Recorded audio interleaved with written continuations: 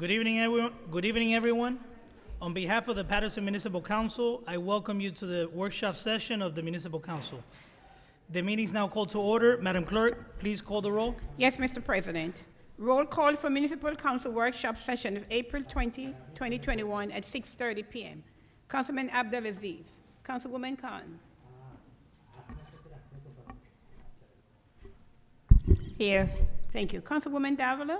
Present. Councilman Jackson. Councilman Kalik. Present. Councilman Mendez. Councilman Mims. Here. Councilman Velez. Mr. President. Here. Madam Clerk, will you please read the statement of compliance? Yes, Mr. President. Statement of compliance with the Open Public Meetings Law 2020-2021. Meeting date April 20th, 2021, time 6:30 p.m. Adequate notice of this meeting was compiled and disseminated in accordance with the Open Public Meetings Law in the following manner. 1. The annual notice of regular meetings and workshop sessions of the Municipal Council was compiled for the year 2020 to 2021 on or about July 1, 2020. 2. A schedule of the regular meetings and workshop sessions of the Municipal Council for the year 2020 to 2021 was duly transmitted on or about July 1, 2020 to the North Jersey Herald News, The Record, Arabic Voice, Italian Voice, Passaic County Pulse, Dominicana News, Pescator International, El Especial, Paterson Press, City Post News, and Tap into Paterson, in addition to any other publication duly requesting such notices. 3. The schedule of the regular meetings and workshop sessions of the Municipal Council for the year 2020 to 2021 was permanently posted in the lobby of City Hall, first floor, in the place reserved for the announcements of this type. 4. The schedule of the regular meetings and workshop sessions of the Municipal Council for the year 2020 to 2021 was duly filed with the municipal clerk. 5. A copy of the schedule of regular meetings of the Municipal Council was mailed to any person who requested and it paid the fee authorized by the Open Public Records Act. Mr. President? Yes, Madam Clerk. Let's do the public portion around 8:30 today, Madam Clerk. 8 o'clock, roughly about 8, if that's okay with you. 8 o'clock, you think? Or 8:30? Let's do 8:30 today, if you don't mind. All right, well, we'll get the sheet. Okay, thank you. Okay, Madam Clerk, I believe we have some presentations today. Okay.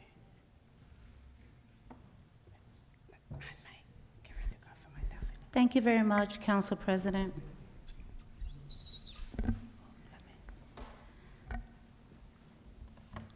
So we all know that today is a workshop, and normally we don't do any presentations on workshop, but being that we were going to present the resolution to our poet laureate, and she was not able to be here due to health reasons.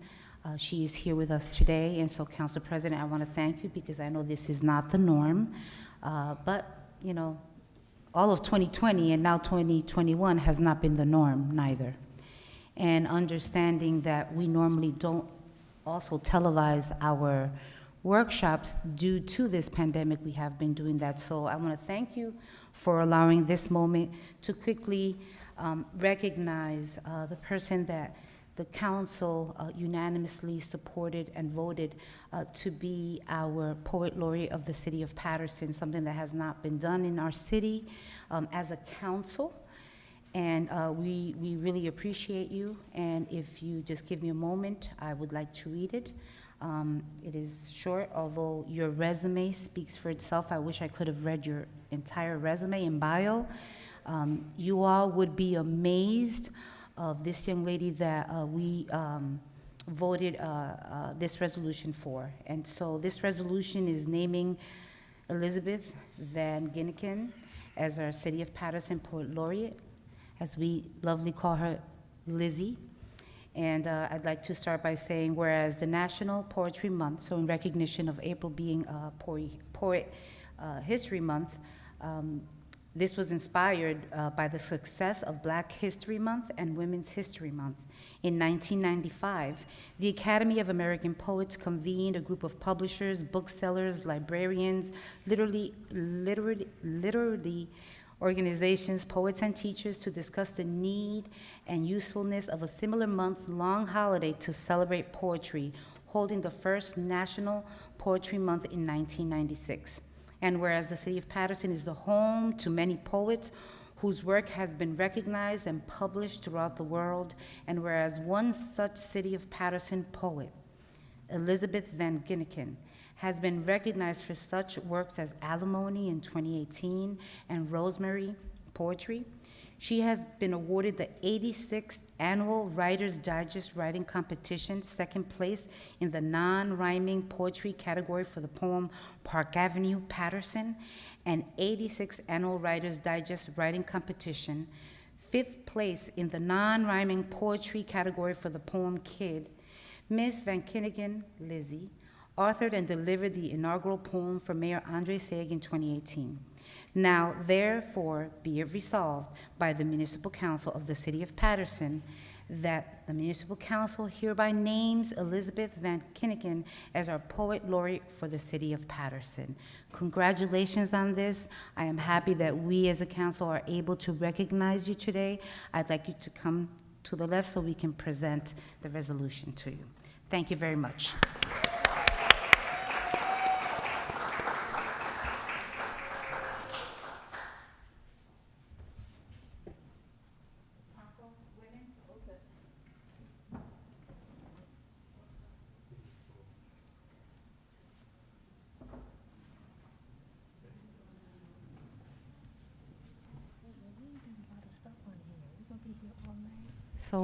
So once again, please come here. I'd like our Vice President to say a few words as well, and Councilwoman Cotton.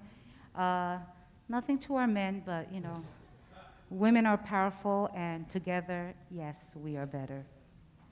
We are better together. So to Lizzie, as I affectionately call her, Miracle, you are very well deserving of this amazing award. Thank you for your brilliance. Thank you for your posture. Thank you for your consistency to always strive for excellence. This is just a small token of something that can be done on behalf of this city council for the amazing work that you do. There's diamonds all over the world, but you landed in Paterson, and we're grateful for that. It's well deserved. You know I love you. Anything you need, you know I'm here. Miss Miracle. Thank you, Councilwoman Davila, Councilwoman Mims, for recognizing and doing this great honor. You know what? I always say we as women are history makers. And we're going to continue to be history makers all the time. And I just want to say it's a pleasure, it's an honor for me to be sitting here on the City Council when we present this to you as the Poet Laureate here in the City of Paterson. It is truly, truly an honor. And I know everyone out there watching, we got plenty watching, but to me, this is an honor, and I want to say congratulations. Thank you. God bless you. Thank you so much, everybody, and thank you especially, Maritza, for putting this together. And I don't know what I did to deserve all this love, and I just love this city so much. I think it's the most beautiful place to be a poet, and I'm just grateful for everything, so thank you. Thank you.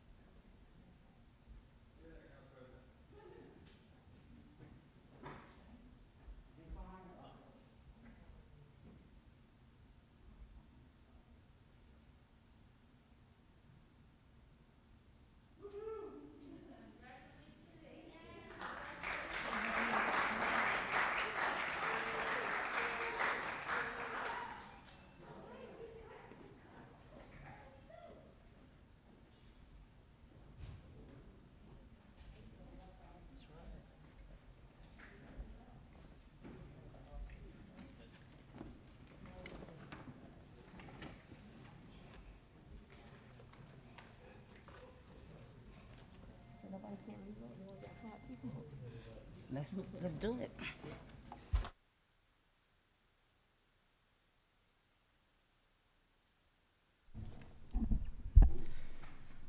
Do you have a motion for payment of bills? Yes, thank you, Council President. So there will be two motions on tonight. We have our payment of bills for this week and the one for last week. So let's do this week first. The payment of bills for April 20th is in the amount of $5,726,603.69. There's no waste management payments. I'd like to make a motion. Second. Moved by Councilwoman Mims, second by Councilman Kalik. Roll call, Madam Clerk. Yes, Mr. President. Roll call for payment of bills for April 20th, 2021 in the amount of $5,726,603.69. Councilwoman Cotton? Yes. Councilman Davila? No. Councilman Kalik? Yes. Councilman Mims? And so included in this payment of bills before I vote, there is a woman that lives on East 25th Street who she was billed incorrectly on her taxes, and we've been back and forth, and I'm really grateful to see that on this payment of bills that she will be getting reimbursed for the issue. So, Ms. Williams, my vote is for everything on here, but I'm definitely voting for the fight that you had to ensure that you got your reimbursement. My vote is yes. Thank you. Mr. President? No, 5 million. My vote is no. Your vote is no? Yes, correct. Thank you. The vote is 3 in favor, 2 against, 4 absent. Payment of bills is hereby adopted in the amount of $5,726,603.69. And so I'd like to make the second motion for the payment of bills from April 13th, the amount of $1,078,173.36. This is COVID, am I correct? No. No, this is the payment of bills from last week. From last week. Oh, wait a So- minute. Discussion. Hold up. I take my second back. Actually, you know, I'll leave it. Discussion. I'll leave it. Okay. Councilman Yeah, Kalik. I see some payments to Seatown Supermarket for outside services. Can I get some explanation on those, Huh? please? Is that the grants? Which one is something? He's saying there's. Page some- number there's 3. Quite a few. What is the page? They're small amounts, but. Page number I 3. see what you're asking. Councilwoman. So Councilman Kalik, you asked the administration to, Yes. So that's one of the grants. I believe that's the anti-violence grant. They go to Seatown for, to buy stuff. Okay, thank you.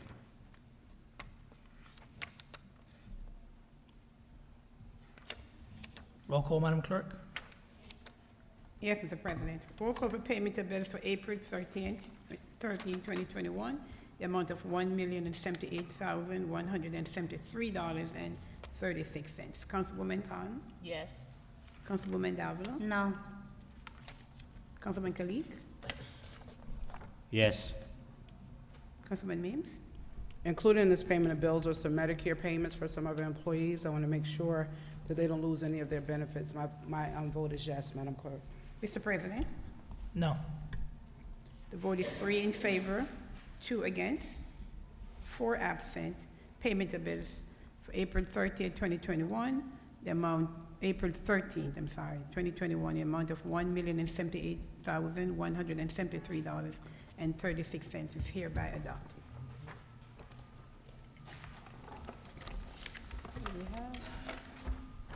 Okay, Madam Clerk, let's start. I know we have, We have the second, yeah, yes, five, sir.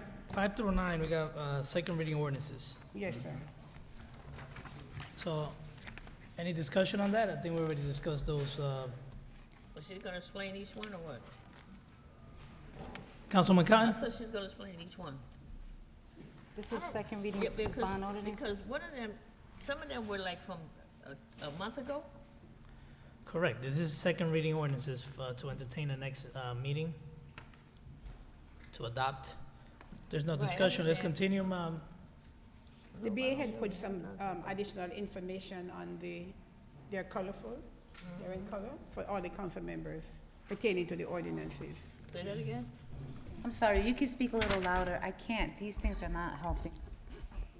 Yeah, I'm saying that the BA had put some additional information about these bond ordinances, okay, and it's okay. there on your desk. She put this out. Yes, Council President, I just matched up the items that we have brought to you before, the breakout of all of the items for the different departments. I matched it up to the bond and the number on the agenda. So, council members, you have this? Yep. Let's take a minute. If you have any questions on any of them, this is the time to do it. Yes, That way we don't have to entertain it at the next meeting. Council President. Councilman Kalik. Yes, item number 5, the various improvements. As I recall, last year when we did the bonds for the improvements, we put it away, West Side Park to be renovated this year. But I don't see it on the list. Can I get an explanation, or why isn't it on the list? Sure, Council President and Councilman, that was something that in subsequent meetings afterwards, the conversation changed to support Putnam Oval after the fact. So I believe it was after you had transitioned off of Finance Committee. We had I can hear you clearly, yeah. Oh, sure. Pardon. We had included that in the initial listing, and then I know there was some conversation about, in particular, I believe the reasoning was because there was interest in the city having conversations with the county about taking over West Side and East Side. And so there was, instead of moving forward with those changes, the suggestion from the Finance Committee was to focus on another park, and the agreement was on Putnam Oval. Council President? Where are we with the discussion with the county then? I read it on the, I wasn't, Included. that's the time that I wasn't here. And I read it on the newspaper, but where are we with the discussion there? I with do the know that the county? mayor is having conversations with the county administrator and with some of the county commissioners. So yes, I know that conversation has continued. Council President? Councilwoman Davila. Thank you. So, Councilman Kalik, you haven't been gone that long. But with that said, and again, here we go. If those are the desires of the administration, at least inform us. You know, you took something away that we discussed, and we discussed while you were a Councilman Kalik, before your reelection. And so, again, administration wants to work with us, but they do things and don't inform us, and Sure. then you want to come back and say, can you support this Well, measure? Actually, Councilwoman, that's not the case. We wanted to keep it on, and it was through the direction of some other members of council to change that. And we have come forward with this. You know, we had initial conversations during the transition year, because this is an 18-month capital plan. So we had initial conversations about it with these parks, not with Eastside Park. This has been the list since fall of 2020. And then we revisited and brought this back to you in February for the first vote, for first reading ordinance. This was the list the entire time. So we haven't made any changes. If it were up to us, we might have continued with that, with Westside Park being part of the list. So, So, I'm sorry, Council President, so, I guess you spoke to certain council members and you said it was the wish of certain council members? I know it was a conversation that had continued in Finance Committee last year, Okay. during the transition year. okay, so I'm part of Finance Committee. Okay. So, yes, during that time, I also expressed my concern in regards to how this administration continues. Listen, we want to fix all the parks, but you also have to be fiscally responsible. If you notice, previous councils here, going back to the days that Rooney was here and Morris and all of them, you didn't have all these, expenses. Remember, we're bonding, right? And if you look at the capital plan that we have, that was presented to us, we don't have any road resurfacing there in the capital plan. We do have money for road resurfacing through state aid and everything else. But the thing is that we cannot afford to just fix all the parks in a 3 to 4 year period. We're talking about millions of dollars for each park, over $1 million for each park. So we have to also be conservative. We cannot just start just issuing debt, to do these parks. You gotta have a plan in place. And that also, aside from the negotiations that you stated, which I never discussed because I'm a county employee, my decision was not, my recommendation, I wouldn't say my decision, my recommendation was not solely based on those conversations.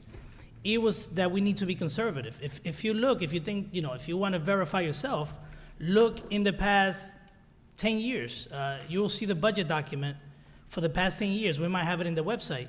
You don't see all these expenditures that we have for all these parks. I'll give you an example, Lou Costello. We were supposed to only spend CDBG money on Lou Costello. And I don't recall the exact amount, but all of a sudden, the plan was to spend less than $1 million. It was like 7 or 8 or 900,000. I don't recall the exact number. But if you look at this capital plan, it has another $325,000 that was never discussed with us. When it was presented, we're going to do Lou Costello.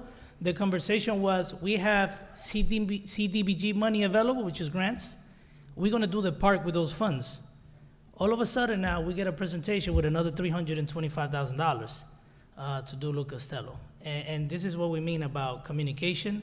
So it was the recommendation of the Finance Committee at the time. And I mean the Finance Committee because no one, opposed it.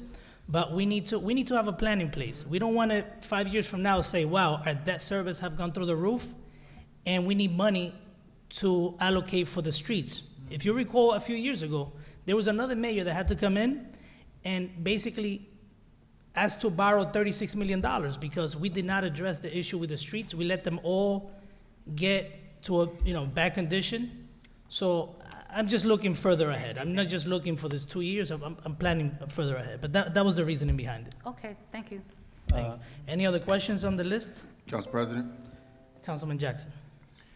Thank you, Council President. I just want to kind of emphasize some of the sentiments that was just conveyed. I know I walked in kind of in the middle of the discussion, but coincidentally, I happened to be going some of the allocations from CD earlier today, and there's one disbursement for $600,000 for Costello, and then there's another, which I'm trying to locate now. But it's another for another substantial amount, which totals close to $900,000. So my question is, this $300,000 that you're referring to, is that the one that I happen to see on this other list now, or is this an additional? This is the second. Okay, so, all right, so, okay, no, but I'm looking through this No, other, he's this is looking for something the other, completely he's looking different. for the other allocation. Right. So, my concern is this, when we start making decisions, and that's really where I want to put the focus, Council President, council members. When decisions are being made, like, what is actually the rationale behind making these decisions? Because when you talk about spending, in excess of $1 million, and listen, I equally love parks, right? But the function of Costello, which is more of a leisure relaxation park, is far different than the functionality or impact, community impact, should I say, of a project like Burley's Field. So we spent $294,000 on Burley's Field, and okay, so I see this 375. Is this addition to? This in addition to? Yeah, so what we're looking at right now is for some of the projects, it's additional funding through borrowing, right? This is the bond ordinances we are discussing. So for example, Lou Costello, The final cost is gonna be over $1,200,000 or $1,300,000? Right, correct, it's about 1.2. So it's about 1.2, but this is, right now, we're only borrowing for that project, 325. What's the final cost for Burley's Field House? I'm pulling that up right now, Councilman. But it's not just this, it's multiple allocations as well. Multiple sources, yeah.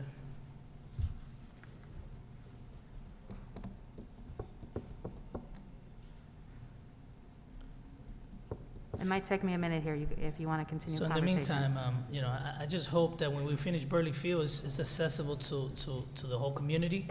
I hope it doesn't have a gate and a lock and key on it, because if we're making that investment, it's not for the picture, right? We just don't want it to make it nice to take a picture and say we did this. We gotta make sure that the community could utilize it. Council President. And most importantly, we need to maintain it. We often, I'll give you an example, we spent over $1 million in Larry Doby.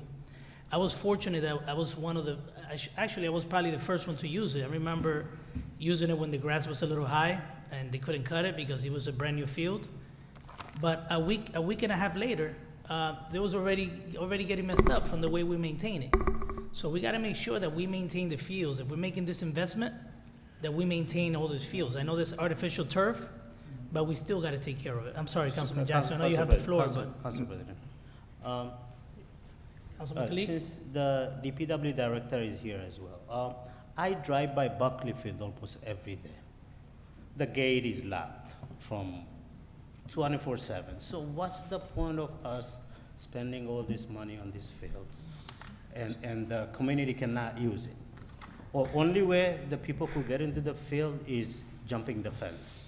So why is it all locked in? So to that point, that, I don't have the answer, they gotta give you the answer, but that's a great example. You had a field that was open for the kids to play whenever they felt like it. Now you have an artificial turf. I know you gotta take care of it, but the idea of spending more money is to make parks more accessible to the residents. But now we're complaining about not having enough fields for the kids for the youth to take part in sports, but now you actually take away the accessibility. So that I see an issue with that. We need to put cameras in there to actually basically watch what's going on in the parks, then we need to do that. So, Council President, just to wrap, and it's disappointing to see the BA just get up and walk away. This information should be readily accessible. We have I mean, it's not something that anyway. Can I make a recommendation for the future? Javier, this is to the CFO, and Ryan, the IT director. I know you could have remote access to the admin system, right?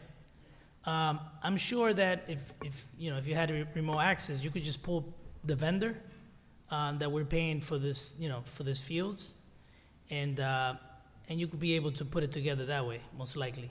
Not if we haven't spent any money yet. So if we Yeah, but- spend money, yes, but we haven't. Correct, and that was the question, but a lot of times you also could could open a purchase order, right? A blanket purchase order, for example, if the contract is $1,300,000, as soon as the authorization is given to borrow, you could just open actually it's advisable that you do that. That way the monies are not spent, somewhere else. They could just open a blanket purchase order and you could tell that way. That is correct, but I would have to know the vendor. I wouldn't be able to bring it up just by Burley Field. What's that? I would have to know the vendor. That's what I just said. You look up the vendor and you could pull it up that way. That I wouldn't know who the vendor is. By name, you could search it, but that's another conversation for another time. In Edmonds, you could search it by name. Just the notion that we spent a great deal of money on tablets, we have technology. This is the day and age where information is accessible to everyone. Did she have to go downstairs and search in a file cabinet? Prior to us even having this technology, the former BA was able to come forward with information within minutes. And, this is part of my concern, council members, is that we have no real rationale behind why we do things. So, to Council President's point, with regard to Larry Doby Field, I can understand Larry Doby Field. It's not an artificial turf field. It's a natural grass field. It can take a different type of abuse. But when we have all these artificial surfaces, they should be readily accessible to the community. I shouldn't have members of the public telling me they had to jump a fence to get in there. I told the director multiple times, I jumped the fence to get in there. I'm gonna be straightforward and forthcoming with it. My kids my son in particularly was working out. I'm not driving to Passaic all the time. I'm not driving to Gothenburg Park all the time. When there's a park right around the corner from my house where we spent millions of dollars, and it should not be under lock and key. But lastly, very quickly, Council President, the impact that Burley's Field House has on the thousands and thousands of children, which is very disappointing because it dates back even to the former BA, where the condition of that field is exactly the way it is. The fact that we would spend over $1 million on Lou Costello Park, which has no impact. Now, when you do measurables, right? See, you have to make decisions based on what are your measurable goals and what's the potential accomplishments that could derive from certain decisions. When you talk about the large number of children that come through Burley's Field that are more than likely impacted by the violent crimes that's going on throughout our community, both Kennedy and Eastside utilizes these fields. We have more of the children who possibly would be involved in certain things that probably participate in we're talking about probability, right? I'm not saying that it is, but the probability of a kid being involved in a football program, a track program, or should be at least, because then we could possibly help to curb or derail some of the crime rate in our community, actually get to know some of these children, which I'm venturing to, I'll put anything on it. There's not a member of this administration, specifically the BA, with her smug attitude at the moment. She can't go through the high school and recognize children by name and families and know where they will be, what's the situations of their households and things of that nature. So we're making decisions on spending money that has absolutely no impact on the most impacted portion of our community, and we can't even tell us why.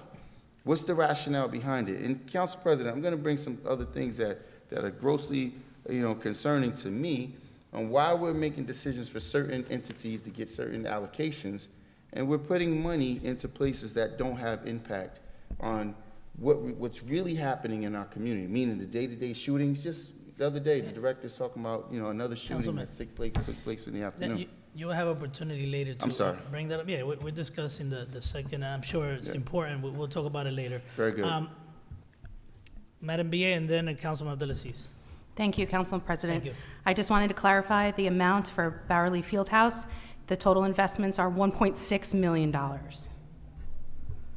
through multiple years of CDBG and bonding. This is one portion of it. When was that presented to the council? What are we spending 1.6 on? It's been going through a process, I mean, right? I think we should allow her to answer that. Like, what are No, we no, I do. spending 1.6 on? No, I'm telling you my experience, what I've seen. It's been going on throughout, and you have additional money here through bonding. The other money mostly was from, actually, we did bond for some of it before. Correct. I think it was like $1 million, right? The bonding was, the F-21 was $200,000. It was about $1 million through multiple years of CDBG. That included some that was unused, and then we were able to turn it around for the first phase of the Bowerly Fieldhouse project. And now whatever you see here is just additional money that they want us to borrow, aside from the grants. Correct. Councilman Abdelaziz. Thank you, Council President. So I'm just gonna give a suggestion, and I've seen this happen in the city of Passaic, where what the mayor did, Mayor Laura at the time, and to the administration, the parks should not be locked, right? They should not be locked, and if someone wants to go to the park and play catch with their kid, their niece, their nephew, their son, they want to go work out, it should be open. And we did that in the city of Passaic when we redid that field. I was part of that team, and I saw the community impact that it had. When the school district had the field, the community members were waiting after we were done. We got off, and you saw they had pickup games, and you had soccer playing in the back, and you had baseball going, and the dad was doing hitting practice with their child. So the park should not be locked. I don't know if we have to create an ordinance or a time. It should be locked at nighttime. Don't get me wrong. That I agree. When the hours are done and it's not being used, it should be locked at nighttime. But we did that in the city of Passaic. They opened up all their fields. They put camera systems. We did see sometimes if someone vandalized, we had it on camera. So and I seen it work, so it does work. What I don't want to bring up here, but this is why in the city of Passaic or other towns, when we had that fee structure, right, it wasn't a fee to allow any resident to go, but it was a fee to give exclusive rights to a resident. So now, if I'm a taxpayer and I want to play catch, but someone else comes there and has it for 4 hours, they got exclusive rights. I can't be on that field. I cannot be on that field. How's that fair to the other 147,000 people if we're not giving you pay for the exclusive rights? And that's how it works, because if you don't do it that way, then you're going to have, if it's open to all, then you're going to have the dilemma. Why are they on, why I'm not on? So they should be open, and anyone that wants to have the exclusive rights to that field needs to book it and needs to pay for it. You can't have the exclusive rights for 4 hours and exclude 147,000 people. So, Councilors, I'm going to finish. When it comes to parks, I saw what we did with Buckley. I saw what we did with Marshall, and you could see that the coaches, the kids. I hear from many coaches outside of our city that say we're doing good things with our field. We are doing good things. The city of Paterson is now, the kids are having pride, and we are taking that next step. But when it comes to Lou Costello Park, and I was a supervisor of athletics, so Councilman Jackson, when you talk about advocating for a track kid or a baseball kid or a football kid, not all kids are athletes. Not all parks are meant for soccer, football, basketball. The town of Wayne just opened up their first all-inclusive playground for the special needs population. That's what Lou Costello Park's going to do. That's going to serve the needy kids. That's a need that we're seeing, and not just in the city of Paterson. City of Passaic did it also in the 3rd Ward. They put money for an all-inclusive park, and that's what Lou Costello is going to do. It's going to serve a need. Not every resident is an athlete, and we have to meet the needs of a diverse population that want access to their parks. So I just want to put that on the record, that Lou Costello is not just going to sit there and hang out. It's going to be an all-inclusive playground for a population that really needs it. They have nowhere else to go in this city. Thank you, Council President. So Councilman, just so you know, I know my colleague, has some concerns in regards to how the funding is used. But my concern in finance was, you need to plan things out. I understand that sometimes cost is going to exceed the amount planned, but we have to try to stick to the plan. The plan was that you were going to spend X amount of money on that park, and that you were not going to borrow money for that park. And then you ended up borrowing money. And this is the issue that we're having. Before this, we used a lot of CDBG funds to do other parks, and you have some of my other council colleagues here. Basically, I want to use the word complain, but they basically had concerns with the work that was done. Maybe some of that money, CDBG money, should have also been spent in those parks, right? I know there was a park in the 3rd Ward. They spent like $84,000, I think it was. And I don't know if it's up to the standard that the council person, wanted that playground to be. So it's just planning things out, and if we're going to do something, let's make sure we do it right. That's what it is. Council President, very quickly. Councilman Jackson. Very quickly, I appreciate it, thank you. So, let me be extremely clear. I have a 19-year-old son who recently was seconds from being caught in the middle of a gunfight. The people involved in that gunfight were minorities within a certain community base, right?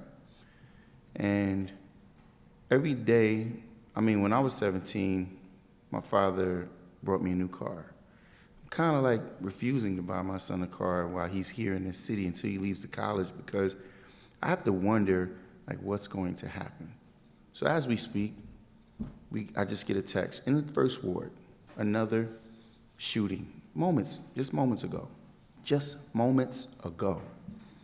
Now, part of what you're going to see my ill and my dilemmas are from this evening is not that I don't have a concern about every kid, because I definitely believe that we need to address the concerns of all of our community, and particularly the children who have autism and special needs. Those children do not need to be excluded.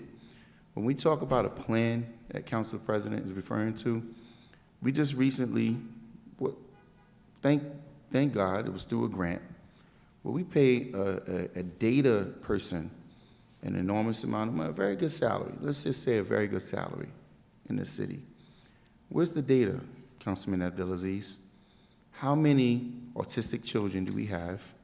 How many autistic children live in that area? I do know that the autistic school is there, so I have no issues with the park. I'm not debating the issue with the park.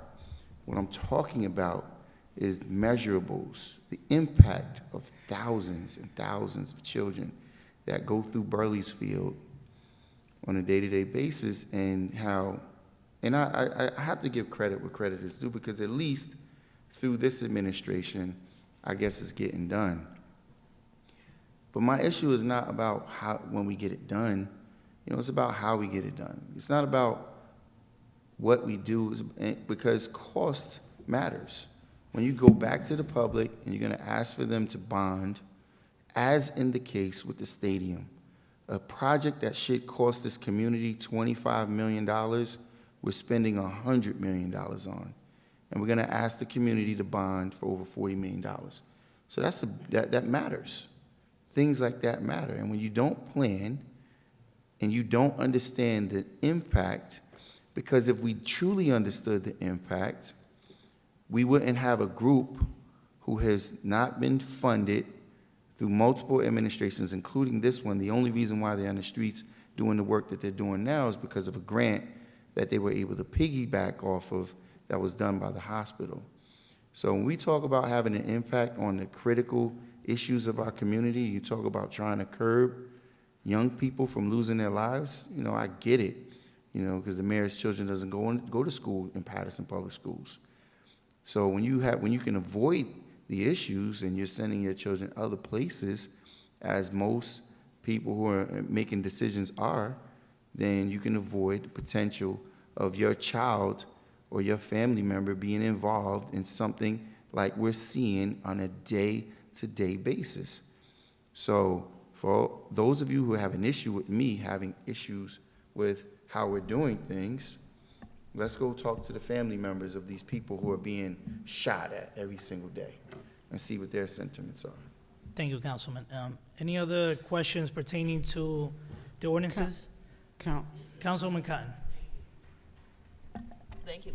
Thank you, Council President. I just want to say, Barley Field, I came through there in 1999 to 2003, and it was absolutely awful. Our children had to endure just raggedness. It was just like horrible. And I was what you call a football mom, a booster club mom. My son ran track. He played golf. He played football. He played basketball. So I was like the sports mom for all the children there, for all of them. And I know kids who would come up in there, and they did work back then when they built the stadium, when they fixed it up, and I was mad because you didn't put a concession stand. How you don't put a concession stand? We were able to sell food to help with fundraisers for the football team, because the school system wasn't paying for everything, and we had to put funds in, whether it's the football team, whether it's the track team, whether it was the soccer team. And I just want to say that just to see something getting done, and the kids endure what was in front of them. So they did some work, but it still wasn't enough work, and it should have been better. To have a scoreboard that works, you can see what the score is. Little things like that, to me, it shouldn't be. Now, and our city do a lot to try to attract the kids to certain activities. And I want to say that we got more special needs kids in this city than people really think. Because I've gone to, they did an event for soccer for autistic children, and there were a lot of adult children that parents are taking care of, that even though we might say children, but they bring their adult children because they're autistic and they need to be able to come out. We also, we had T-ball. I just went Saturday, Putman's Oval. I thought I would have saw 200 kids. I saw 20. It should have been more. We want to teach, we want to have the next Jackie Robinson. We want to have the next Larry Doby. They're in the city, they are. But we need everyone to say, come on, let's, help us to help you. And, so they come up with something. But I love T-ball. My kids play T-ball. They're not kids no more, but I just want to just say that we have more special needs children in this city, and I saw it coming through the high schools, coming from the grammar schools, then people realize what we have. We have a lot of special needs children in this city, and we have to do some things to help them too, besides our regular children, and we're happy, but we want to put out as much stuff as we possibly can put out. And believe me, the special needs parents would be upset if we don't, and I wouldn't say upset, but they want stuff for their children too, just like everyone else. And that's all I need to say. I've gone through East Side, I've gone through Footman over on Commons Field. My daughter played Commons Field, baseball, softball. So I done been in all these fields. And they, back then they were horrible, and they still horrible. Some of them are still not good yet, but if we got to get on the track to get it good, let's get on the track just to try to get it good for the next group of children that's going to be coming up. Thank you, Council President. Councilwoman Mims? Thank you. I think the discussion has a lot of great information has been stated. So I just want to highlight the fact that in the bonds that there will be cameras. We're getting cameras for the parks. We talked about that in great discussion, and I'm grateful that now, and I heard one of my council colleagues mention it, but that's in these bonds, that we would get some cameras in the parks. We also have issues with Wi-Fi when it comes to being able to be remote to see what's going on in the park. That's a part of this as well, which is something that we need so that we can deal with loitering or littering and those type of issues. So I'm really grateful that some of this stuff is going to bring the places up to par. But I want to, and Council President alluded to it, but with the repair for Bear Track Park, and I want to give this to the administration, every day that I go to the park, the kids are so upset that we put a playground set there and it has no swings. So I'm not sure if there is any money in the budget, but swings don't cost that much. We can't install a playground set and not have swings. So we have to find some money for swings in a park. And then there's some leveling of the ground that still needs to be done at that park, and just some other minor things that are left to do there. But I also, to this administration, Tyrone Collins Park, the gate, we did some patch up, and there was a big hole, and I want to thank our director. They went and they did it for a temporary, but Tyrone Collins Park, that gate, I've been asking consistently for that gate to be repaired. Also, the water fountain is consistently running, so we need to check on that with the plumber for that, the water fountain there. And as well as Cobb's Park. There was a car accident at Cobb's Park, and that gate needs to be repaired at Cobb's Park. And then the Titus, I think it's Lester Titus, I know that's coming as well, so we could talk about that separately. But I just wanted to put that in. I do agree with Councilman Abdelaziz and Councilwoman Cotton regarding the Spectrum Park that we'll have at Lou Costello. That is very important. I know Mrs. V from School 2 and Erica and Tammy, the kids are very excited because it's something that's really needed, not just for School 2, but there's other schools, Stars Academy, so many other schools that will do field trips to come, and there's a lot of stuff that we need to do. And so I think that park will be a really great park for all of our kids to have field trips and to have things in the park that shows that we really care about all of our children in the great city of Paterson. So I just wanted to put that on record, and I do agree with Council President when he talked about the discussions in finance and the need to make sure we also stay in alignment with the vision plan. When we went to Chattanooga, myself and Councilwoman Davila, Mr. Andy Stone did a great job of developing a vision plan for all of the parks in the city of Paterson. And I think if we stay on task with the recommendations and work with our great purchaser, Mr. Savalas, I think we'll stay on track with what's needed, so that way we are allocating resources appropriately. So I just wanted to put that on record, and Madam BA, if you can reach out to me tomorrow just for an update, especially for Tyrone Collins Park and for Cobb's. Tyrone, they're having an event, I believe it's this Saturday. I don't know if we can do a miracle for the gate, but they've been waiting on that gate for a very long time. So I just wanted to put it on the record tonight. Thank you, Council President. Council President.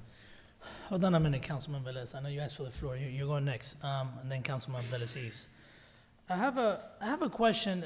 The library grant, I know we had a discussion on that before, and I remember watching or reading the articles where a statement was passed that the money was available. I stated during the meeting that the money was not available. I see it here. I see here that we're borrowing, but then your mind is saying the 750, but you're still bonding for the full amount. Is it because the money's going to them? It's, the bond there, Council President, is just for the 250. Some of the money for the match came from their operating and from a previous bond where they delayed the work in order to take advantage of this opportunity. I think the state library grants only come up once every few years, and so that was the request of the director, and that's how we submitted the paperwork for the match. So how much are we borrowing? So I believe, I'm not sure what the previous one was. 250. That's what we're Yeah, borrowing. because this is just 250. Yeah, Yes. I'm glad you made that adjustment because, you know, I don't leave things alone. I might give you some time to look into things, but I want to ask the director. I had that curiosity. He wanted to talk to me about his budget and positions that he had open. So I asked the question. I said, what is the deal, you know, in a press conference, you guys stated that you had money for the down payment or the required match. Let me rephrase, the required match. But then I noticed that we're borrowing, at one point, you guys submitted to us to borrow like $750,000. And then he stated that he had old bonded money that was still available that was not used. So I'm glad you made that adjustment. So the number have changed. When did this number change? This was part of the original submission, you know, in the fall. So if you look at, it's the 250 for the match for the state library grant, and then the retaining wall in the South Paterson Library of the 175. So the total for the library itself is the 425 that's being bonded, and then we have the state library grant of 750, which they're matching as well. But we are bonding for the 750. No, we're only bonding for the 250. Well, we're in connection to the grant, in connection to the library match. We are bonding for an additional 175. They included the match in the grant, in the ordinance. Yeah, because I'm looking at the sheet, and it says on top, 1,613,000 bond minus state library grant, and then it says second reading ordinance is 863. Correct. So you see all the ones that are orange are connected to that 863. So it's both the library one, the administration one, the 425 for the library, 438 within the administration, which is the White House renovations, museum, the clerk council flooring, facility improvements, and tech. Okay, thank you. Councilman Velez, and then Councilman Abdelaziz. Thank you, Council President.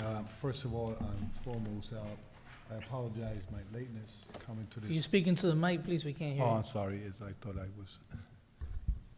This listening is, always moving to my microphone. Sorry for the lateness coming into this meeting. This has been lingering since February 5th, 2021. Now it's time the administration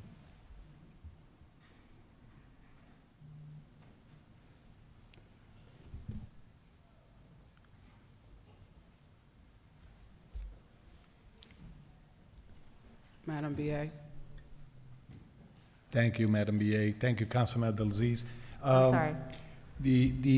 I want you to divide attention because when we talking about since February 5th, 2021, You know, we've been talking about our wish list, right? Parks, vehicle for DPW, traffic safety for those that use our pedestrians, crosswalk, et cetera, you know. We're talking about technology. We always trying to make sure that with department heads and departments employees get the equipment that they need to, especially with this pandemic that came to us without no instructions. You know, and it also cover infrastructure from our city, you know, library, museum, our floors, our offices, upgrade, et cetera, et cetera. The only thing I ask for this administration is that we don't want to give the administration a blank check.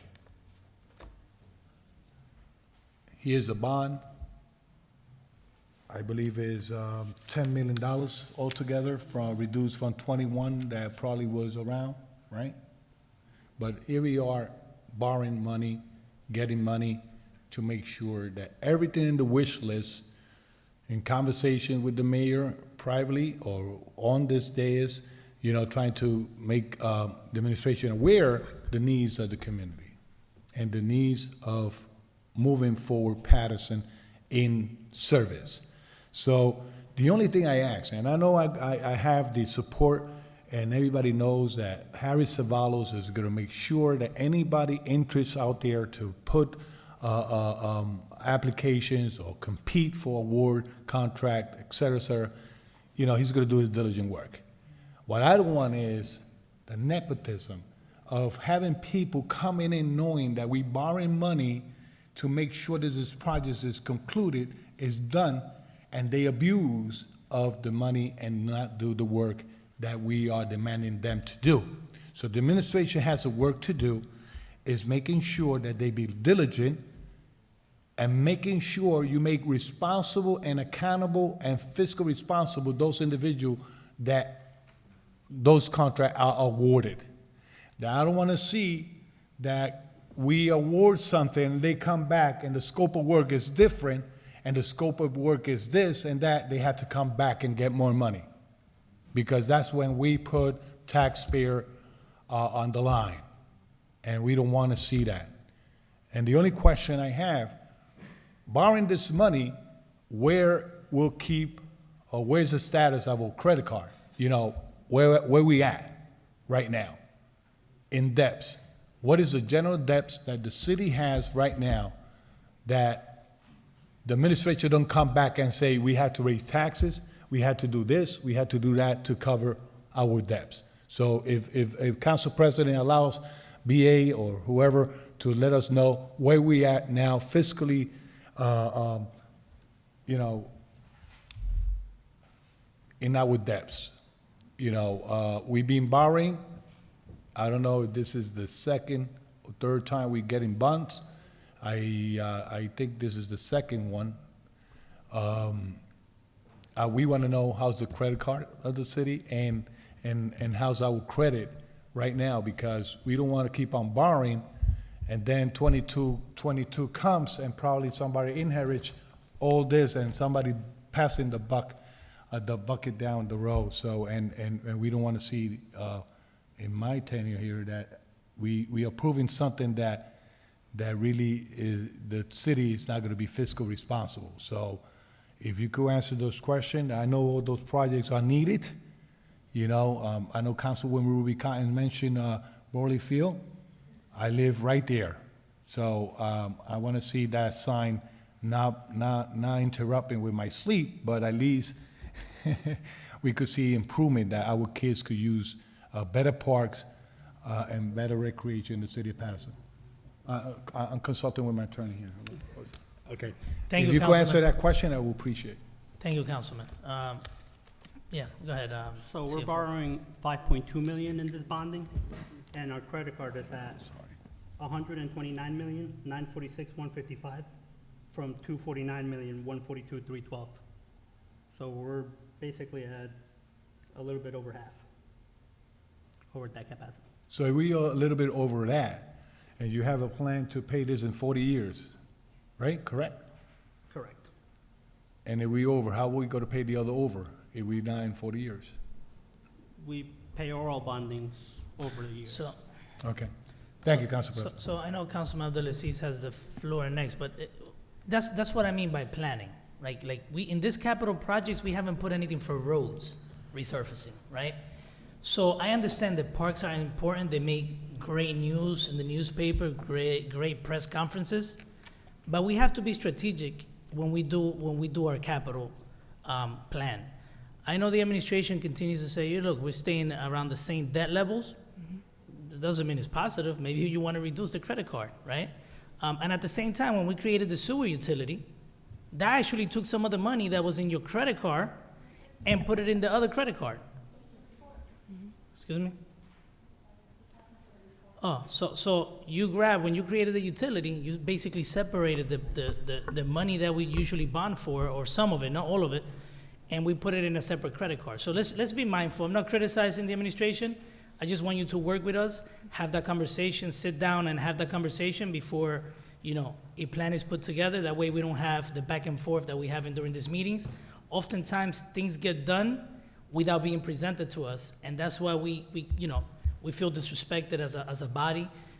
We somehow, as a group, we have equal power as a group. Yes, there are some things that we, the council, don't have jurisdiction over, like the hiring, but we do have, and I don't mean to get off subject, but we do have control over the purse, which is the budget. And without money, you don't have any authority to hire. So we need to have some communication whenever you're planning anything. Councilman Abdulaziz. It's all right, Council President. I'm good. You're good? Yeah. All right, so could we move it along? Yeah, it's gonna move for second reading, Madam Clerk. Yes, sir, all 5, correct? Okay, so we have those. So we have number 10. Number 10 for first reading. Council President, if I may, I am the Vice Chair of DPW. Our chair is not here. Where is Director? I don't see him. He probably step out for a minute. All right, so can we continue? Because I want to ask him a few questions. I was not at the last Okay, committee so- meeting, so I don't, Madam Clerk, I guess we'll leave the discussion on number 10 for And when the the other- director comes back. Okay. I'm sorry, Council President, and also, Councilman Khalid just left to break fast, so he was part of that meeting. Okay. All right, thank you. Number 11. Let's do the administration item, number 11, Madam Clerk. Yes, sir, next one is So item Coun- number 11. Council President, I'm sorry, number 11, can I, Oh, go ahead. discussion. Discuss. So- Go ahead. Please don't, he doesn't have to be here, this is about him. Could you at least read it for the record, for the viewers? Oh, sure, Number sure. 11? Sure, Mr. President, yes. Resolution, item number 11 for administration, resolution confirming the appointment of Ayman Ahmad Abushi as the Director of the Department of Law. Okay, so Council President, if I may, and to the viewers, to the administration. So, I've actually had the pleasure of meeting Mr. Abushi when he was appointed. I've never met him before, maybe seen him, he's been part of the community, or functions, therefore. But I think that, when I look at item number 13, to appoint a director of a department that has been here for years and that has been waiting to be appointed, and for whatever reason, don't know why, and I don't want to put them out there, but if you look, the agenda should be online. It just kind of like, just makes me wonder. So, I've had the pleasure of meeting our corporation counsel. Thus far, I have to say that he has been an individual that every question that has been addressed, he has been right on point. I see him to be someone who's fair, thus far, but I think that we need a little more time. He's only been here for a month. And I think that we should wait a little. At this time, just like I think that, well, we don't even have to discuss 12, that one was taken out. I think that at this time, we should consider having a discussion at a later moment. I think that there's a lot that still needs to be done, and I like what I'm seeing. I will say this, so this is nothing against, like I said, I don't know the gentleman, but I think that it is too soon to confirm this appointment in such little time. Council I President. don't know if anyone else agrees with me. You know, we've had individuals here that have been here, have been working for the city for years, and have not been confirmed. You know, and it's been, I don't know, a year or so or more, 3 years without a confirmation. And so, and I think that that person has proven their work. You know, it is just a recommendation, and I think that's all I'm gonna say for now. So Councilman Velez, then Councilwoman Mims. Council President, this is not a reflection of the individual. This is a reflection of process. The P individuals in the city have been coming into the city, and they've been acting for a while. And they have proved that we, in both sides, created confidence in the work, especially when it comes up to law, when it comes up to read the law and interpret, well, tell me that word, did you tell me? Interpret the law. So nothing is personal, as Councilwoman Davila just stated, is to build relation. And I think the relation had to be built based on the work that he's had to perform and proving that he's gonna save us taxpayer money too, because he got on hand in his office a lot of lawsuits, a lot of claims, and we need to see how he performs in saving the city taxpayer money in the aspect, because that department is the one that represent not only here in the chambers, also has a directive to their staff to do the work. So, you know, I agree with Councilwoman Davila.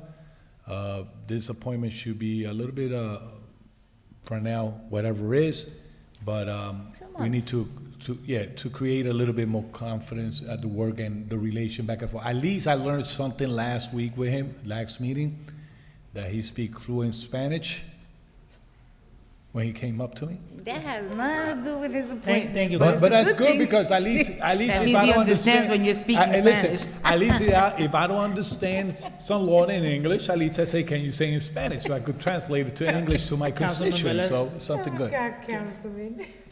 We're done? Probably he know more language. All right, so Councilwoman Mims. Yeah. Thank you, Councilman Velez. And so I'm telling you, Councilwoman Davila, you must have was on my paper, because for me, and even not just with this item, so I'm not gonna say names, but if you have an agenda, you'll see, there were others that came on and were confirmed as well. And we had this one particular director continue to be acting and still wasn't confirmed. And now, you know, even on a new job, you have a probationary period. I mean, I like him. I think he's awesome from what I see. But we have to take some time because, you know, everything that comes out in the beginning looks great, but you got to dig those layers back. I like Outback Steakhouse, and it's something called the blooming onion. And when you pull those layers back, it's something in between. And so I totally agree. I mean, I agree. Number 13, definitely. This should have been a while ago when others were being confirmed based on the work that this person has been doing. I totally agree, but I think this other item just needs a little bit more time. I'm not speaking to him as the person as an individual or anything like that, but I just think, you know, it's almost like a smack in the face to the other item when they've been here and they have not been confirmed, and others were confirmed and they still were acting. And now to bring on someone new and to couple them together, I think is a smack in the face, and we have to be careful in which we do things. And so I totally agree with that. Thank you, Council I'm President. sorry, Councilwoman Mims. Councilman Jackson? Thank you. I'm sorry, Councilwoman Mims. I just wanted to get his attention before. Anyway, so I'm a bit different, and I'm sure by now the public understands that. I feel a little uncomfortable with having this conversation with the gentleman outside of the room because I like to have face-to-face conversations and tell people exactly what my sentiments are to their faces. But I know he's breaking fast. I'm sure he's probably watching the meeting downstairs. I'm totally impressed by the gentleman. Let's start by saying that. But I must add that recently I was accused of, what's the right word? I want to make sure I utilize the right word they use. I was accused of being complicit with the administration by one of the local papers. They said early on I was complicit. And I'm going to be extremely forthcoming. Yeah, I'm going to be extremely forthcoming. One of the persons who was brought on with this administration, I had an opportunity to grow up with this gentleman, and I knew him since we were kids. And my impression was that all the intentions were great for the city. So I supported every item that this administration brought through. I voted in the affirmative for all of his cabinet. I supported with positive words. In fact, even the gentleman from Economic Development, who doesn't even converse with me anymore. We used to be very good friends, but because my contention and my passion for my community, the gentleman has taken a position of discourse with me because I'm passionate about what it is that I stand for. No one can never point the finger at me doing something, with ill will, but because I'm taking a measure to hold people accountable. And with that being said, I'm gonna try to rush this along because for me, there's some racial overtones to this. I'm gonna just give you some quick context. And without mentioning anyone's name, there was recently a review of an employee. And specifically within that review, it talked about the employee did not speak English well. As Councilwoman Davila just said, the ability to speak a language has nothing to do with the ability to perform a job. We had another employee in another position who had been denied, who has been fully credentialed and hold all of the degrees, and was denied the progression while there was going to be someone else with no experience, no credentials, overseeing that department when there was an accusation of racial overtones, and somehow, coincidentally, it seems that these discriminatory practices happen to be of black individuals, primarily. So, although I'm gonna be honest with you, part of, and I told the gentleman, directly, we had 2 former law directors leave abruptly. That says something. It says that there's something going on that somebody didn't feel comfortable with. But after meeting the gentleman, my impression, as I said before he re-entered the room, I'm extremely comfortable. I think we're going in the right direction because the position is very important for whomever holds that position to be within. We understand the administration hires them, but they have to have the middle ground. They have to look after the best interests of the council, the administration, and then more importantly, the community. And I'm confident this gentleman represents that. But at the same time, my confidence in this administration, I think they actually got lucky on this one. This is just a lucky strike. It really is, because my confidence in this administration has diminished greatly. So from the beginning of me being complicit as me being accused, because I don't want anyone to have this misnomer or notion that I've just been against the mayor, Andre Sayre. No, that's not been the practice. I've supported every item that they've brought through, and that support has been misguided. So I think we need some time to mill this over. And, the example that you give, because, Councilwoman, I'm sure they knew specifically that I was going to bring up the fact that we had a director who's been in the acting position for 3 years, while all these other directors who lacked the experience, lacked the competency levels of the individuals, and yet they were confirmed or put forward for confirmation much quicker. So I totally agree. I think that we need to be more prudent with being with our patients, let's put it that way. Okay, based on the, I was about to I said, you're basically gonna take it make me off. do some research because I got to like figure it out.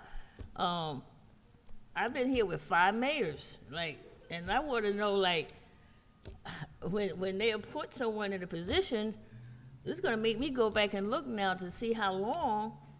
I believe they were like 90 days or something, or 60 days or 90 days before they're confirmed. They're not confirmed within 30 days. Well, I'm saying I'm gonna look back into my mayors that I done sat here with each administration that they brought in and how long it took to be confirmed. I know it wasn't 30 days. Most of them was not, so I just need to say, and I know that there's a couple, the one that we are gonna do tonight, I've been with her since 2012. Even though she was with 3 different mayors, but I've been with her since 2012 when I came on board, so I don't have a problem with that one at all, because she done worked for 3 mayors, so in this city, and she's doing an excellent job. Thank you, Council President. Council President, if I may, I just want to make a note, please. I have no problem with number 11. That is not the question at all. Right. I think what it is that, thus far, as I said it, you were not in this room when I was speaking. I think that, just like any other, confirmation that's come before us, there's been some time, and just like Councilwoman Cotton just stated, I think, and Councilwoman, actually, Mims made a statement, even with jobs, there's like a 90-day period, of probationary period. In this case, I don't know if, as a corporation counsel, they're even, if that's the case, but if it isn't, I'd like a little more time, for me to make the decision. I don't want this to come before us, move on to the agenda, and I say no because there wasn't enough time. I think that the consideration is there, but I truly do need to see that there's certain things that need to get done and have not gotten done, and it has not been your fault, okay? But I think I want to see a little more before we move forward. So thank you very much, Council President. So, Madam Clerk, so we're taking this off the agenda for now. Take it off. I think that there is a time frame though where the mayor is supposed to submit, but the practice, that has not been the practice. Right. Right? I know maybe the mayor's trying to do this going forward, but that has never been the practice. Again, you can present it to the council, doesn't mean the council is gonna confirm right away. But again, it's nothing against the individuals. Absolutely The not. council just spoke, and my colleague stated that they needed more time. I think So, the mayor Madam has an Clerk, open time slot in one of his first press conferences. So we're gonna leave 13 on, right? He's sponsoring it. so are we gonna leave, 13, any Regular? discussion? Yeah, Regular? 13 on regular. Okay, thank you.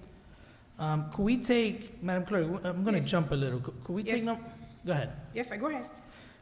Let's take number 18, which is the Bunker Hill. Let's just, Oh, the Bunker Hill, okay. yes.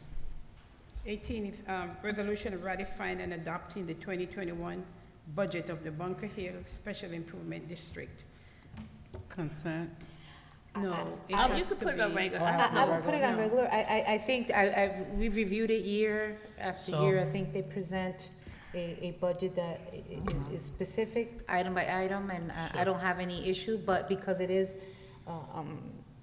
We'll put it on approving regular. their Regular. budget, I would put it on So- regular. Yeah. Mr. I President. don't have any questions. Okay, I'm sorry. We have to list it, get a public hearing. When I had the introduction of this budget, the introducing, there's a public hearing that has to be held next week, so it has to go on the regular, and Sure. then the council vote to adopt the budget itself.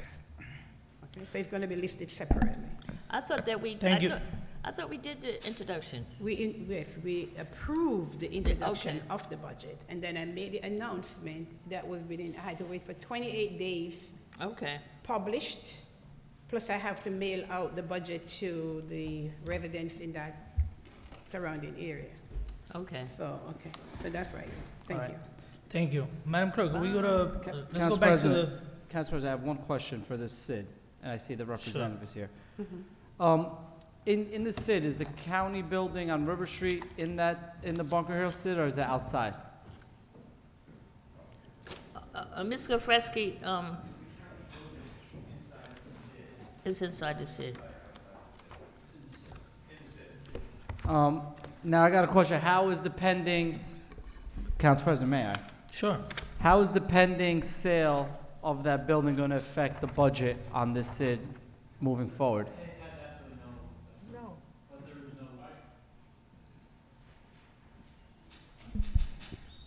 My name is John Presley, from Paterson Food Products. I'm here representing the city tonight. I'm very hard of hearing.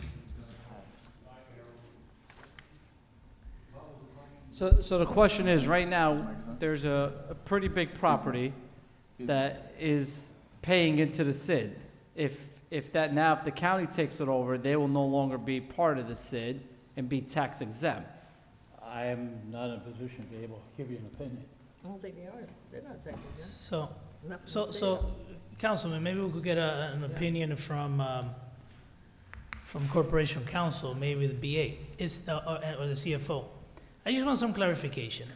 I know it's based on assessed value, but is that considered a fee or a tax? I would consider it a tax. It's based on a small percentage of. No, I know, but is it a fee? No, it's a tax. I know it's a simple, listen, I know it might sound like a question that shouldn't be asked, but we actually have to, I just want to make sure, because if it's a fee, they will pay. No, there's other nonprofits in other SIDs that That don't don't pay? pay. They don't pay. So like Okay. what I'm saying is, in the budget that's going to be in front of us, Tell me This- one of them that don't pay in the SID. the downtown SID, the county buildings, the schools don't pay Okay. to the SID. Okay. So my question is, that I have nothing against the SID. I think they do a great job, but this is a bigger discussion. I don't know what ward that falls in. The county building, It's fourth it ward. was in the 4th ward. It's in the process, I read it's in the process of being sold to the county, which will make it a tax exempt property, which I just want to know how would that affect this budget, because now they won't pay into it. It's pretty, I don't know the assessment, it was in the paper, but they pay $335,000 in taxes on River Street, currently, that building. So we don't know what's going to be the impact towards this budget when it comes tax exempt. I personally really don't know if there's no agreement to sell the property. I can say that.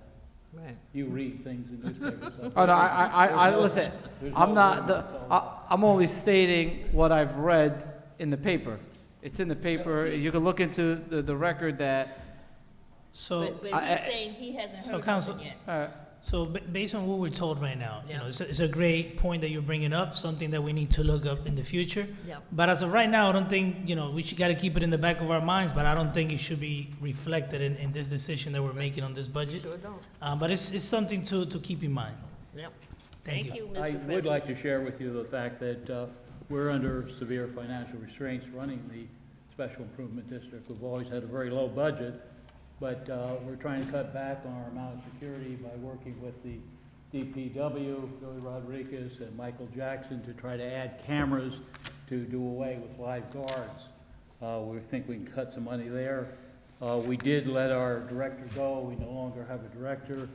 We're just budgeting $4,000 next year to hire individuals to do clerical work by the hour, and the rest of the members of the SID, such as myself, we're doing all the work. So, Council President. thank you. it's a rough year. Councilman Velez, then Councilman Jackson. Director, you're the director? No, you, gentlemen. He's the president. Oh, the president. President from the SID of Bunker Hill. And you just stated that, you're going to financial. I just want to commend you and your team and your board to keep attractive those individuals that still are in Bunker Hill.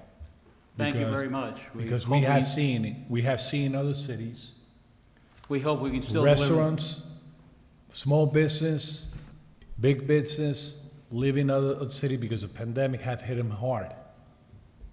So I commend you for the work you've been doing in the Bunker Hill. Thank you very much, Councilman. Councilman Jackson. We're hoping to deliver the same product to our members this year as we have in last years. We may have less flowers, may have less plants, but it'll certainly be, we're not cutting back on sanitation. We put It's some gonna be the plastic. cleanest place in Paterson still. Thank- All right. Councilman Jackson. So first, I share those sentiments, Mr. Frezzi. My hat goes off to you with the efforts that you do. I went through there the other day. I saw a huge box truck that was labeled the Bunker Hill Sid, and I saw you had some employees working to maintain the area, which that area is maintained extremely well. Part of my disappointment, and Councilman Abdelaziz brings up an enormous point, and I'm glad to hear that that's not the case. Can't believe everything you read in the paper. I think the public should pay attention to that one. But, you know, considering the fact that the county houses a great portion of their operation in the SID, I would think that it would be advantageous for the county to who has county officers to help out with that security detail and do have more of a presence there to deter some of that of the potential crime that's there. You know, I'll go into that a little bit, some other things with them a little more a little later, but I think that that's a discussion that needs to be had. In today's world, it's really about relationships. I'm sure Councilman Abdelaziz can help out with that, with possibly getting some additional police presence, county police presence in that area.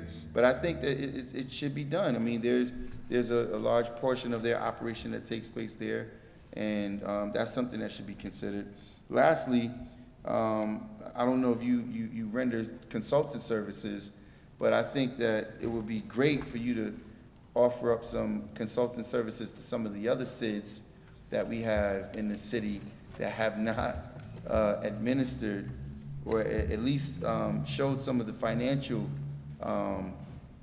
prudency that you guys have done with your SID there, and at least showing some better results. So I mean, that's just a you know, blanket statement. You don't have to answer that question. I mean, I don't want to tie you into some additional labor, but I think that the other SIDs should take heed to what you guys have done, and especially now when you're talking about being financially prudent and accountable to those. This is a tax, by the way, Council President. I've studied this intensely when we went through it with some of the members in the other SID. It's a tax that's collected by the tax collector, and it's just an additional tax, if you will, but it is a tax. So, but again, thank you for the work that you guys are doing over there. Council Mr. President. Council Thank you very much for your suggestions, Council Councilman President. Jackson. Councilman Mims, then Councilman Kalik and Councilwoman Khan. Okay. So I just want to say, when I think of seeing you come year after year for this item and then coming into your district, the word that always sticks out for me is sustainability. No matter what the pandemic has brought and what it's done, you're able still to maintain and to sell a product to the entire city to showcase how you're able to sustain yourself by planters, cleaning, business, and nothing is really crumbling. So to the administration, I think it may be a good idea to learn some techniques from this great district. They're doing some amazing stuff, and maybe some of their lessons learned or their tools or techniques could be something that can help and benefit the entire city and not just the Bunker Hill section. So I commend you on the work that you're doing, but I think some of that, write up some points and send it over to the administration. I think it will help the city a great deal. Thank you for all you do. Thank you very much. Councilman Kalik and then Councilwoman Khan. Chairman, I commend you for this responsible budget. Council colleague, I want everybody to look at the expenses. The fourth line, executive administrator salary, Yeah, they cut it. $4,000. They cut it bad, they cut it. I commend you for that. Yeah. And we should also, when the other seats from the city of Can't Paterson do it. budget come in front of us, we should look at all the lines item as well. That's my suggestion, okay? Thank you again, sir. Thank you. I gotta go yet, Mr. Fresky. You ready, Council President? Yes, All right. Councilwoman Khan. I just want to say to you, when did you become president? You just president of the SID now? No, I'm No. no longer president. No, let me just say, I've been coming to the meetings, and what I can say about the Bunker Hill SID is that you got businesses in there that are good businesses. They're good business minded. They hire city people. A lot of city workers or a lot of city residents are working in those developments. I mean, in those companies down there that's in the SID. And I can truly say, and I can say to all my council members here, in Bunker Hill SID, you got some dedicated property owners, business owners, who really have pride in what they're doing. Whether I can say Accurate Boxing, whether I can, those companies in there, and you too, Bascom Corp, you have truly been involved with the whole aspect of running the SID. And not every company down there, Mr. Fresky, not all of them are so involved, but you have enough in there to keep that SID running and functioning like it should be. And so I do want to say that you've been like the leader. Thank you. For many years you've been the leader, but at least you showed your leadership role with the rest of the companies that come in there too, that this is what we need to do as if we're going to sustain and be productive and get good workers and keep our area nice, then I need you to be involved with it too. And you was able to convince some of the business owners down there that they need to be involved. And I can truly say that a SID is only as good as the businesses that's in it.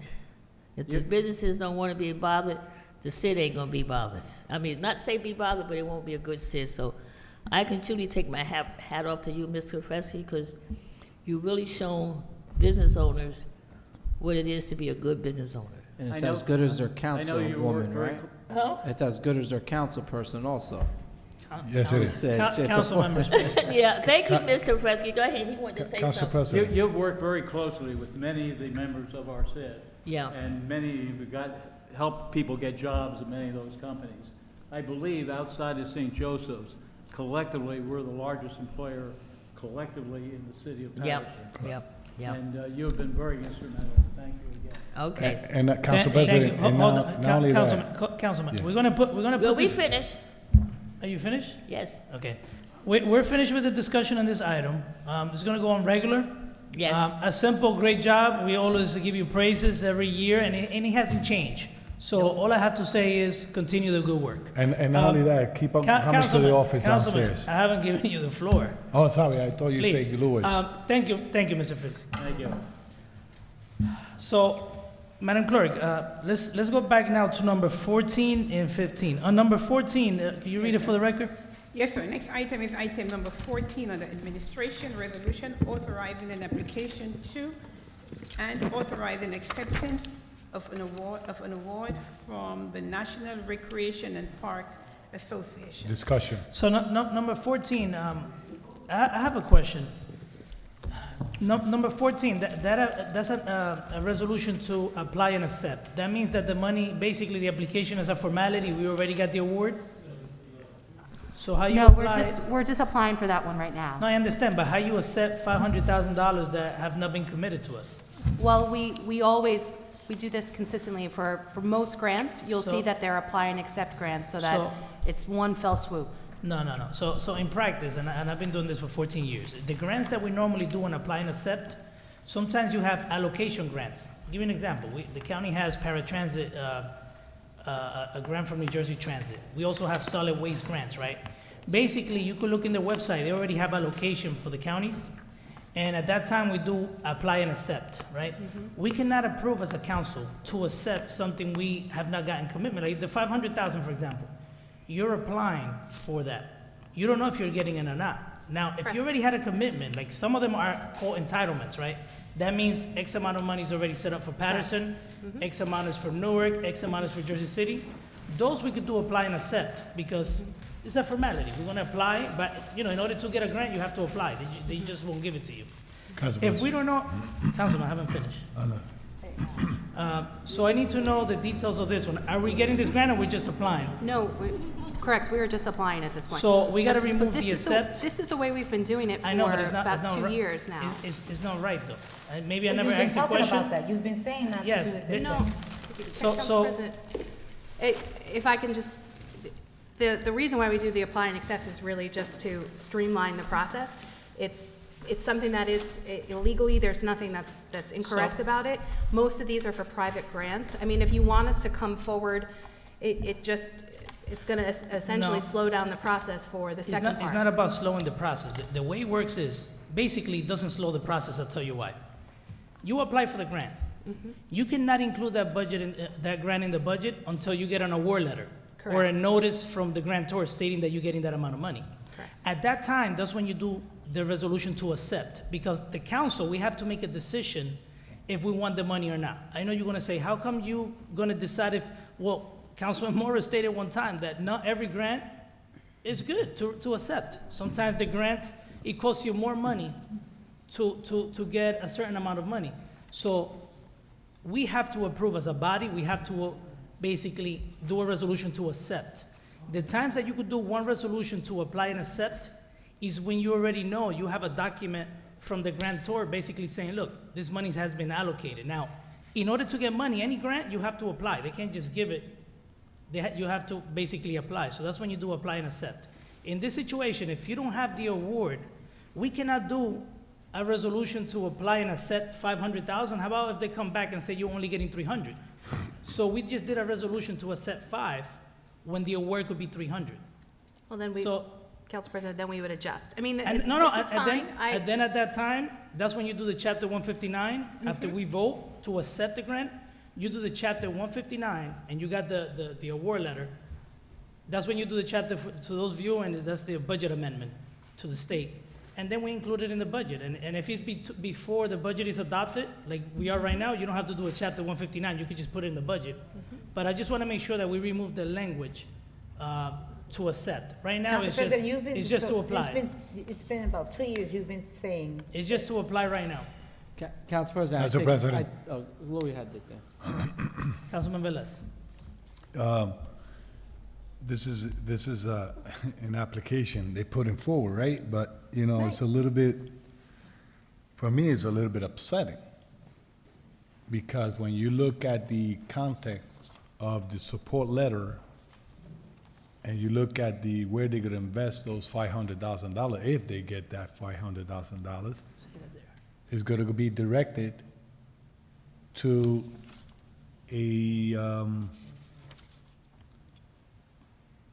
the pathway, right? Where do you see that? On the back of the letter, so you can say, they got a scope of Green. work. They have in the first word, they're gonna say, I'll go in coaching from. Yeah, Council President, could I give Hold on, a let me- brief let me- summary? Let me finish, Madam BA, because,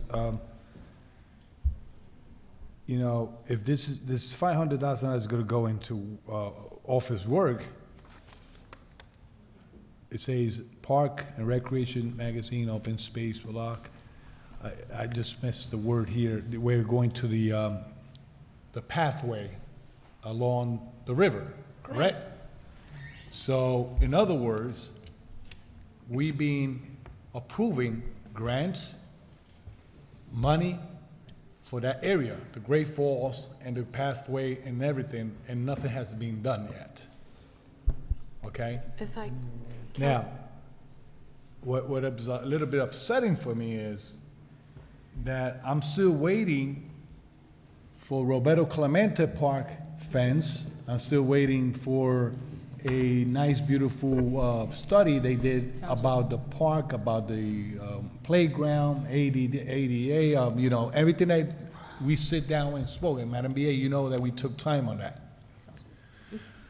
So when I announced to my constitution that we're gonna be doing some work there, because it already was in paper and an application was submitted and et cetera, we still waiting for it. Now we have here another plan already with a scope of work, okay, with a blessing letter in the back, Right. and when it's approved, it's already assigned. Well, Council President, if I can explain. So, Councilman, could you give the opportunity to the BA, please? Oh, Madam yeah, BA. when I finish. Thank Madam you. BA. Madam BA. Sure, thank you, Councilman. This grant is an application, and just like most parks grants, we try to maximize every opportunity for outside funding. So whether we were talking about the Roberto Clemente Park in particular, that was an open space grant that Friends of Paterson Parks applied for, and we are still waiting as a city to get the information on the city's applications for open space grants. But we do know that we're going to be able to move forward with some of Roberto Clemente. This is a national grant opportunity, so we have to have a highly competitive project. It is very specific, and that's what I wanted to provide you the overview. So even in your DocuWare, or the second document talks about equitable park access and especially resilience and environmental resilience at that. So Paterson Habitat for Humanity has been working in this area for a while. They've actually had a plan put in place for the north side section of the city where a lot of the flooding happened in connection to Hurricane Irene. So it's connected to the buyouts of properties that there's been some movement, but not as much. This would support that plan, and it's a plan that the city did not have to pay for, that Paterson Habitat got a grant separately from a Planners Association to create this plan.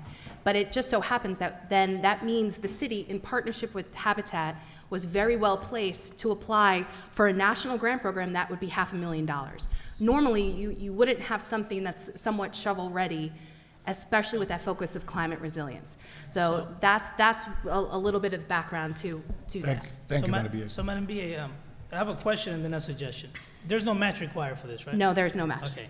Next time, just, I noticed you did it for number 15, but not 14. Just state that there's no match required. Okay. And again, I could have probably figured that out because there's no certification attached. I suggest that if we're going to move forward, we remove, in the first page, it has, now the, let me see, now therefore be Consent? You resolved put consent? by the Municipal Council of the City of Ordinance. Councilman, we cannot move something on consent because we need to modify it. My recommendation, I'm gonna recommend that we remove that. So we're gonna remove number two. And accept. We're gonna remove number 2, accept. Okay. And also number 3, every agreement needs to come to the council. And it says here that the council authorizes the administration to enter into agreement. Now, we cannot circumvent. This is, it's like signing a blank, it's like handing over the council's authority to the administration to enter into any agreement. We're not doing that now or in the future. Every agreement needs to come to us. So we're removing 2 and 3 from this resolution.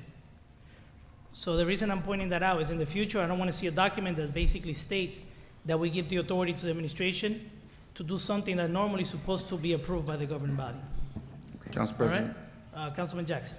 just for a point of clarity, and I don't know how much more time we want to spend on this, but I would like to indulge in a conversation, not only with the BA, but with the Economic Development Director, if he has some insight on this, because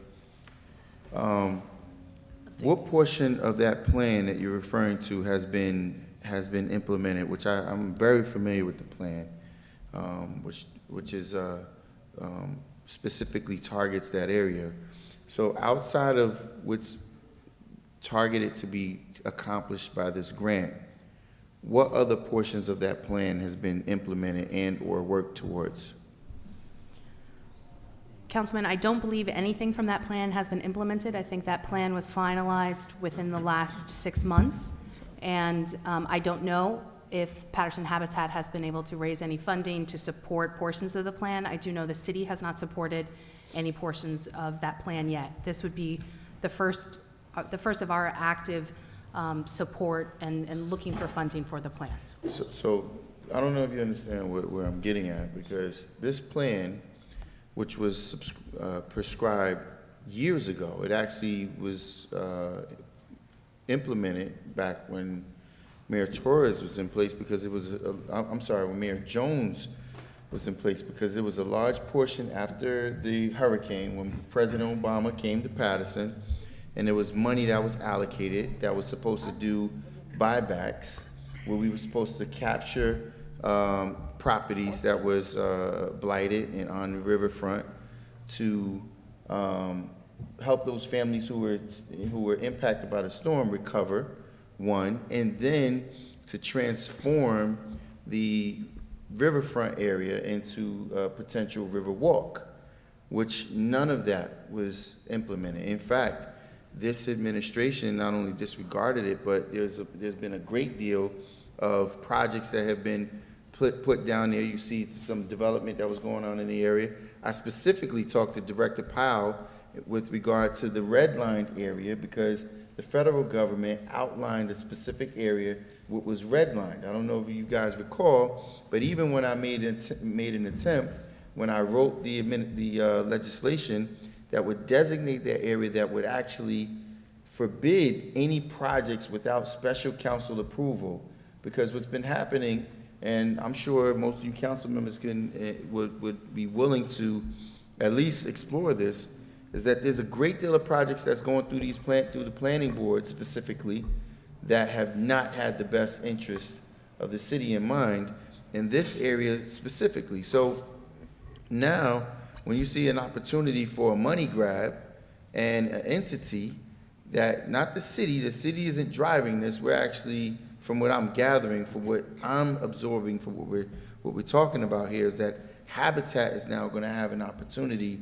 to get access to this money, and I'm not sure if there's actually a plan that we have that's gonna outline what's to take place in this entire area, because this should be a part of a bigger plan, not just let's be a part of a scandal so we can help an entity grab $500,000, because I just want to know what's the intent with the full plan, and you know, quite frankly, as being the council person of the first ward, of this ward specifically, I have not been privy to any conversation to what is the overall plan. I mean, this would be because it was presented as a part of the master plan, and it should have been a part of that. At least the master plan, if not the full master plan, but the first ward redevelopment plan, and you know, so on and so forth. But none of the other, because the plan that we're talking about was a part of that.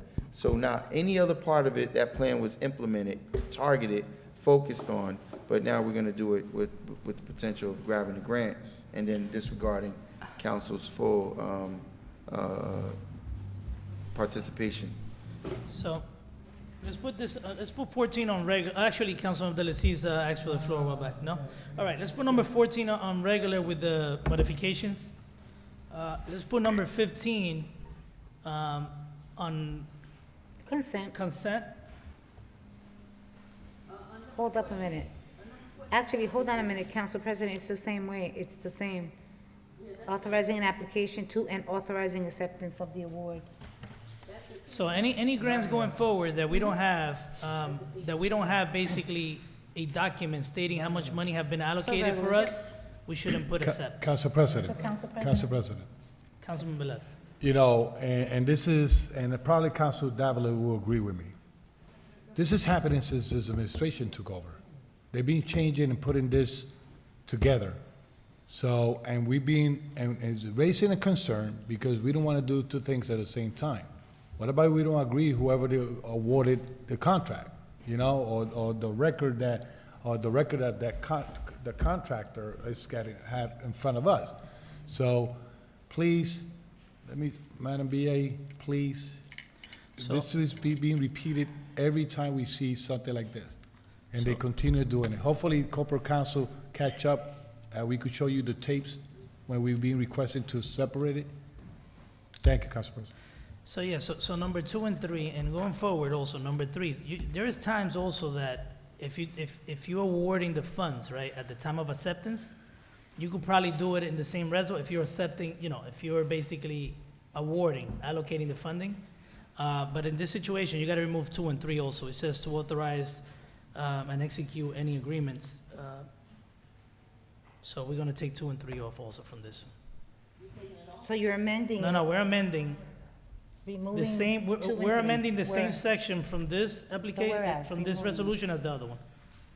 Let me ask can I ask the director, is the number 15, is that clean community? Yes. It is? No? Yeah, it's not Clean Communities, but it's the green team. It's to support the green team.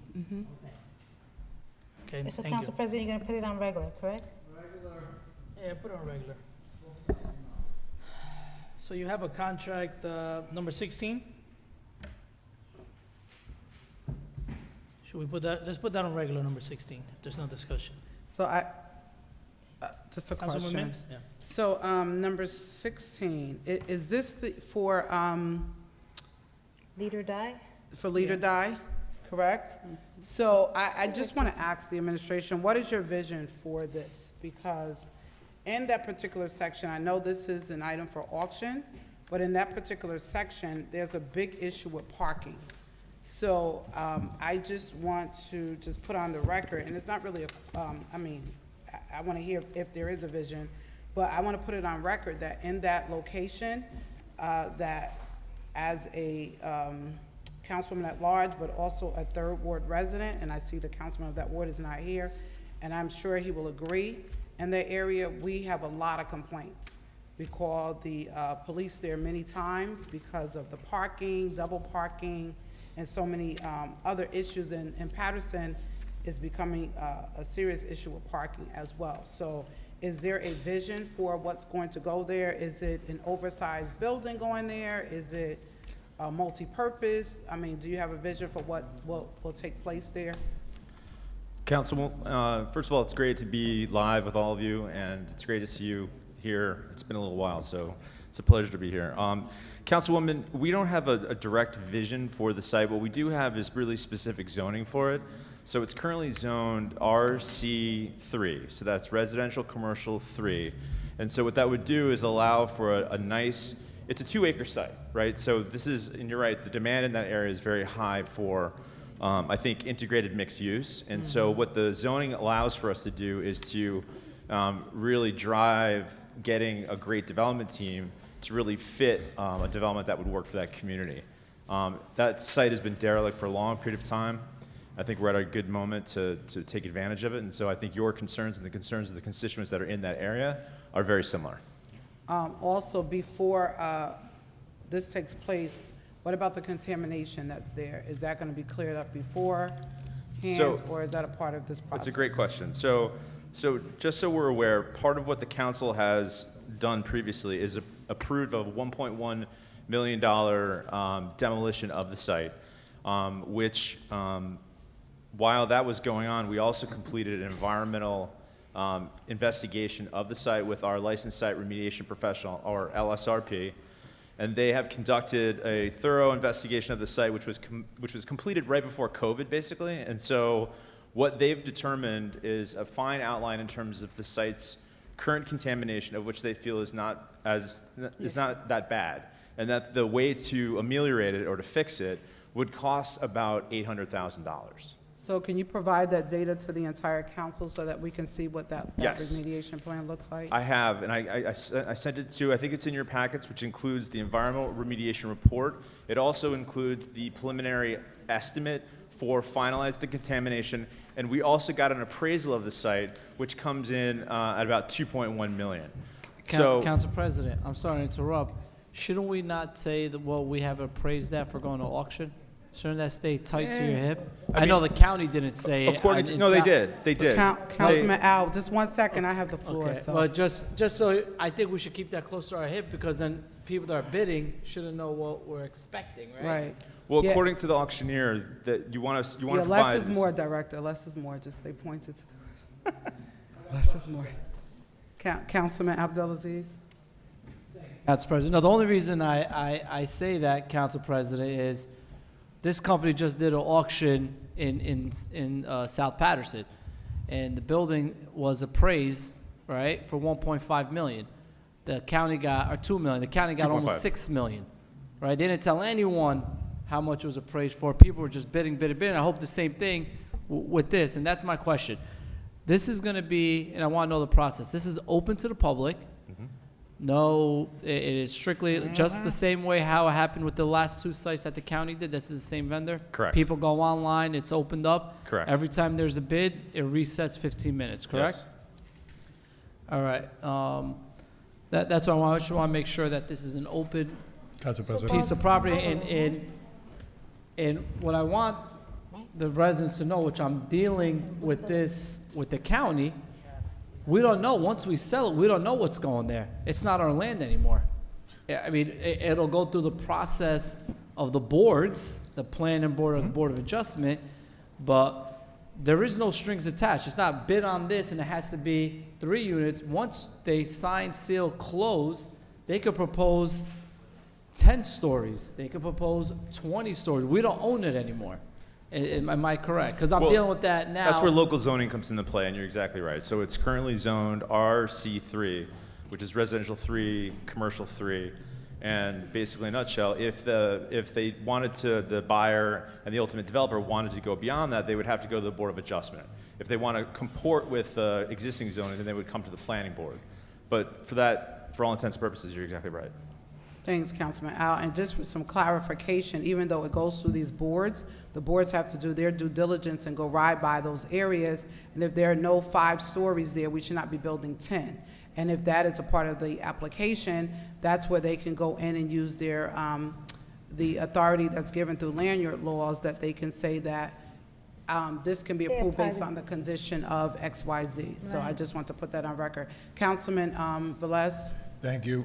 So the appraisals here, $2,180,000, right? Correct. So that's already public, right? It will be. My main concern is the negative press that the site had gotten through, right? Since the beginning, before the demolition, through the demolition, and after the demolition. How people are being lobbying, do something there, do something there, do something there is great. We all agree that we need to do something. Of course, the board, and I agree with Councilwoman, the President, about the boards, they need to do the diligent work. We have to understand that the city of Paterson don't have land to build sideways. We have to probably go up. Right. You know, and I agree. My ward is the most condensed and more high-rise building than anyone. All right? And it's the most beautiful ward. Disregard what Councilman I know Councilman Pelosi Jackson may says. disagree. I think the downtown's pretty I love robust and as live well, in my so- ward the way I want it.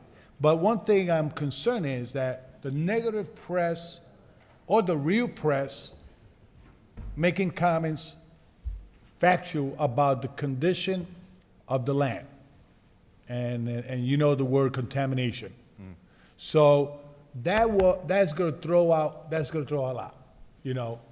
Now, hopefully, I don't know, there's no presentation before the auction. They only have this. You're not gonna be there saying and selling it.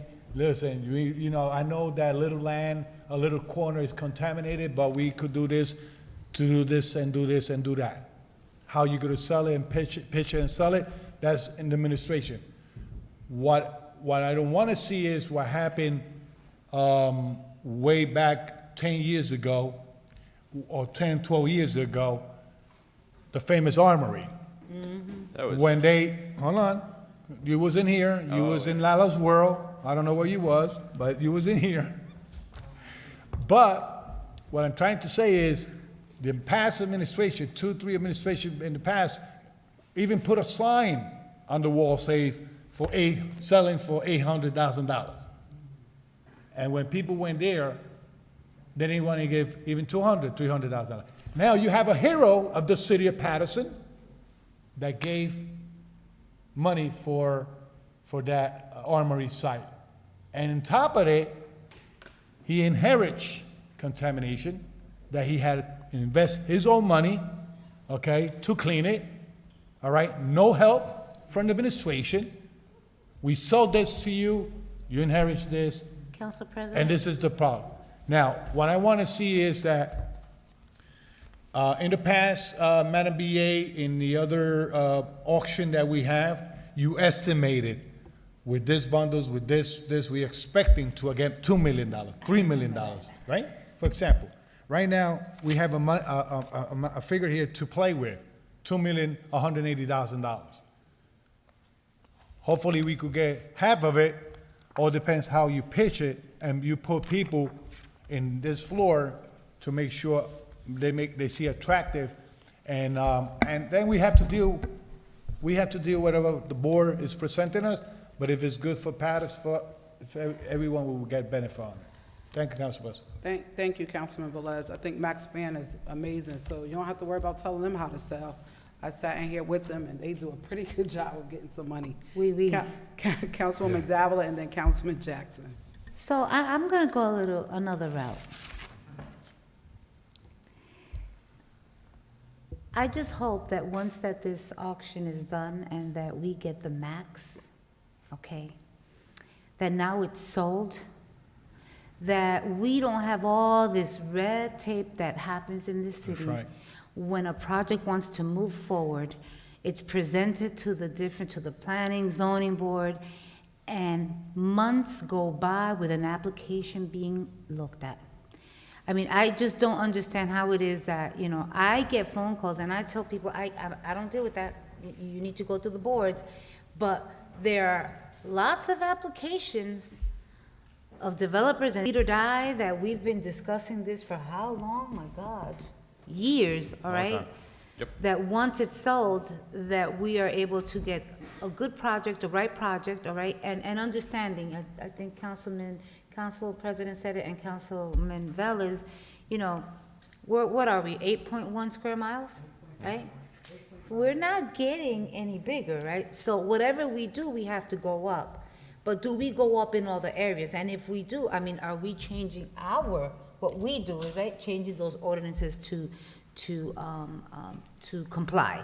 You know, I've been seeing some comments about, oh, the city, the council doesn't care, look at these buildings, they're being built, you know, and that's why we have boards there. And I'm sure that if they're being approved now, granted, you know, you should be doing your due diligence as our Director of Economic Development to make sure, because we had an incident in the second ward, they got approved for one thing, but they were doing something else. That's right. So I think Councilman Jackson is always saying it, Councilwoman Mims is always talking about project managers, and I think that that's something that, you know, with all these projects that are coming up, that should be a requirement when you're doing those reviews. Thank you. I agree, Councilwoman Davila. Councilman Jackson? Thank you, Council President. Director, what was the total cost of demolition on this property? We spent 1.1 million. 1.1? Was Was the job completed? The job is, we were approved for what, 1.133, 319. And then it was before my time, but I believe a portion of it was kept open as a way to finish the LSRP's study of the contamination. And so as it stands now that we got the contamination report back, the best recommendation is to move forward, as is. Why has any council members seen this report that he's referring to? No. You saw the report, Councilwoman? Really? Yes, because as Chair of Economic Development, we've had several meetings regarding this. So what does the report say? Off the top of my head, I can give it, I don't have my packet in front of me. It's right, it's right here. What levels of contamination? I mean, it's right there, it doesn't do me any good, and it's, Well, I'll give you a quite copy. extensive, and I didn't have a chance to review it, but back to the original point. So we spent $1.2 million roughly, and you're saying that the job was intentionally left unfinished. I didn't say that. I can't talk about what happened in the past before I got here. What I can tell you is that Wasn't you a part of having the final approvals? No. In fact, from what I understand, there was individuals in your department under your tenure that was asked to sign off on documents for the completion. Was the contractor fully paid? The contractor, like I said before, the council approved them to spend $1,133,000 on the demolition. What was spent was 1.109 is what I have, but we can get further details on that. But as it stands right now, the resolution that I'm bringing before the council is to auction the site. I want to think about the future. I want to think about how we can take a derelict land, a 2-acre site, and bring it back into productive use. Highest and best use for the community. Councilman Mendez, I left you a message yesterday too, because I think it's been such an important milestone for the 3rd Ward to be able to bring this back. And so that's my intent. I can't fix what my predecessor did or didn't do. I can't answer questions that I may or may not have been part of. So all I can do is move the city forward on the sites and the lands that we do have in the best, most responsive way possible, and that's what I'm doing. So under your tenure, you had absolutely nothing to do with the site relative to the final payments, final approvals, and making sure that the money that taxpayers spent, that this council approved, was actually spent for the job that we contracted for. You had nothing to do with That's it. not my area, no. What I focused on was making sure that our licensed site remediation professional could finish their report and do everything with due diligence so that we can take advantage of and put the city on good firm footing. Because the question for us is, what do we do next, right? Do we go forward and go after I'm not NJDP there at the funding? next portion, Director. Give me a moment, if you don't mind. Well, I was What just- I'm asking specifically, were you the director of the department at any point in time when these documents for this work was being finalized? I would say I may have come in at the tail end, but it was already executed, everything was signed, everything was put forward before my tenure. Okay, that's not from what I understand, but I'll make sure I'll capture some of that information prior to our next meeting. The point I'm getting at, and obviously we want to move forward with something progressive, I'm just for, let's take I'm gonna utilize the Armory for an example. The Armory had a mysterious fire, and let's be clear, I'm not making any accusations towards you because I know you weren't here during this tenure. But in the end of the day, it's still taxpayers' dollars, and it's still the taxpayers' interest that we all, including you, whether it's previous to you or not, have to be looking after. So we spent, well, the demolition company was there while the fire was going. We spent, it was an emergency appropriation of $750,000. The then administration came back to us and said that we would like to preserve a portion of the armory, so in preserving of it is going to cost us some additional money. Right. So that 750 went to 1.2. Then all they did was left up a portion of it. Obviously, they didn't do any of the abatement. Then we had to go back because they did such a poor job in doing so, and it cost the taxpayers an additional $400,000 once the portion that they left began to collapse. So my point with the leader die is that all of the foundations and basement work was left there. It was not completed by the contractor. When this job was finalized and it was signed off on, from what I understand, you were the director at that time. So I'm just talking about best practices for all of these sites that we have here. One, I would like to know in detail, because I don't want to be blindsided once the acquisition is made, the transition is made, and then the developer, whomever, comes back to us and says, there's more extensive contamination than we initially thought. Because I don't know what the report says. I wasn't. You're welcome to have the report, and it is the highest level of analysis that we can get before you move to the next step, which is the sale. And Okay. so, like I said previously, the estimates that were done by the professionals estimate that there's about $800,000 left in cost estimates in order to finalize so it's a no longer contaminated site. All right, so we spent approximately $1.2 million. The site wasn't completed. The contractor was paid in full. Now we're estimating potentially that there may be a sale of you, which from what you gather, a little bit more than $2 million. So a net gain. We don't know. I mean, I think as Councilman Abdulaziz alluded to, I mean, the county thought that they were going to get 2.5 for the former administration building, and they got 5. So I'm hopeful that, you know, our density and all of the great growth that's been going on in the city and the positive nature of what's been happening in terms of investment, and, you know, we have so much work to do, but this is a great site. It's in a powerful neighborhood. It's, you know, really got great location. So I'm very hopeful that we can hopefully pull in even more and make it such a great neighborhood and city project that everybody here can be proud. So very close to this area is the Fifth Ave development, which we know is 17 acres. And we got nothing for that. In fact, we got about potentially a little less than $900,000 that's going to go back to the developer as well. What I'm more or less focusing on, because we're gonna shift the conversation back to the first ward when we talk about the other site Galaxy.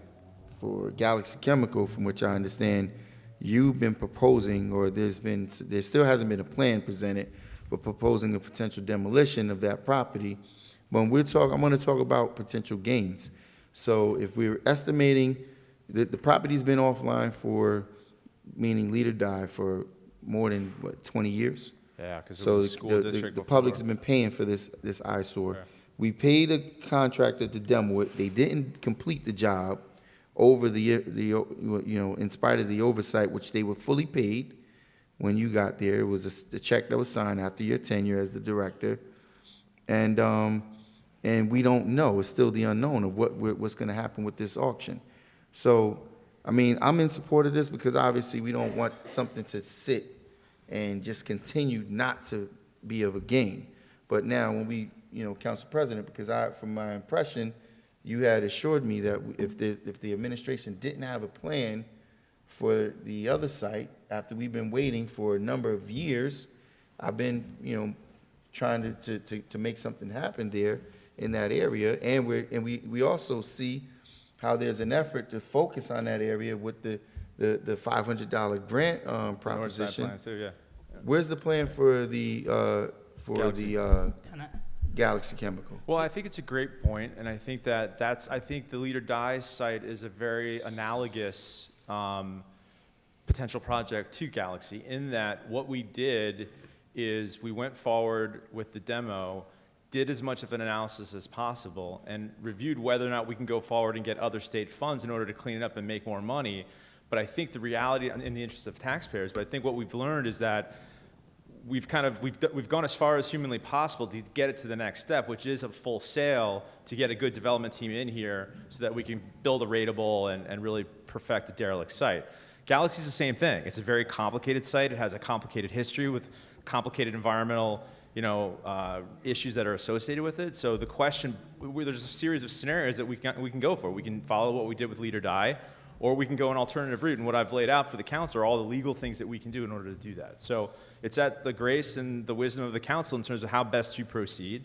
These are not easy sites, and we've been working on some of the most complex sites over the course of our tenure of our administration. And we're not giving up, and we're not letting up, and we've got more to do. And Lead or Die is a big part of an example of what to point to. Well, Council President, I'll wrap with saying this. Listen, and obviously, the first whom is without mistakes, let that person be the first one. Well, I don't know what's the analogy of that. But anyway, Corporation Council knows that one. He who has not sinned shall cast the first stone. Well, this is slightly somewhat different, because I don't want to say that I'm without mistakes, and I guess if we can equivocate sin with mistakes, but the taxpayers should not be paying for a learning curve.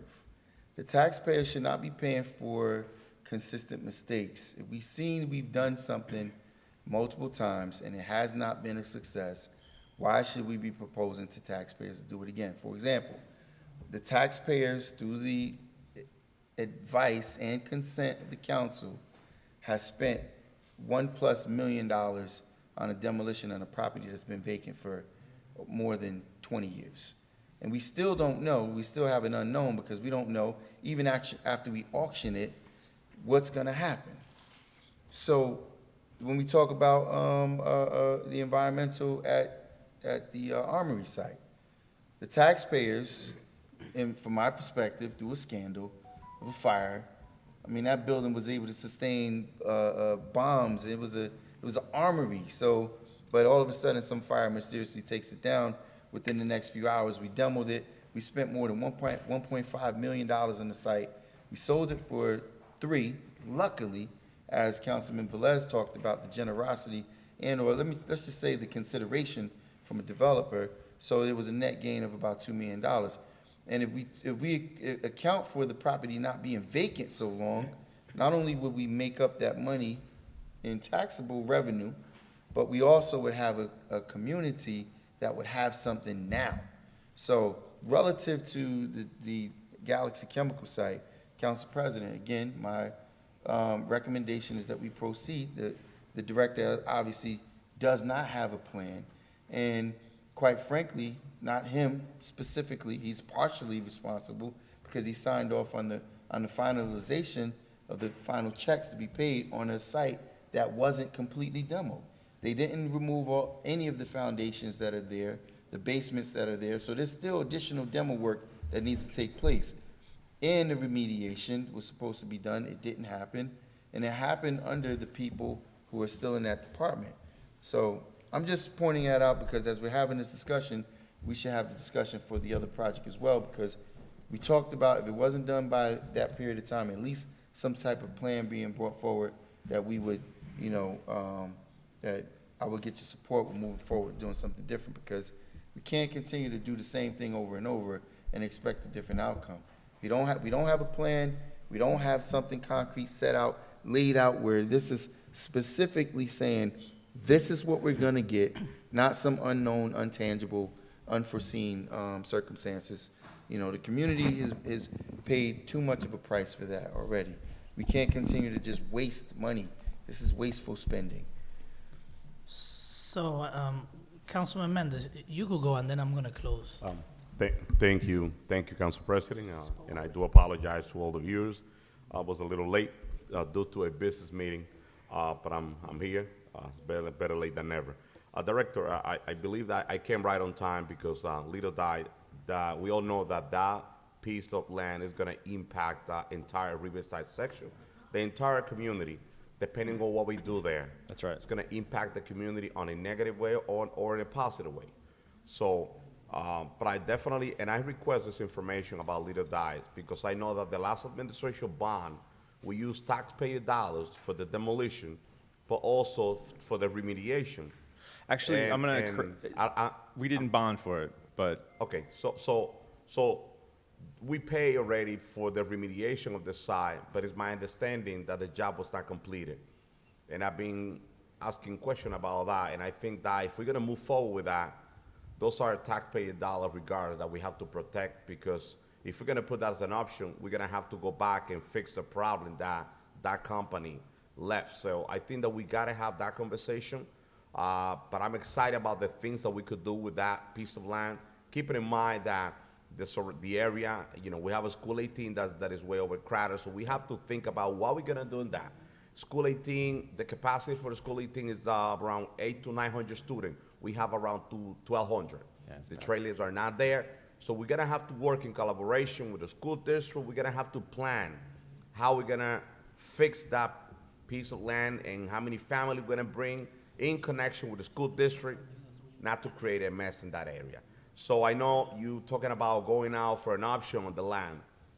And real estate, that's what I do. That you're gonna have a lot of people behind it.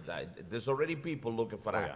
But we're not gonna stay silent. We have to be involved in every step of the way about what is the project that they're gonna bring to that area, to that community. As a councilman of that section, I've been having conversation with all the residents, and they're very concerned. They're asking, listen, Yeah. what are they planning to do with that? There's a factory, housing. What is the project about?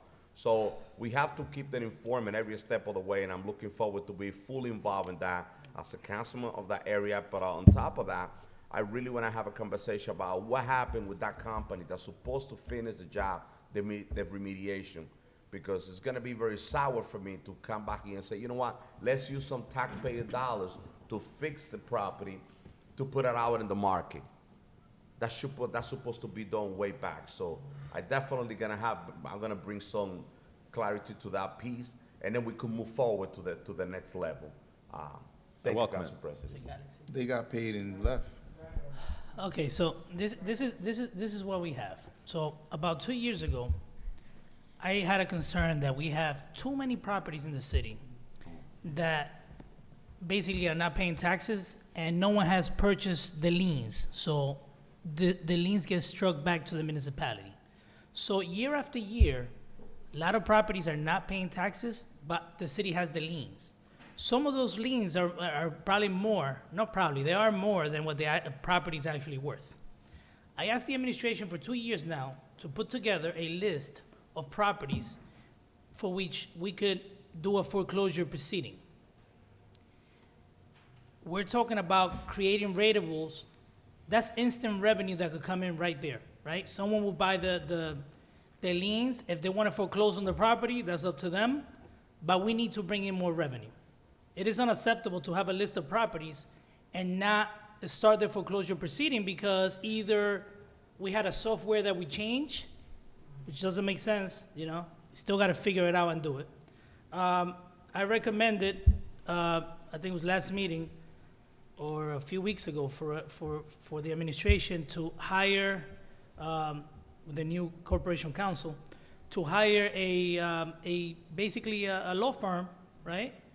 With the knowledge to do these foreclosure proceedings, but it is unacceptable to just sit down and do nothing. When I hear that we have properties for over 20 years not paying any taxes, it's shameful. We should be embarrassed. Councilman Jackson brought something up 2 years ago, and I asked the administration how they wanted to proceed, but that property cannot stay there doing nothing.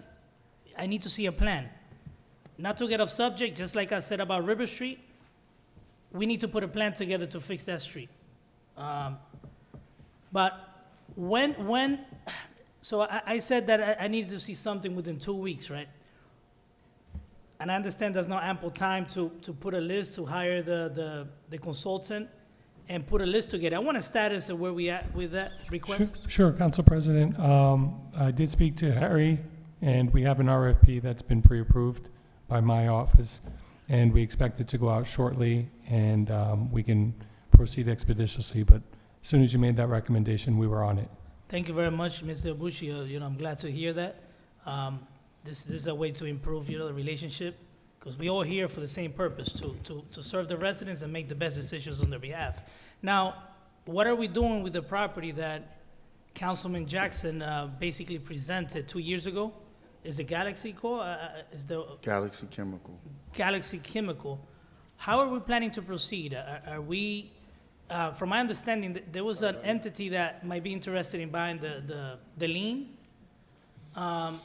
And the previous CFO actually made a recommendation during a finance meeting. She basically stated that because this lien have been put out there twice in a special sale, that at that time, I don't know the terminology used, but at that time you could actually basically negotiate with an entity, So, or Council- put it out to for an assignment seller again. I don't know. No, here's how what's the situation, Council President.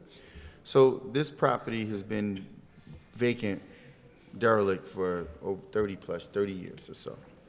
There's been no taxes collected on this property for close to 20 years. It's gone on every single tax sale since then. Every tax sale, this property is on the list, and it has been no bidders. It has also gone to an assignment sale. Now, what happens is, for point of clarity to the public, at an assignment sale, what we do is it doesn't go to a normal bid. You can assign the lien value, meaning the tenure, because if you buy a tax lien in a tax sale, you have to wait 2 years or so in order to move on a foreclosure, because this lien has matured beyond that point. We can sell the assignment. The assignment is then sold. Whoever purchases it can move and buy and do the foreclosure right away. No one has jumped on that either, because there is a potential, $1 million remediation there. So it was actually, I guess, Mr. Powell who found the group, or the group who was interested in buying the assignment at a special assignment lien sale, meaning that the collector is capable of doing a percentage by law. It's all done by law. And because we talked about it, it was another municipality that did it.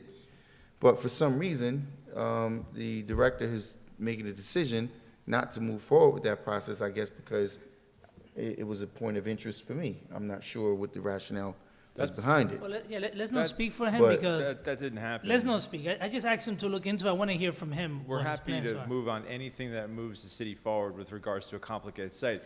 The goal is to not leave the city exposed. And so what I put So forward. how does it leave the city exposed? So Explain that. on that note, before you different continue, scenarios for how we can do it. If you Be- want to talk offline, I'm happy to do it. before you continue, so Councilman, and that was where we left it off in finance. The CFO needed to see if we were still responsible, and I don't know if the BA was there at the time. She basically has some concerns that we needed to look into the legality of, you And know. the very if we- next day, after we pulled it off the agenda, it was, that legality was cleared up, and it was stated that no, there was no exposure.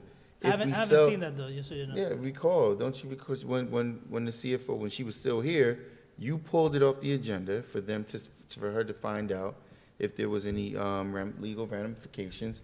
And the very next day, it was cleared, which I said we shouldn't pulled it because it could have went to the regular meeting. Now, 2 weeks ago, we said if we're gonna come forward with a plan, there still is no plan. So my request again is to have it on our next regular, meeting agenda.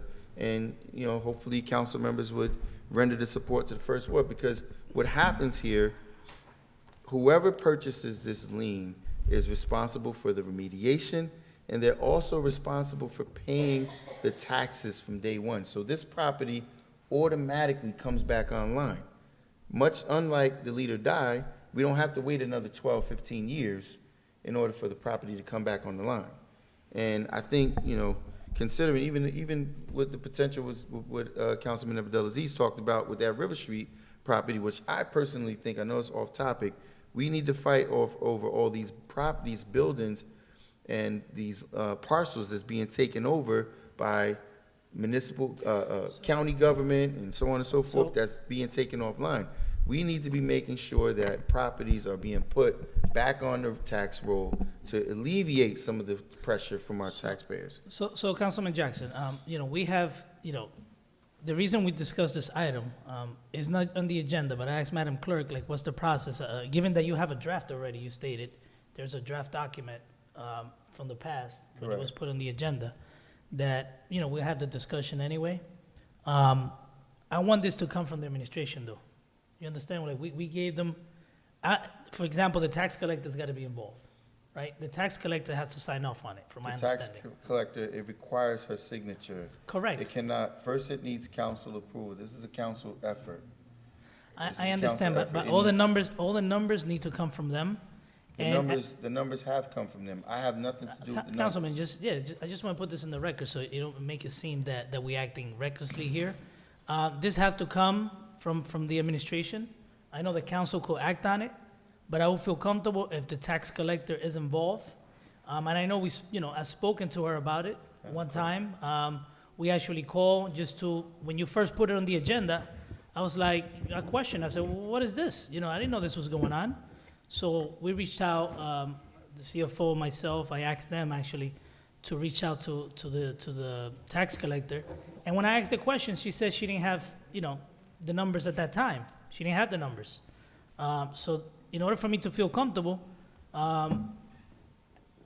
the information needs to be provided from the administration regarding the amount that we would sell the liens and so on. So we have time from now until I guess Friday to figure this out, how we're gonna proceed with this.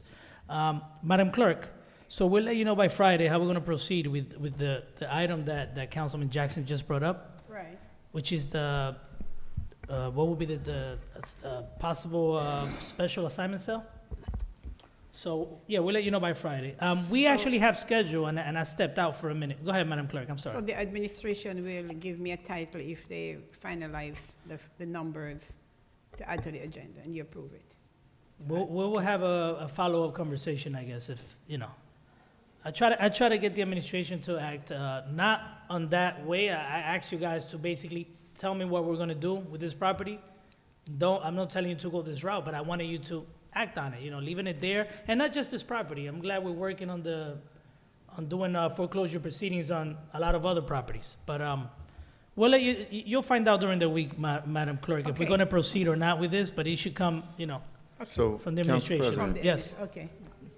I'll just wrap by doing this. One, Madam Clerk, this item has been on the agenda maybe two or three times. So there is a title and there is a draft that was written by legal that we can't address. But, there's a number of different properties. And my what I want to just put on the record, my concern, Council President, is that there are deals that's being made that the council's not privy to, and is being pushed along as, well, we just have certain things that we're considering. I'll give you a case in point. Another First Ward property, the house that's on the corner of Belmont Avenue and North 8th Street. You know, we talked about this for quite some time.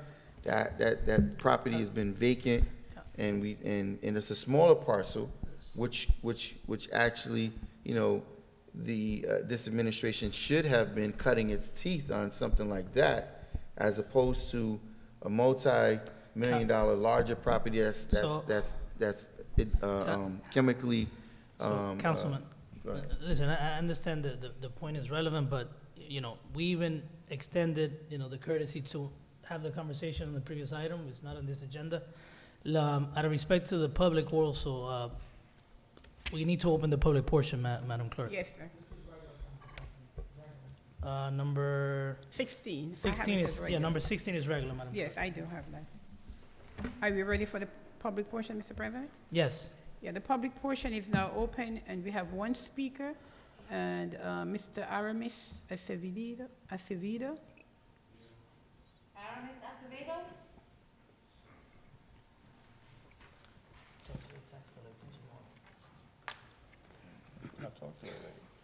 Good evening.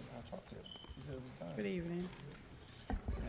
I'm here because I own the taxi company we here in Paterson. Yeah, I coming to the meeting today because I wanted you in the agenda got it number 17. Can you step closer to the mic? Yeah, we in the agenda by number 17. We apply for permanent resolution to the car we use maybe for the whole year is completed, the 10 years. The city tried to use only for about 9 years and 3 months. That's what we're gonna try to do.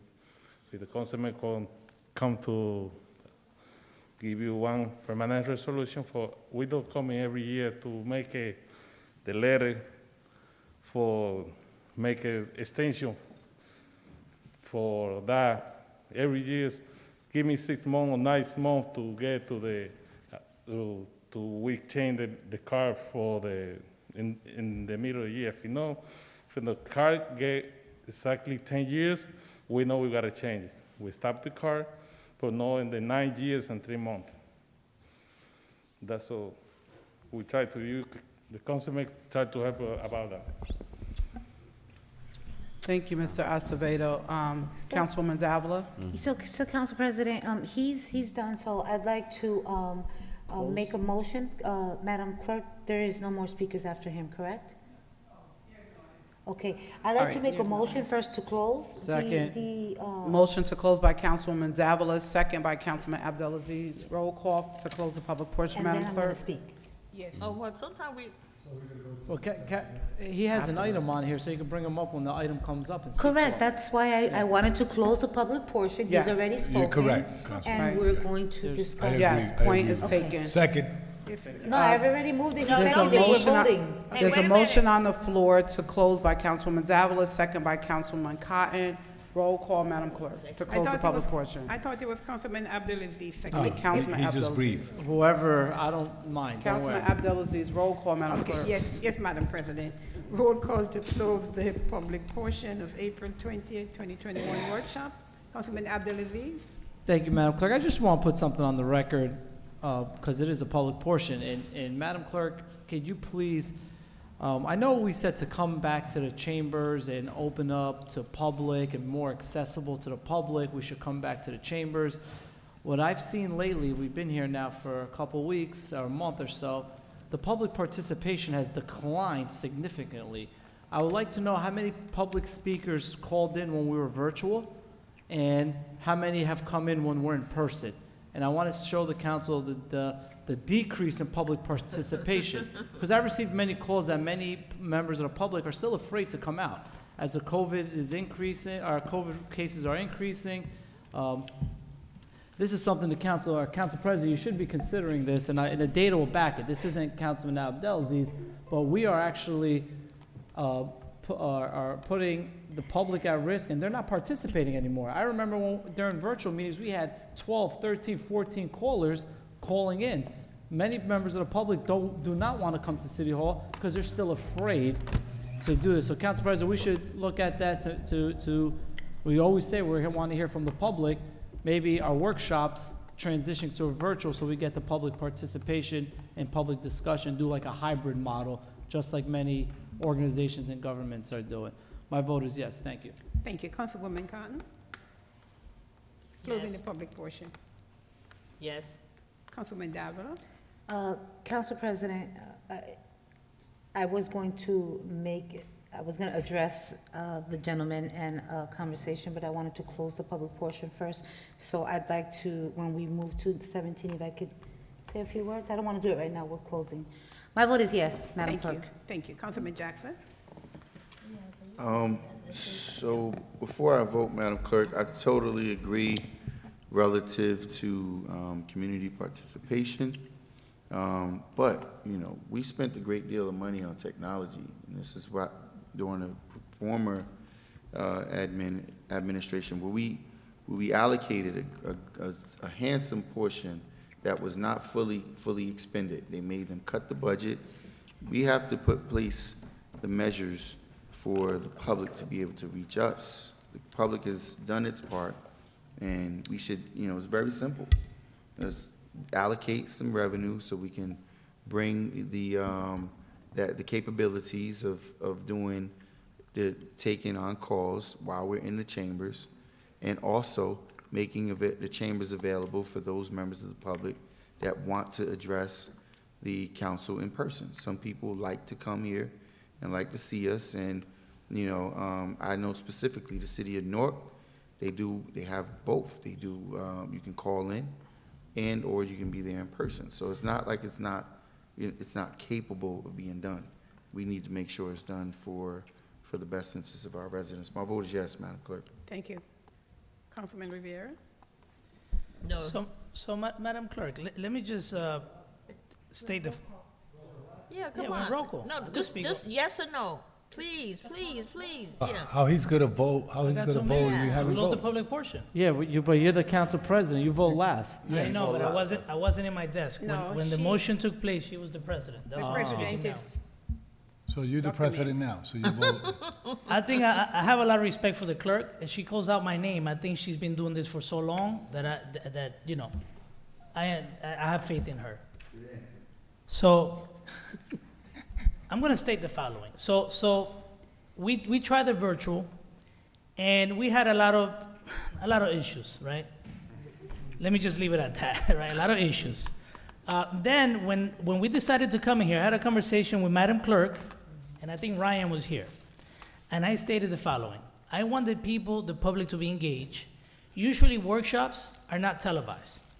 So that's why they're able to watch this meeting right now, because I requested for a workshop to be televised. Legally, I didn't have to because workshops don't get televised, and we're in the chambers. 2, I requested to see if we could have a hybrid, Madam Clerk, I asked you if we could have a hybrid system to have the people sign up here and speak, the ones that are here, and also the ones from the public, I mean, from the ones at home, I mean, that they could call in and also be able to speak. I was told that somehow it couldn't be done at the time, or maybe just, you know, remind me, because I don't remember yes, exactly. we had a ruling from the legal department that it cannot be done both ways. Thank you very much. So our legal department at the time, and Mr. Abushi wasn't He here, was not by the here. way. So let's not, but our legal department, whoever it was, doesn't matter. The legal department basically gave us a ruling, like the clerk stated, that we cannot have a hybrid. You just stated Newark is doing it. But our legal department at the time told us that we cannot do both. It's either have a signing sheet here or have people call. We couldn't do both. That's what I was told as president. That's what, yes. So I gotta follow what my legal department says, and that's what I did, just so you know. But my intent was to have more public engagement, because we need to hear from our residents. So, My vote is, I just wanted to clarify that. You're correct, Mr. President. Thank you very much, Madam Clerk. My vote is yes. Thank you. Councilman Mendez? We're closing the public portion. Thank you, Madam Clerk. And I just want to use 1 minute before my vote to address Mr. Acevedo, because I think that I don't want to comment on much about this. The only thing I'm going to say is that it's been very difficult for a lot of the business owners to stay in business during this pandemic. A lot of people still struggling. It's been difficult. I mean, this is not brainy. I think that we should give, you know, our taxi driver the opportunity to extend the life of their cars a little bit until they get back on track. And all I'm saying is that we are here to support our local business and to make sure that they stay open, and that they stay, you know, providing those services to the community as a legislative body. That's the only thing I'm gonna say. I don't think that we should spend much time in this. I mean, we should help our business owners to stay in business. And, you know, so my vote is yes. Thank you. Councilman Velez? We're closing the public portion. Oh, I want to make sure Dr. we don't Mims is skip. the Oh, she's the president president. Okay. at this time. You know, and the council, the councilman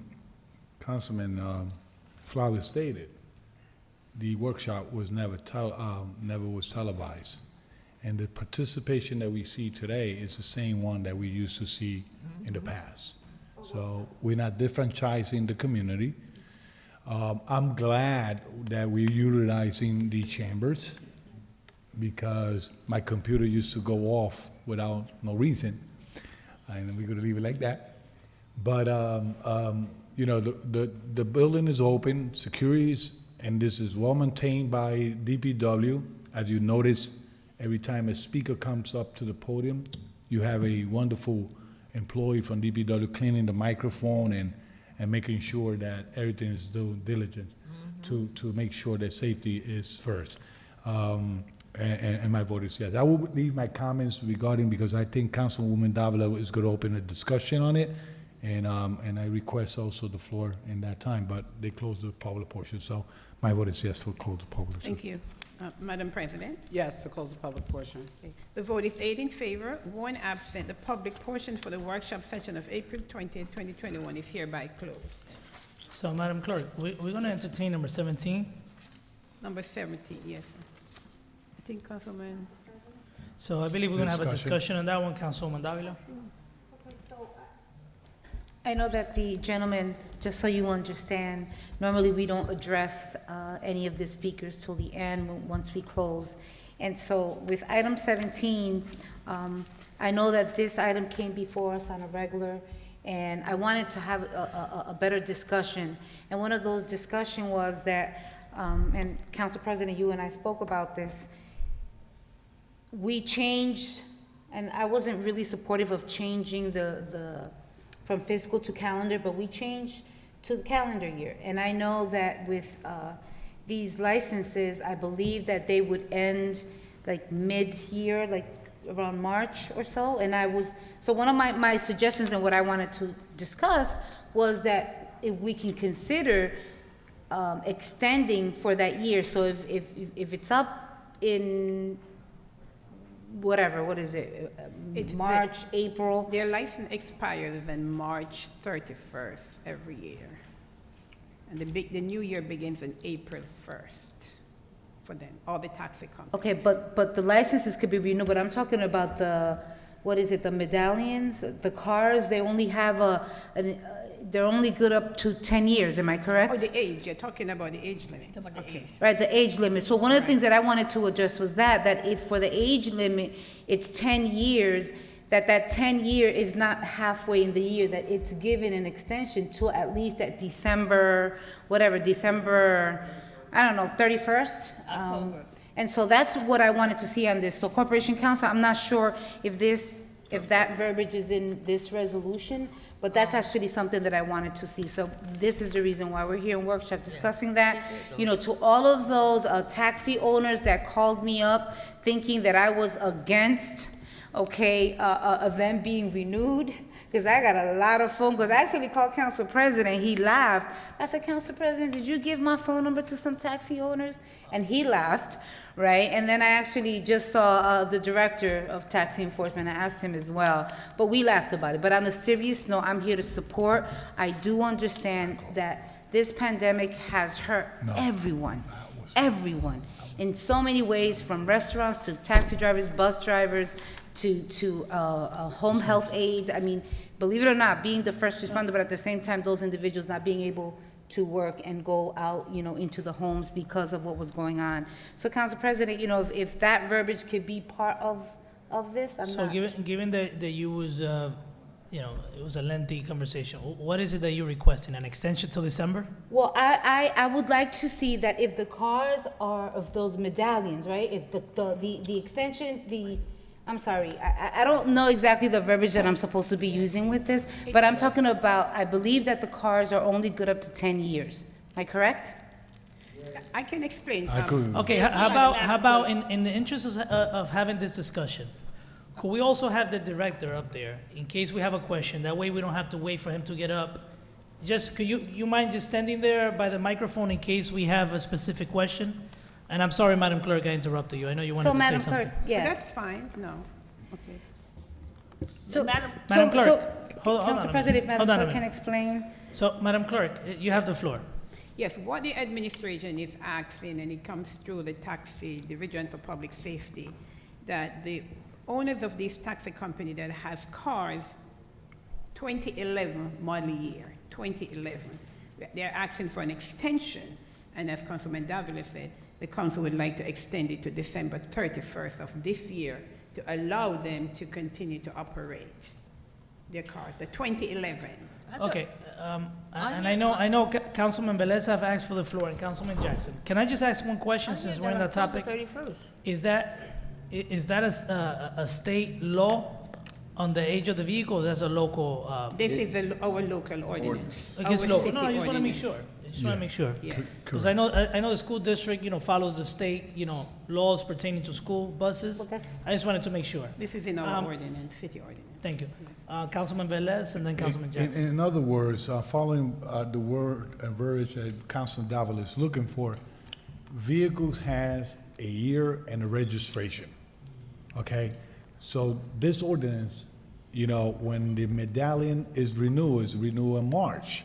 So it should be automatic, so they don't go back and forth, due and cancel when the registration of the vehicle is over. You understand what I'm saying? If the registration of the vehicle is December 31st, so that window there from March to December is already covered by ordinance. So if the next year, the vehicle registration is due July or whatever, should be canceled at that time. And the year should be starting in that time. If that It I'm doesn't understanding. work that way, Councilman. It make it easy for them. Yeah, no, what happens is sometimes when they come after the March 31st for a renewal or put another car in the road, then that day they're gonna have a new registration. So no, basically, it's supposed to be the 31st, but some cars, they newer and then they had to be in the road. So this will give them an opportunity from here to December to replace those vehicles, especially Correct. those vehicles, especially when they've been suffering a lot with this. Especially I go and I've been mentioning this a lot. The competition between Lyft and Uber and Ghost Taxi and all those things that we have in the city and limousine from other places and all that stuff is challenging for them.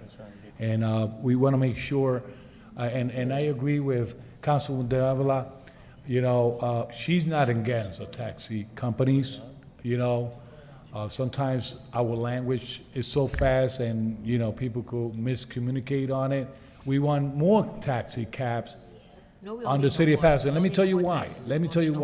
Ringwood, Wayne, Heldon, Prospect Park, City Clifton, city around us solicit service from Paterson. Okay? That's So- correct.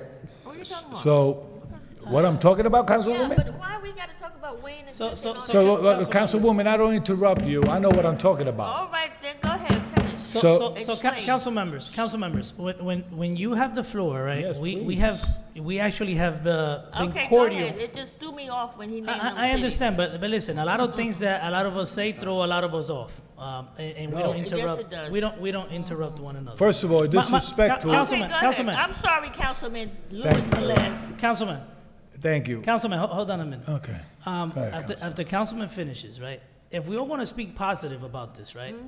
Why prolong the meeting and just, move it to a regular? But if you have, I'm not going to tell you, when not to speak, because that's not what I'm here for.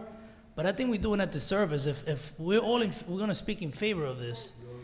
It's just, but you go ahead, Councilman Velez. You can wrap So it up. going back to my point is that when I say we should have more company for taxi in the city of Paterson, it's because other cities surrounding us solicit the service from those companies from Paterson. And that's a plus for them, and it's a benefit for us because then more licenses could be renewed, more company revenues is $100 and something thousand a year, okay? And that's revenue coming to the city of Paterson. So we all agree on the same thing that we need to keep business in Paterson. Maybe we'll, thank you. Could we put this on regular, or you still, actually, Councilman I Jackson? already was gonna vote that. So, Council President, very quickly, I have some concerns, much like Councilman Mendez. I mean, I'm not in the business of hurting businesses. I think, in fact, I would make a suggestion. If the gentleman says that the allowance is 9 years and 3 months, I think we should make an amendment to the legislation that gives 11 years.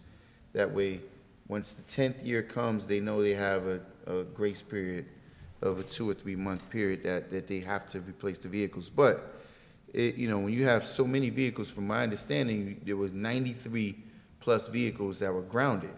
I think that even from the perspective of the administration, there needs to be a process in place where we're ensuring that these companies are going to be in compliance and they at least begin to turn their fleet over. Most businesses, I don't care who it is, especially operating on this level, these taxi cabs companies are not multi-million-dollar businesses. They're not just going to be able to go out and make purchases for 93 plus vehicles in one hit. So there's going to be a concession. We had to see this coming down the line, that we should have anticipated that they're going to be coming forward to the council. Now, my concern is this, directly from you, Director, is that there is a big concern. It's not fair that the council needs to nitpick on every single piece of legislation, which I will be readdressing the parking issue. All over the city, we're having a major parking crisis. I failed to send you last night. I'm coming home, after dark. It was actually after midnight, and I got cabs parked in my neighborhood excessively, along with other commercial vans and fleet vehicles and things of that nature. It is a requirement by the clerk, which she makes sure, she does her diligence all the time, that companies are required to have docking stations for their cars, so to speak. They're required to have designated off-street parking in order for us to give them the allowance to do business in the city. For now us to look for a loophole in the legislation and then not use the designated parking spaces, that's a concern. The other concern is that I've been, getting emails on the chain that I know have been forwarded to you, Director, as well as, say, the Public Integrity Office. And from what I understand, the company that the gentleman represents, his office is located, it's actually a vacant lot. So that's an allegation that I have no idea about. But what I would like, before we do vote on this, is a full and thorough report, Director, which I asked for a few weeks ago. And Madam BA, let me make a formal request, Madam Clerk, that a full report is given to the council on all of the companies their docking stations, meaning their designated parking areas? Do they have adequate parking?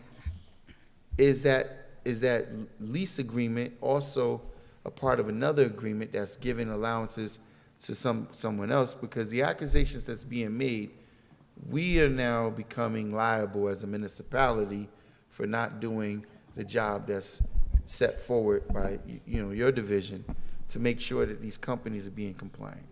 I have no problem with supporting the businesses and making sure that they have,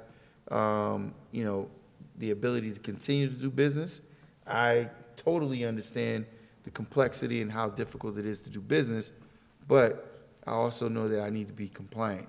And it's unfair that some businesses, Corporation Counsel, I know you haven't been privy to this, which is going to come up soon, i.e. as the Art Factory, and which is unrelated to you.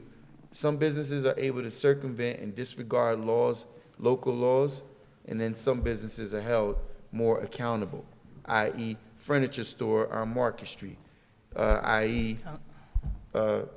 So you get the point.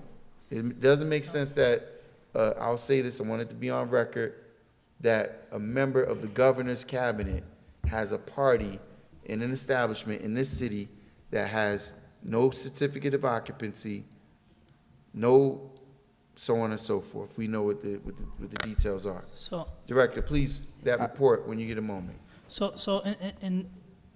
I just received a text that our ordinance reflects the DOT regulations. We need to look into that.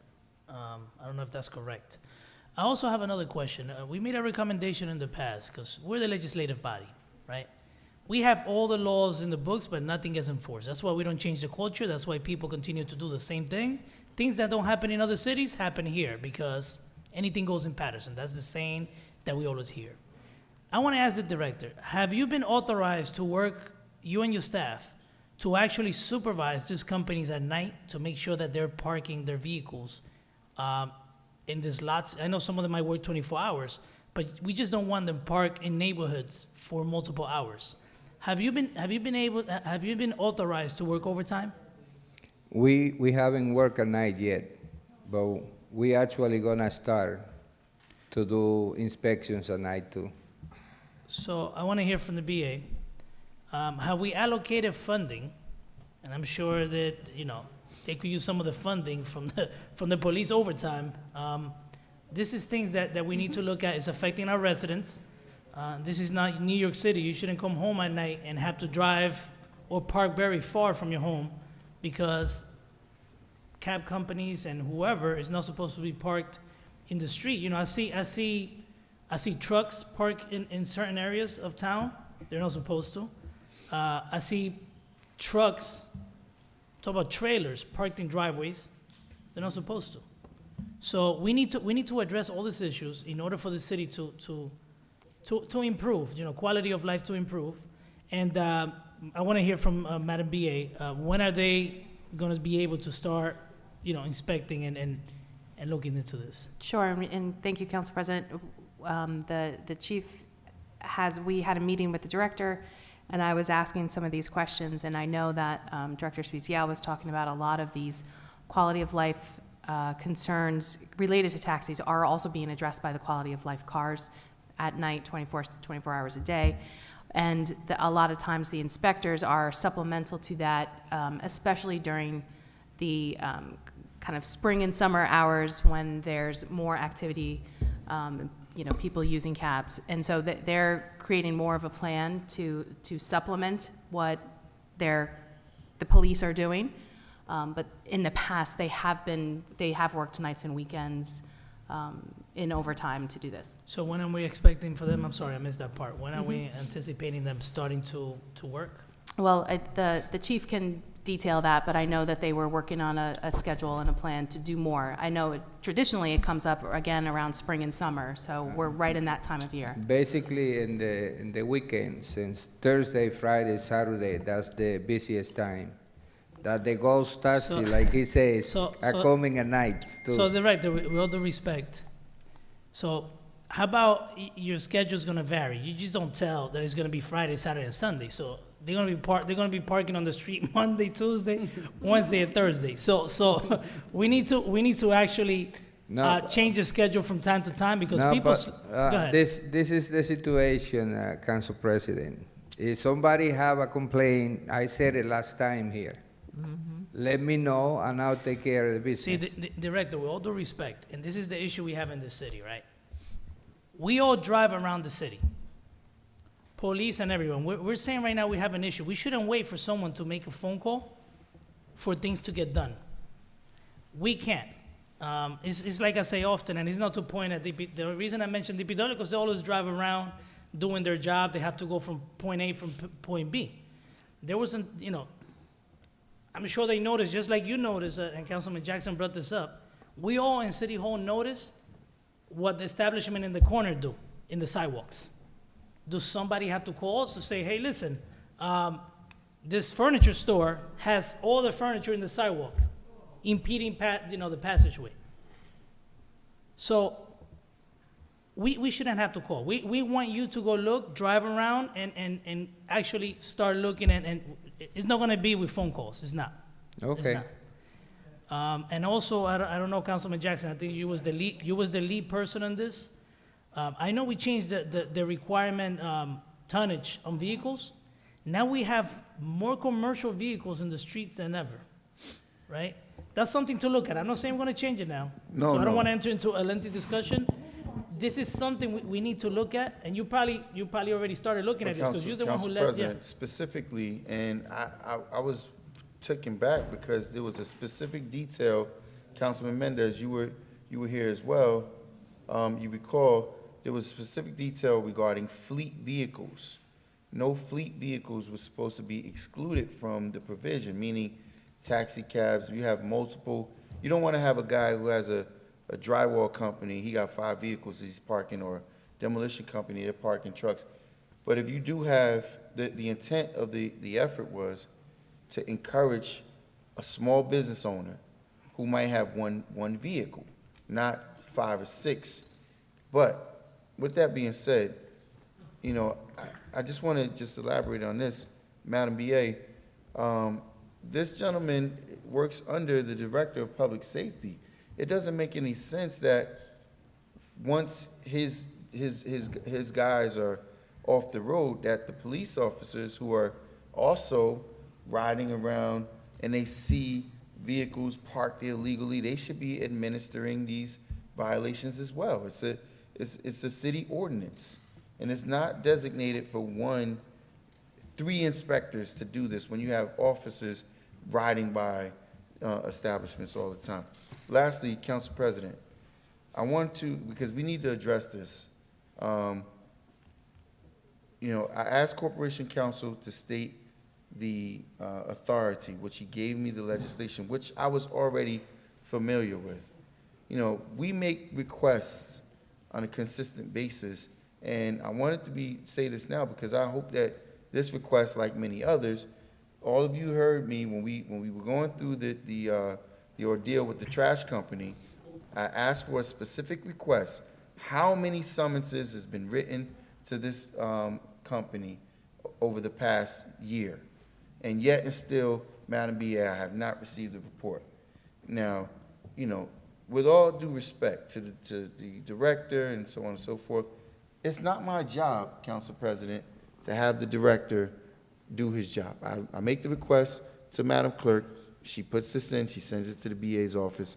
And, the BA and I had a conversation. I called her about something that we had a discussion in our personnel, and she assured me that she sent me all of this information that I requested. So what I did was I had the clerk's office send me the copies of all the work that they do when they prepare all council requests.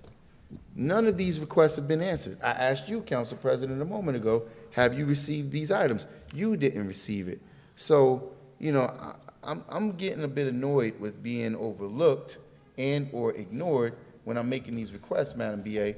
I asked specifically how many summonses were issued. I know we want to move past this item, Council President, but I would like to get an answer before we move forward outside of this meeting. Thank you. So I'm going to ask the public safety chair to yes, to actually, to address. I'm going to give you the floor now. You was not in your chair. So let's have this conversation in public safety. I want to, you should discuss what your authority is. For example, not just taxi companies, but if you're able to give someone a summons for having a trailer parked in their driveway, I believe my understanding is people cannot park trailers on their driveway. No. Also, trailers parked on the street overnight. That should not happen also. But I'll let you speak, Councilwoman Cotton. You know, I even had that, you know, you buy a house and then next thing you know, your neighbor got a tractor trailer and he parks his tractor in the driveway right next to your house. Like, to me, I didn't buy a house and see a tractor parked next to my house in a driveway. But my question to the Madam Clerk is, even though we went from fiscal to calendar year, it didn't matter about the taxi when the renewals was. It didn't matter going from fiscal to calendar year because most of the registration, the license was due March 1st, March 31st. So now, are we going from March 31st to October 31st or to December? The calendar year was set for the budget. That's my understanding, from January to December. But let me just explain something briefly. Right, with that's what I'm the- saying, but with the taxi companies. Right. This is what happened. Let me explain. It's a step-by-step process that the clerk's office has to do. And I need to let Councilman Jackson know as well that in the clerk's office, I have a CO for every taxi company that is out there, and it states the address where the car is supposed to be parked and the amount of cars. Yes. So I have that. Yep. I accept that from them. So this is how the taxi companies, I guess based on how the ordinances was done in the years before I came here, I'm not sure. The license expires in March 31st, and the year begins in April 1st.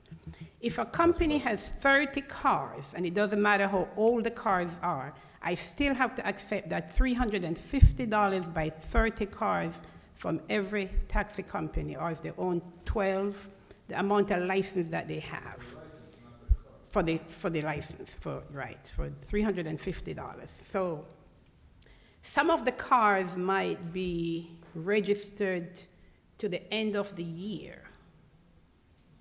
So they would still have a registration, but if they're still there and they don't renew with the city, then they're violating the city's ordinance for the taxis. So what the clerk's office does, I accept their titles and their insurance, but based on what the ordinance said for the city, I am not able to prepare a compliance card. There's a white card we call a compliance card, and this taxi company has to take to motor vehicle before they can be on the street. So all of that work is done after we pass the resolution. The cards are prepared. So what my office does, any car that is age 2011, I don't prepare those cards to go to motor vehicles. So this is what they're asking. I think one of that company, most of their cars are 2011. So I don't, although I collect their money for each license, for each registration, but the cars, I don't prepare a compliance card for them to go to motor vehicle. But some of the registration does not expire on March 31st. Some people registration, like our personal car, maybe at the end of the year, maybe November, October. So they still have a registration, but if they're still out there, they're violating the city ordinance based on the registration, the renewal of the cars. It's a step-by-step process. It's a long process. It's a lot. It entails a lot of work. Councilman Abdelaziz? Thank you, Council President. And I'm trying to flip this ordinance here because you brought something up that I think is an abysmal ordinance that has ruined the quality of life for many of the areas in our city. That was passed in 2016, is increasing the weight limit to allow that. You go speak to anyone that wants to come home and see what's happening, and this is not with the taxis, they brought it up here, and I stayed quiet the whole meeting. This thing that was passed in 2016 I have in front of me was passed, actually, Councilman Mendez, you're the only one that voted no on this, and someone else was absent, Ken Morris. This has ruined the quality of life. This has taken away the teeth for enforcement. I send the police to certain areas where people bring 3-4 cars of commercial vehicles, but because now this increase in tonnage, they can't give out a ticket. They can't tow the vehicle, right? And if you look around, I know my ward, they're up in arms. So what's happening now, right? So great, a taxi company, and I'm not saying taxi, let's use a bus company. Hey, to the employee, you could take the bus home. They could park it on the street now, so they don't need their vehicle. They drive it home. They drive it. Oh, you work for a bakery? Oh, bring your van over here. Oh, I'm in the Lakeview section. You think it's a parking lot of Home Depot? I got HVAC companies. We got sheetrock companies. This item right here needs to be rescinded as soon as possible. I don't care if it's 1 commercial vehicle or 15 commercial vehicle. We need to maintain the neighborhoods. Like Councilwoman Khan said, you bought into a residential area. You don't come in there and see a warehouse or vans and school buses and taxis in your street. And this is when you talk to the police director, when you go to public safety, because I send it to them, and they say we can't do anything. It's allowed to be parked there. Now, commercial vehicles that meet this tonnage right here are allowed to be on the street. The only ones that's not allowed are the big tractors right now, and unfortunately, they're parking in our streets too. But at least we could ticket them and get them towed, because I've seen the police go in action, or when residents call. So, Council President, I guess that goes to DPW, Mr. Chairman of DPW. I will request that item go back to committee. You didn't support it, so I'm assuming you could bring it back. There's a reason you didn't support it. You voted no. So I hope you could bring it to committee, bring it back. I think I will have plenty of residents call in or come in, whatever you need. And I'm sure this is affecting not only my ward. If you go to the 3rd ward, 2nd ward, 1st ward, 4th ward, 5th, all the wards, that when they come home and they see commercial vehicles. I didn't want to bring this up, Council President, but because you did, this was in my Quality of Life Committee meeting that I just had with the 6th Ward Neighborhood Association. This was the #1 item again. And I just got a text, there's another company, 3 vehicles, they got an operation, free parking. Don't rent a lot, you can park on the streets of Paterson because of this 2016 ordinance that has allowed it. We opened it. Thank you. Council President? Council President. Very quickly, can I? Council President? So, can I let since the chair of DPW was addressed, let's have Councilman Mendez. No, and actually, Council President, he was addressed because he was the only one that voted no, but Councilman Abdelaziz was not here in that time, and there was a reason it was Councilman done. Mendez was here, so But to say that it was quality of life being jeopardized, listen. well, you like to use a hammer a lot, but you don't use it for you. I actually, well, like I said, I got to keep order in the meeting. Wait for your turn. So, Councilman Mendez, thank you. Thank you, Council President. I think that we have all the items on the agenda to take care. I believe that, we should move on with the meeting. I just want to comment on this situation for this taxi company. I believe that having less than a year to replace all those cars, not enough time. We have to admit that the pandemic's still here, COVID's still around. I'm very sure that if we give you that window, less than a year, you're gonna come back asking for more time. I definitely want to make a request to extend the time for you to keep using those cars until you get back on your feet. Now, on the other part, as the Councilman Abdelaziz mentioned, I will bring that legislation to the committee. We're gonna have a discussion, but I just want to tell you one thing. I think we're mixing 2 things in this governing body. I mean, we're the legislative body, but the enforcement fall into the administration.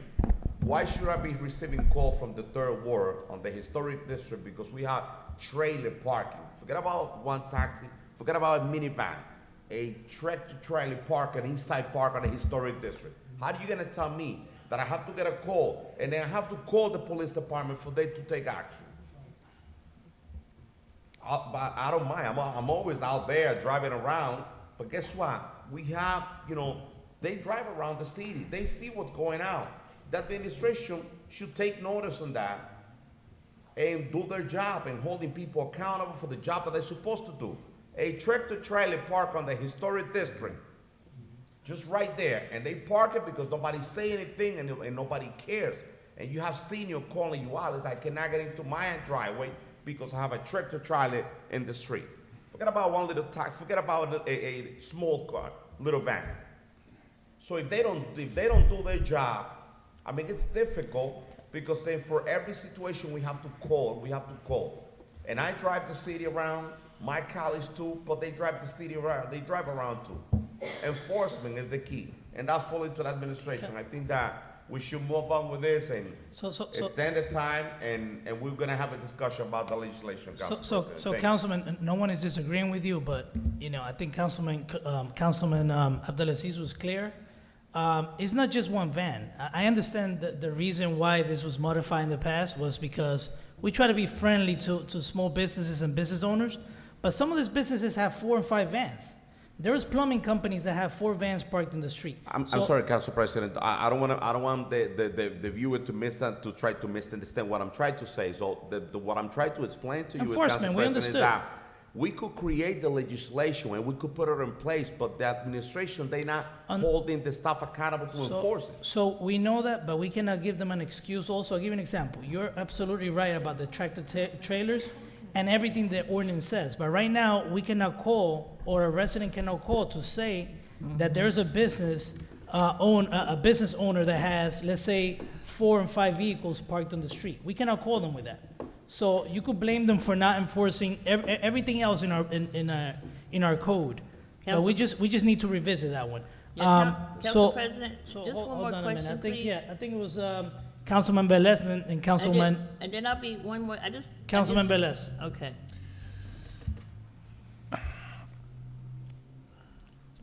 That's okay. I made my statement regarding the, hold on. Oh. You know, I don't want people, viewer out there thinking I'm disrespecting or cutting some people off. But, and I recall the passion of Councilman Jackson, and I know he could speak by himself. Right. In that time, it was a different scenario. It was a different scenario, different situation. The pandemic get here. A lot of this company are mandated their employees to take their vehicle home.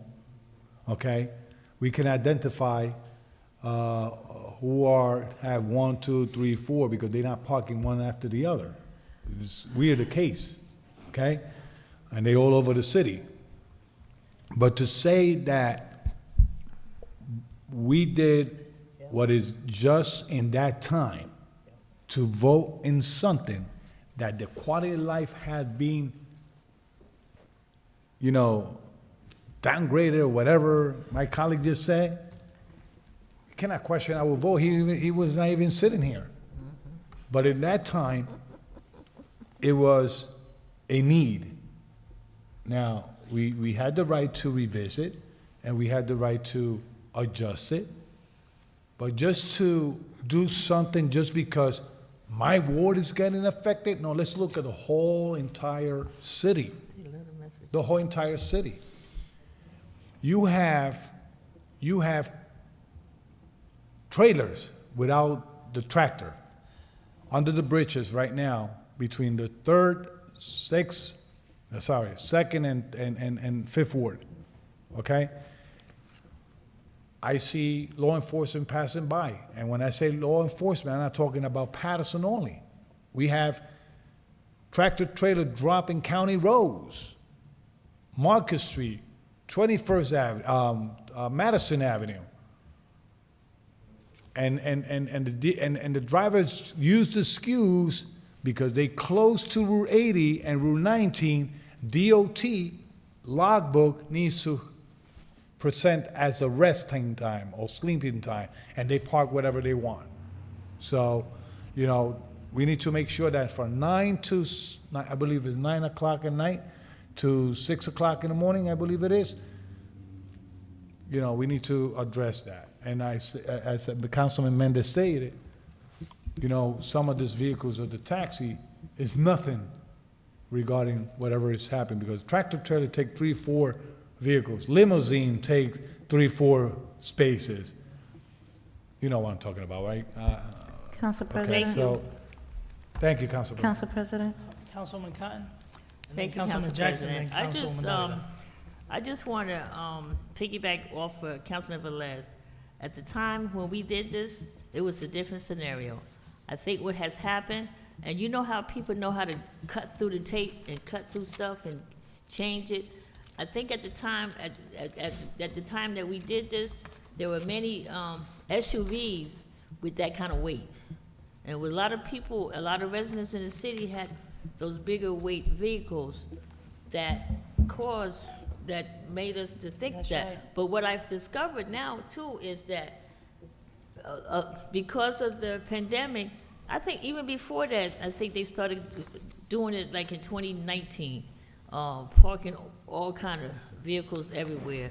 But at the time that we did this, it was a different scenario, and sometimes you have to stand back and say, you know what, it's not working now how we thought we wanted to do it, because at that time, I did have a Yukon XL, which was a big SUV. So it wouldn't make sense to up the tonnage for that. So I just want you outside in TV land that it was a different scenario, and now we see how we need to change it to make it right again. So I just wanted to share that with everyone out there. Thank you.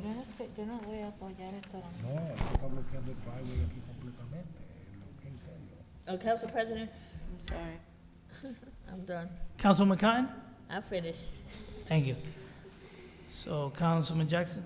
Thank you, Council President. So I appreciate it and respect the councilman's sentiments. Difference of me, I won't beat around the bush. He could have called me out by name. I sponsored the legislation because if you had a Ford F-150 and you utilized it as your work vehicle and it had commercial plates, you wasn't allowed to take your commercial vehicle home.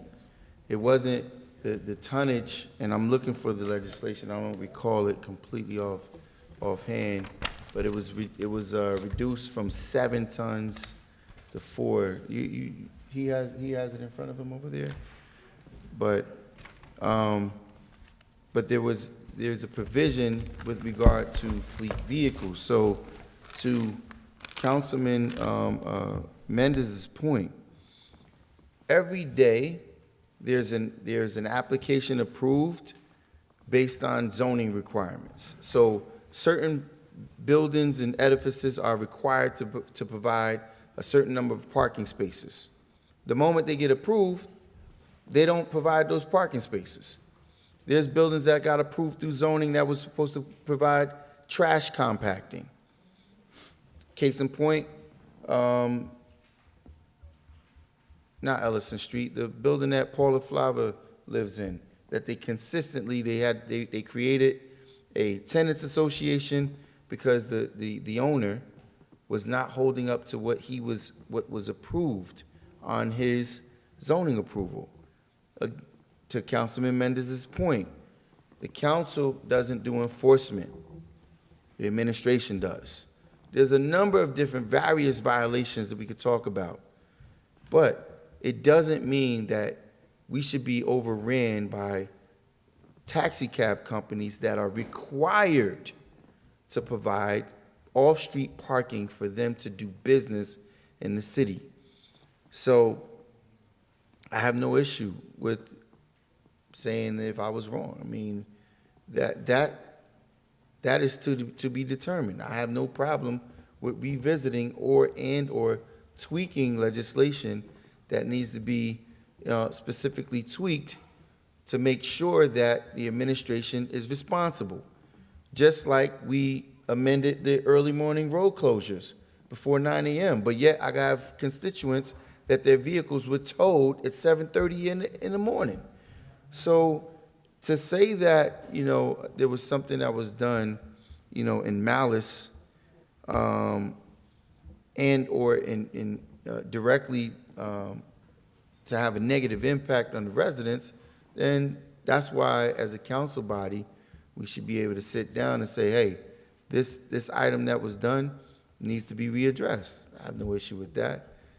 Taking the posturing, making a stance to say that, name me by name, man. I would respect that more. I respect that. I respect somebody that looks you in your eye and says whatever their feelings are. But to take a jab, and act as if I'm going to duck behind it, I don't do that. I don't do that. If it was something that was done that needs to be readdressed, obviously it needs to be readdressed. But let's talk about these consistent oversights or intentional oversights. The early morning road closures, the building at 13.5 Van Houten, because 10 text messages just came in for me to validate that point. They're supposed to provide trash compacting. They have overran dumpsters that have been overran for so many years. All the garbage has gone into the chaseway of the waterway, and we've done nothing about it. So, listen, enforcement is a very big deal. So, Director, I know you've been standing there a long time. You're very strong and in very good shape. You show me that often. No, regarding what Councilman Abdelaziz says, there's a lot of taxis from New York also in the city of Paterson. They only go to the 6th ward. Free No. parking in the A city. lot of them park. Point of order, point of order. But with that being said, Director, please, the enforcement was under your purview. It's in your hands. If there's cabs that's not utilizing their parking spaces, I don't mind.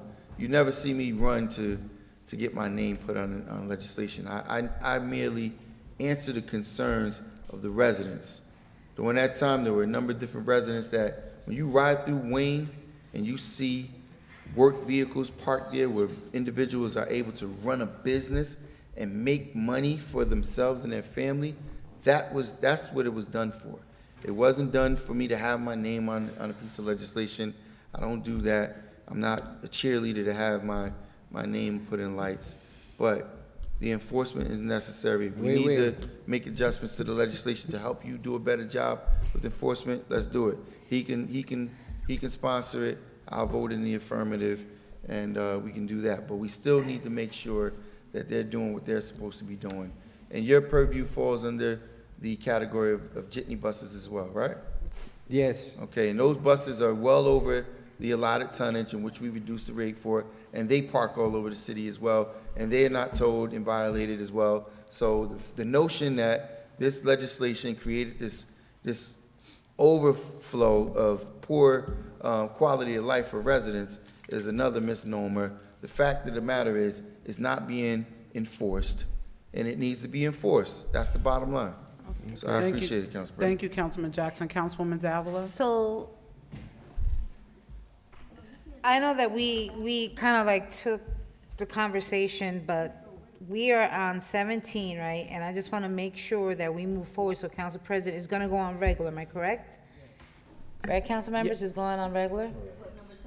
Right, and to clarify, this is specifically changing the age limit that's imposed currently, right? That's Yes. about the year. Okay, I just want clarification, because we talked about a lot of stuff. I know I mentioned something in terms of fleet, in terms of, when the expiration and extending it. So I just want to be sure what we're discussing today, because I Right. kind of like got a little lost, although understanding, some of the conversation in terms of, Councilman Jackson, when you put forth, I was right there, when you put forth the ordinance in terms of changing tonnage and so forth, and we went into enforcement, which is a major issue in the city, but I just want to bring it right back and know that we're going to move forward, Council President, with 17 to put on regular, and that we know what we're doing, so we shouldn't have this long discussion next week. I think we should move forward, to support it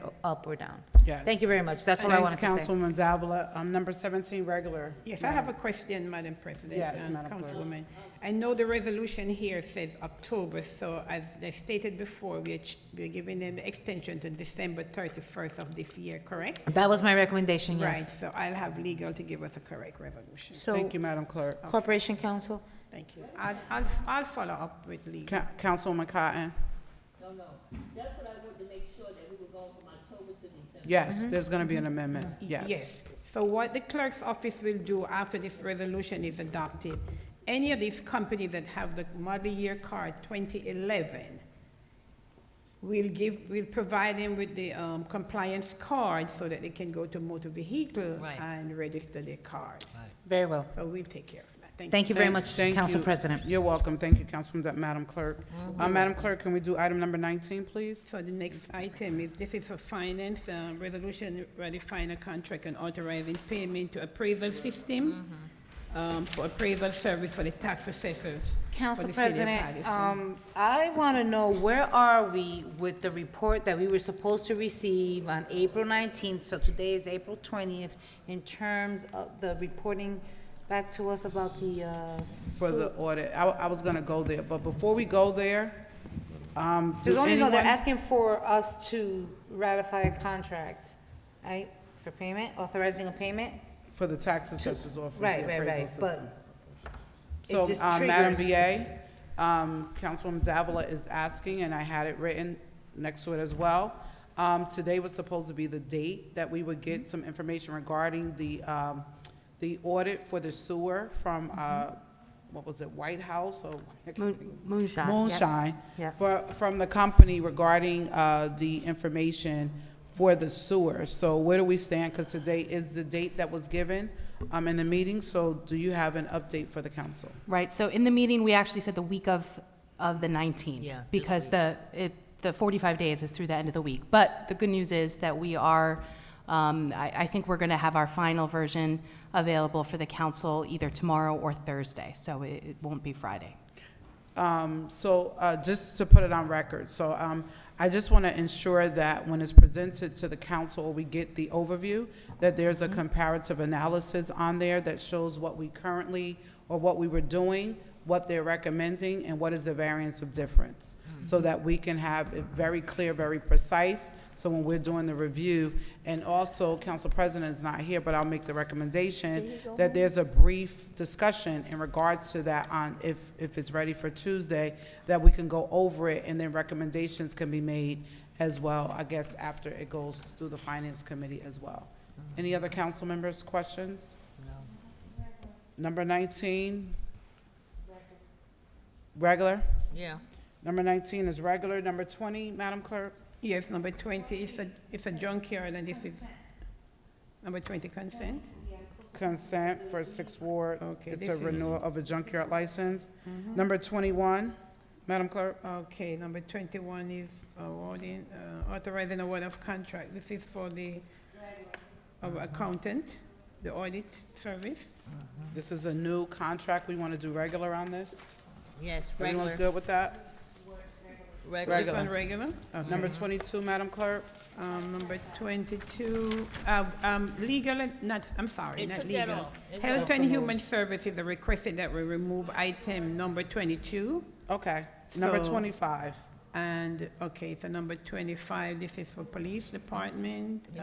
This is, You know what, this is, Brian. I mean, there it goes again. It says, they're applying for a grant, and I see they got accepting it at the same time. So this is a grant coming under the Brian Criminal Justice,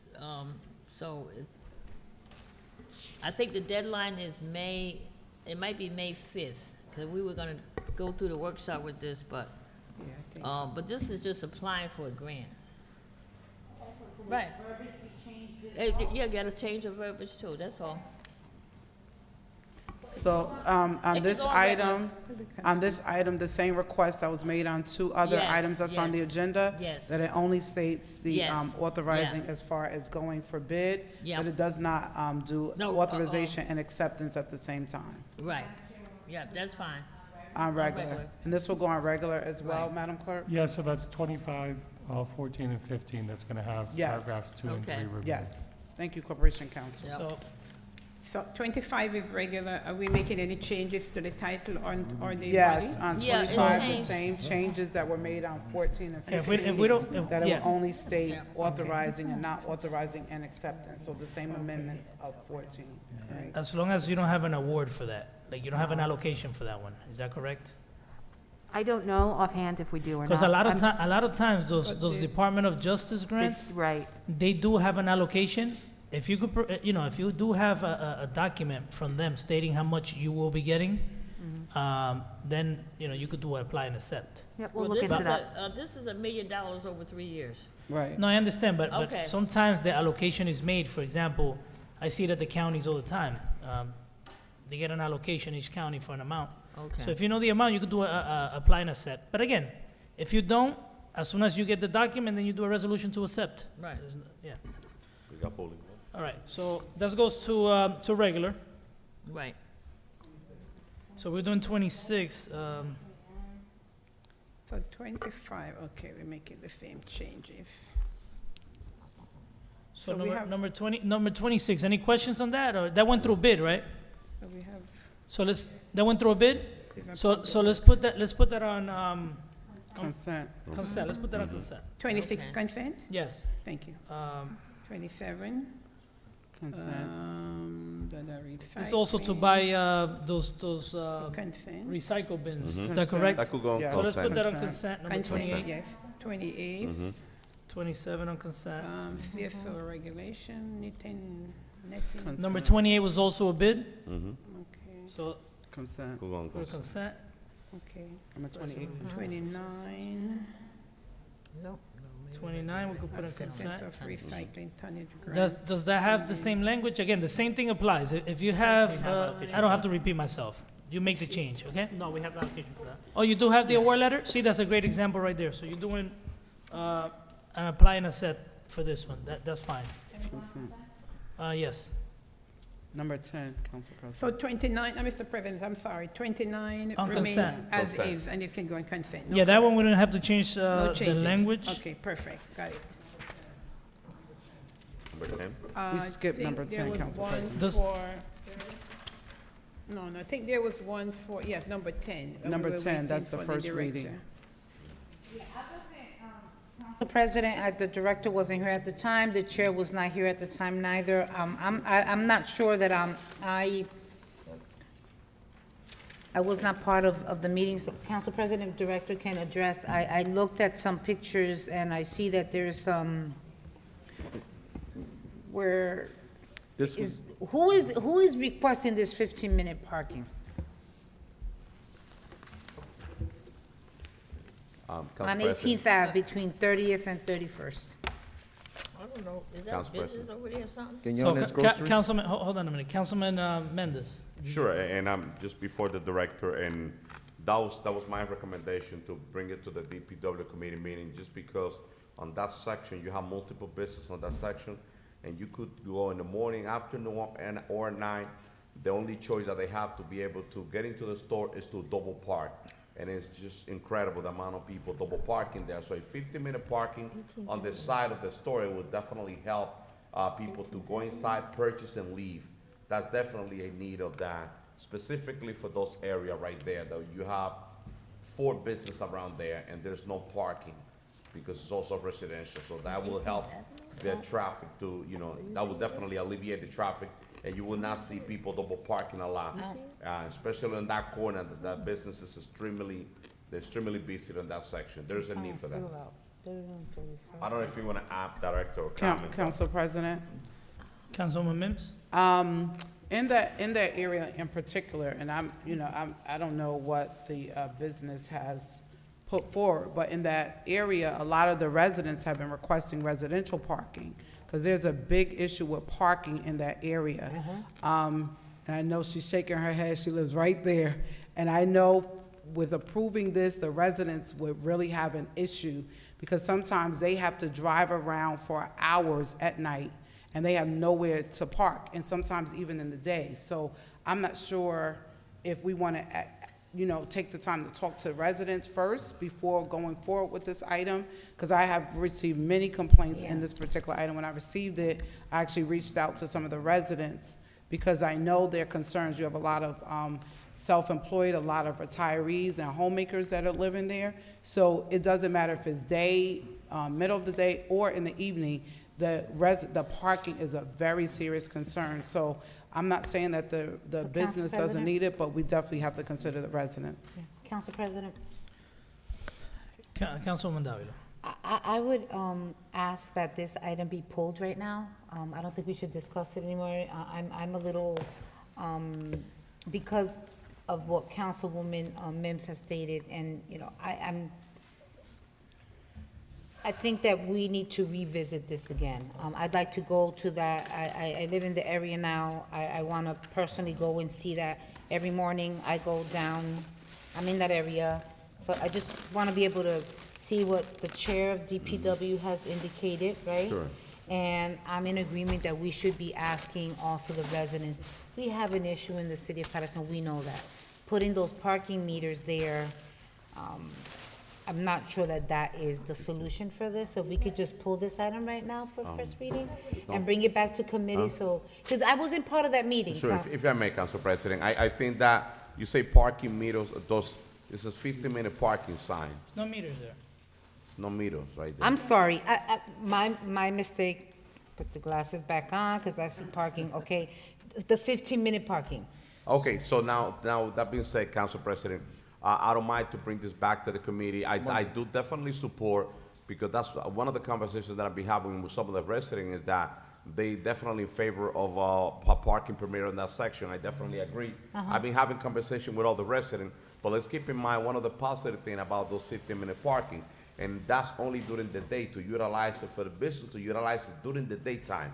It's not it's open after 6, it's open for everybody to park, but during the day at least, all those businesses, they could use only that spot to be able to make sure that the customer could go in and out. Yeah. And after 6 o'clock, that's open to the public. So that's the reason why I'm very positive about this. But I'm also positive, and I would love to have the discussion about a pilot program with parking permit on that section. Because like I said, traffic is very limited there. We have to look into all those handicap that we have around there. We gotta make sure that they renew, that they all be renewed also as well, because that's something that I see a lot of them. So we just wanna make sure that they're legit. We just wanna make sure that, you know, that all the papers are in order for that. Okay. But I will definitely bring this back to the committee, and I'll make sure, I'll and bring we it will back have both Monday. discussions. Yeah, make sure it's there Monday, and Hung Chow be there so we can discuss it. No All problem. right, so Council President, you remove item 10? It's gonna be removed. Okay. And I guess you'll discuss it further. Yeah. And if you feel the need to go speak to the residents, that you must do so. And the reason I had this smirk is because we often see the same things being requested, and I never hear the conversation of, you know, let's go talk to the residents, which is the responsible thing to do. I want to but- personally go, I wouldn't say that I don't want to talk to the residents. I personally want to go and see and experience what council, And the chair fair has enough. stated. Yeah, I'm not questioning, you know, the action to remove it. All I'm saying is that sometimes I laugh because the process is like different for every location. Maybe this one calls for someone to knock on doors, but I just wanted to add that. Huh? So we're removing this one for now. Yeah. There are 2 more items, Mr. President. Which are the 2 items? I stepped 30 and away for a minute. 30 and 31. There's an updated agenda on there for all the council members. Councilman Jackson had requested that these are on for discussion tonight. Number 30, it said an ordinance establishing, we don't have the ordinance, just the discussion, establishing a commercial loading zone on a portion of Mill Street between Grand Street and Route 19 exit ramp. So, council members, this is sponsored by Councilman Jackson. Item number 30, Council President, I spoke with, I've been speaking with the director for quite some time with regard to that. I spoke to the chair of the committee. They're going to do a final review, but, you know, not to prolong it, because this has been an item that we've been, that's been in the works for, you know, for quite some time. So we talked about it, talked to the director, he's already kind of milled through it, and I know you guys are gonna do a final vetting, but so we can actually get it on as quickly as possible. I'm talking about item number 30, Councilman. Sorry? Item number 30? Oh, Yeah, So- I so as you well want wanna- to go. I you want wanna to go put it to committee? Councilman Jackson, I want to go to the area No. too. So is the recommendation to go to committee? Is that what you're saying, Councilman? No, it's been before the committee already.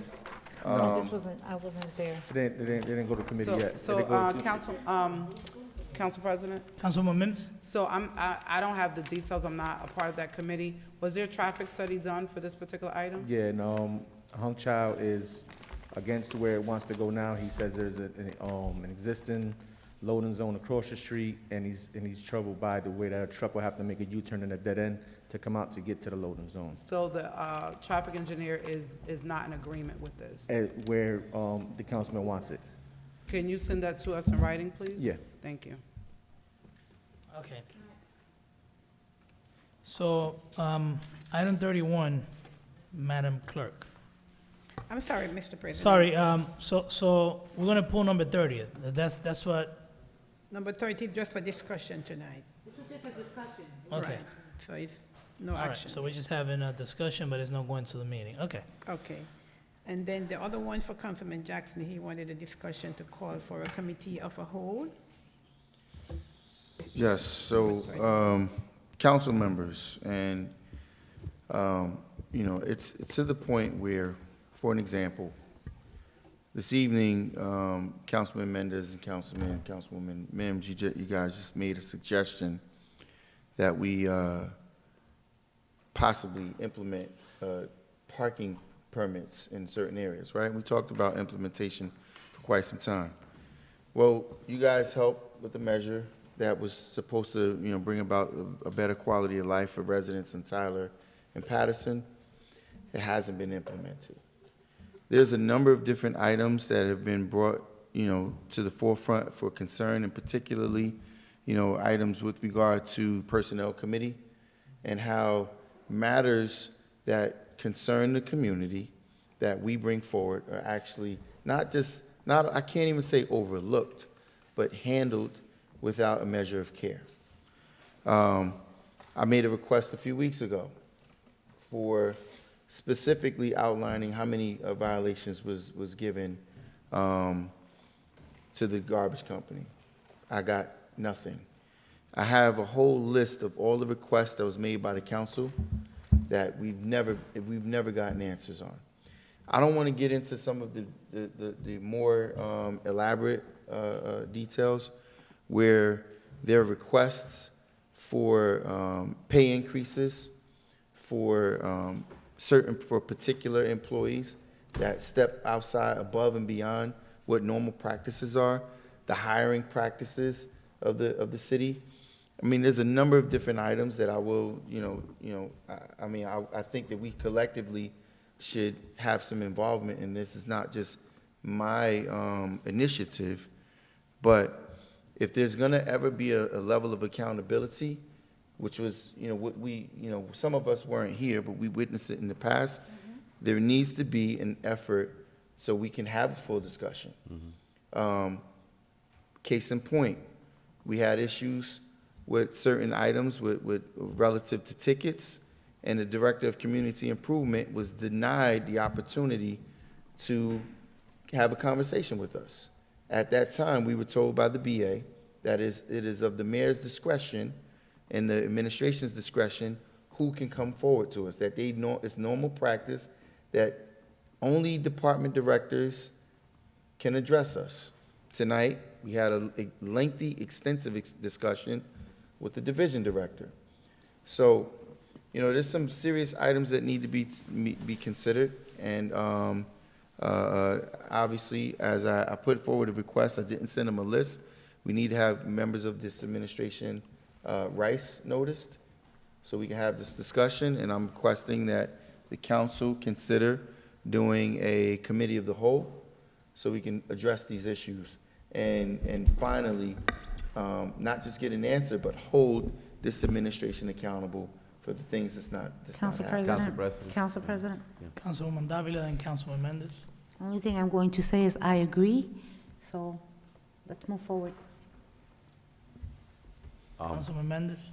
Thank you, Council President. I definitely agree, but not only that, I think that, Councilman Jackson, you've been requesting that information for the longest. And I just want to mention what we did with Roselli, with that company.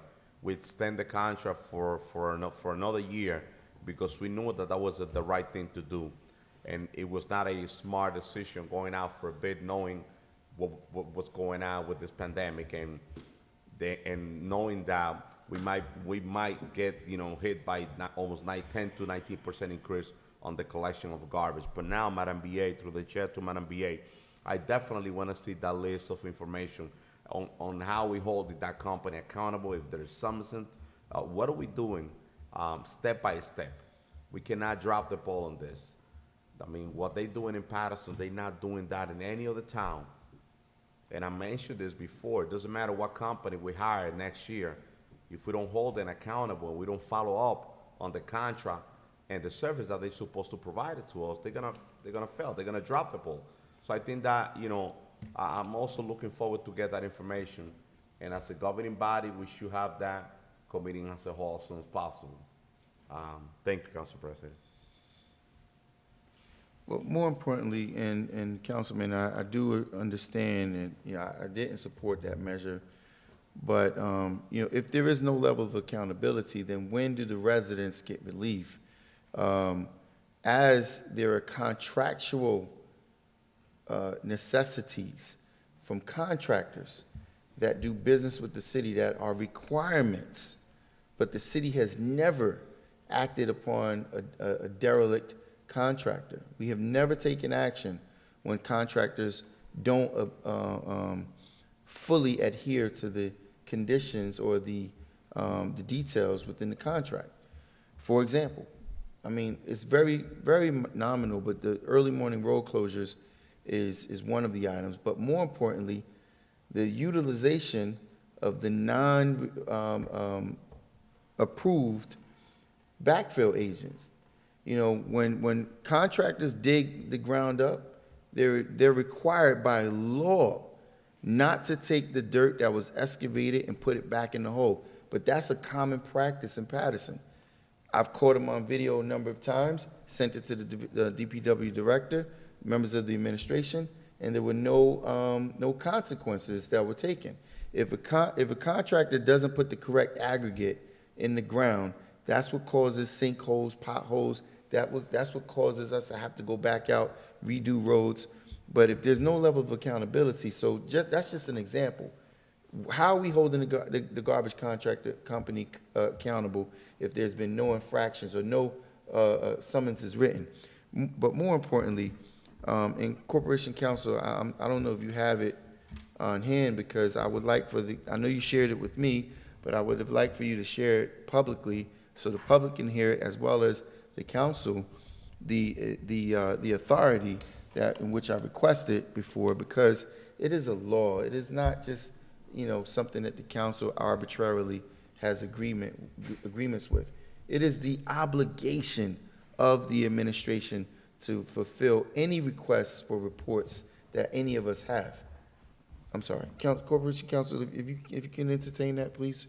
Yes, Councilman Jackson, that's found in the Faulkner Act, NJSA 40:69A-37.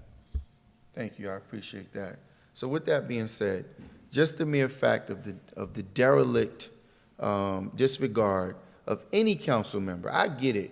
Like, Councilman Jackson is more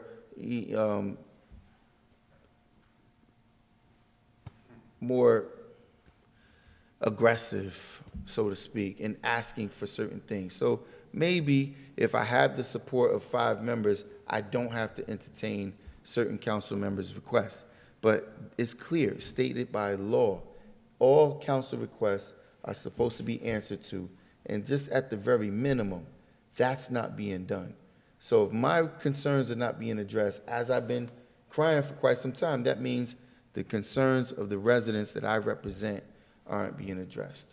And as some of you have been a part of, my community forums in the First Ward, they're very well attended. We have a great deal of members in the First Ward residents that are very much so concerned with, the activity within the city.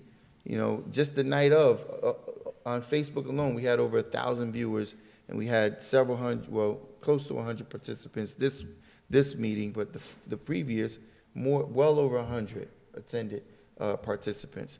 People are concerned on why their issues are not being addressed. I'm the council representative. The issues are not being addressed, and there's various others that I think we should have a full discussion in the committee of the whole. So I'm asking you, Council President, please put forward this item to put it on for a special meeting, and you know, we all of the employees who will be discussed, we should have them rights noticed. I sent requests in the past to have certain employees rights noticed. It was never done, and all of my concerns were overlooked. I don't want to prolong this, Council President. I think all of us are kind of in agreement, and this is something that needs to move forward. Council President. Councilwoman Mims. Just quickly, Madam BA, and it's just a request, can you send to the council if, say, an employee, whether they have COVID or have to quarantine because other members of that department has COVID, what is the process? If they go out on COVID, do they have to use their own sick time? Is that still covered under the state law that was given through the governor? What is that process? Could you please outline what the process is if they're using their own personal sick time and then later on being reimbursed, or do they use their sick time and then at some point it goes into workman's comp? Like, I'm not sure what that is, but could you just send it? You don't have to go through it tonight, but can you just send me an outline of what that looks like, just to make sure that we're in compliance with some of the governor's orders? Thank you so much, Council President. Thank you. I hear you loud and clear, Councilman Jackson and some of my other colleagues. It is a shame that we always have to go to those measures in order to get some attention. There's been time we hold here budget hearings and everything else, and I don't know. I'm a little frustrated with whoever's approving all these positions from the state, because we have positions that we're creating positions that we never had before, and I understand that you could make a case and say, well, I'm saving the city money by doing this. Well, you could have saved the city more money. It's the amount of money that we're paying and the positions that we're creating, but that's not the worst part. The worst part is that how this administration disregards, is not willing to sit down with some of us, or at least the committees that pertain to those actions, and have a conversation. Anything related to positions should also come through finance, because there's a monetary aspect to it, especially when creating new positions. Mm-hmm.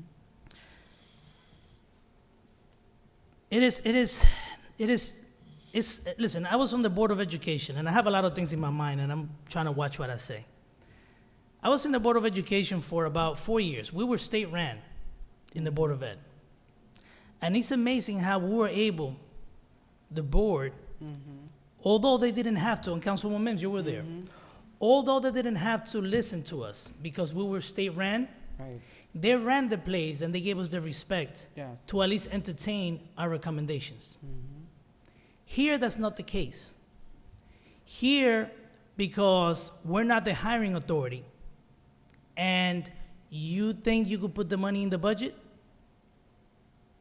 that you could go ahead and make whatever moves you need to make without any conversation with some of the colleagues. And that's where the relationship gets messed up. And what bothers me the most is this. The minute that we're working with you and we're trying to move this city forward, oh yeah, we're working together. The minute we vote once against something you don't want, now you're the enemy. we're You the start enemy. calling the state. You call all the mutual friends that we have, tell us how we're not working with the administration, but the administration doesn't even give us the courtesy of a conversation. And that's what is so disturbing. So 3 years later, I'm still talking about the same thing. If you notice, I've gotten a lot of heat from my colleagues because sometimes as council president, I have taken drastic measures to put things in the agenda, to get rid of certain things. And then I change my mind later on, but it's not because I changed my stance. As long as I get them to do what I'm asking them to do, sometimes I'm doing things that just don't look right out there to some people that are in the business. Like, why put that in there to do this if you later on you're going to pull it back? It's not because anybody convinced me. It's because I convinced myself because I look at the financial consequences. But we shouldn't have to spend so many days and hours discussing things. All it would have taken is a conversation. And it's just frustrating that my colleagues now have to entertain something that is not done often, which is the committee of the whole, because a lot of the issues that go on, a lot of the hiring practices, a lot of the increases that I've never seen. I remember I used to work in this city. I pay attention to city business for 12, 13 years. I still have friends that work here. I work in a place that's better off financially than this place would probably be in a long time. And the place where I work, they're better off financially because they're very conservative. You don't see all these new positions being created, although we're in a good situation financially. Here, all you see is, I understand people got to be taken care of. We pay very low wages, but we have to do it fairly throughout, the whole city. It messes up with the morale of the employees. There is a situation, and I could speak about it, not in detail, but there is a posting right now for a position for $120,000. I wasn't going to bring this up, but it's bothering me. The position is an assistant CFO for $120,000. That position never existed before. We had a comptroller position, which was held by the CFO, the current CFO. That position was probably paying maybe $90,000. Now, in the city of Paterson, we have ordinances. The department heads don't even, human service director probably gets paid 90-something thousand maybe. I don't know how it's public information. But no one, even the purchasing agent doesn't make, I don't think, 120, and he's been there for 30 years. The CFO, the BA makes 110 per ordinance. Should the BA get paid more? That position, the department head should be paid better here, but we need to see improvement. So it is frustrating that when I decided to run for office, I knew we could improve the city. We could definitely improve the city. The city could be improved financially, and also we could improve the quality of life. But we need to work together here, and we're not working together. I don't know what to do anymore. It's just so frustrating that you bring something up to the administration, instead of looking into it, you're wrong automatically as soon as you bring it up. That's been my experience here. Council President? So I wasn't going to even speak on this, but I'm to the point that Councilman Jackson, I'm going to think about, but if we do something, it's got to be organized. I'm not saying we are or we're not, but we need to look into this matter, because the only ones getting hurt are the residents. You're not hurting me personally. You're hurting the residents. And all I ask is this is an outcry, actually. I'm asking, when are you guys going to work with us? When are you guys going to give us the courtesy of a conversation? We're the governing body. We, council members, and I'm going to say the same thing, they could do all this hiring. I just hope that when the time comes to adopt a budget, we just cut those budgets. That's it. We're going to request That's what you for do. an outline of all the positions, And remove and we're going to cut the budget accordingly. That's what Please indulge me, because this is not to hurt anyone. This is to basically get them to start working with us. This is very disrespectful. Very. Another situation we have is the uncontrolled overtime. You have overtime being worked on non-stop, and it's not because of COVID. This has been happening before COVID. Right. Non-stop. We have personnel meetings all the time, and you still have people working overtime through the roof. You have secretaries here with 60-plus comp days. 60 plus. Nothing against them, they probably work, but now the person in that department should have known better and know there's limitations. When I worked here, that didn't go on. There was 1 month a year where we probably work overtime to close the books, maybe one Saturday a month or two. I never made probably more than $800 maybe, or $1,000, ever, in any given year, in the years that I worked here. And no one else in the department also. Now overtime is like open, the floodgates are open. The job of the administration is to keep costs down and at the same time execute the plan, which is what you put in the budget. Enforce the ordinance and execute the plan. And I want to apologize to my colleagues for extending myself, but I don't know what else to do. This is a whole different experience than what I had at the school district. And they had the authority to Yes. disregard what we said because it was a state-ran That's true. district. And starting from Mr. Evans that was there, Yes. he stated that although he was going to give us the courtesy, although that they were state-ran, I don't think, maybe there was one time that he actually exercised his power, but maybe he was advised by the state when he did that. Last thing, councilwoman members, you remember when the school district wanted to increase the levy, and I questioned Donnie Evans at the time, and I said, well, you need to start cutting this administrative budget that you have. You have a lot of positions here that doesn't make sense. And I pointed out a consultant that he had. He had allocated $400,000 for 2 consultants, $200,000 each. And I asked a specific question. I said, okay, what are these consultants for? He tells me, oh, we don't know yet. I said, so you don't need them.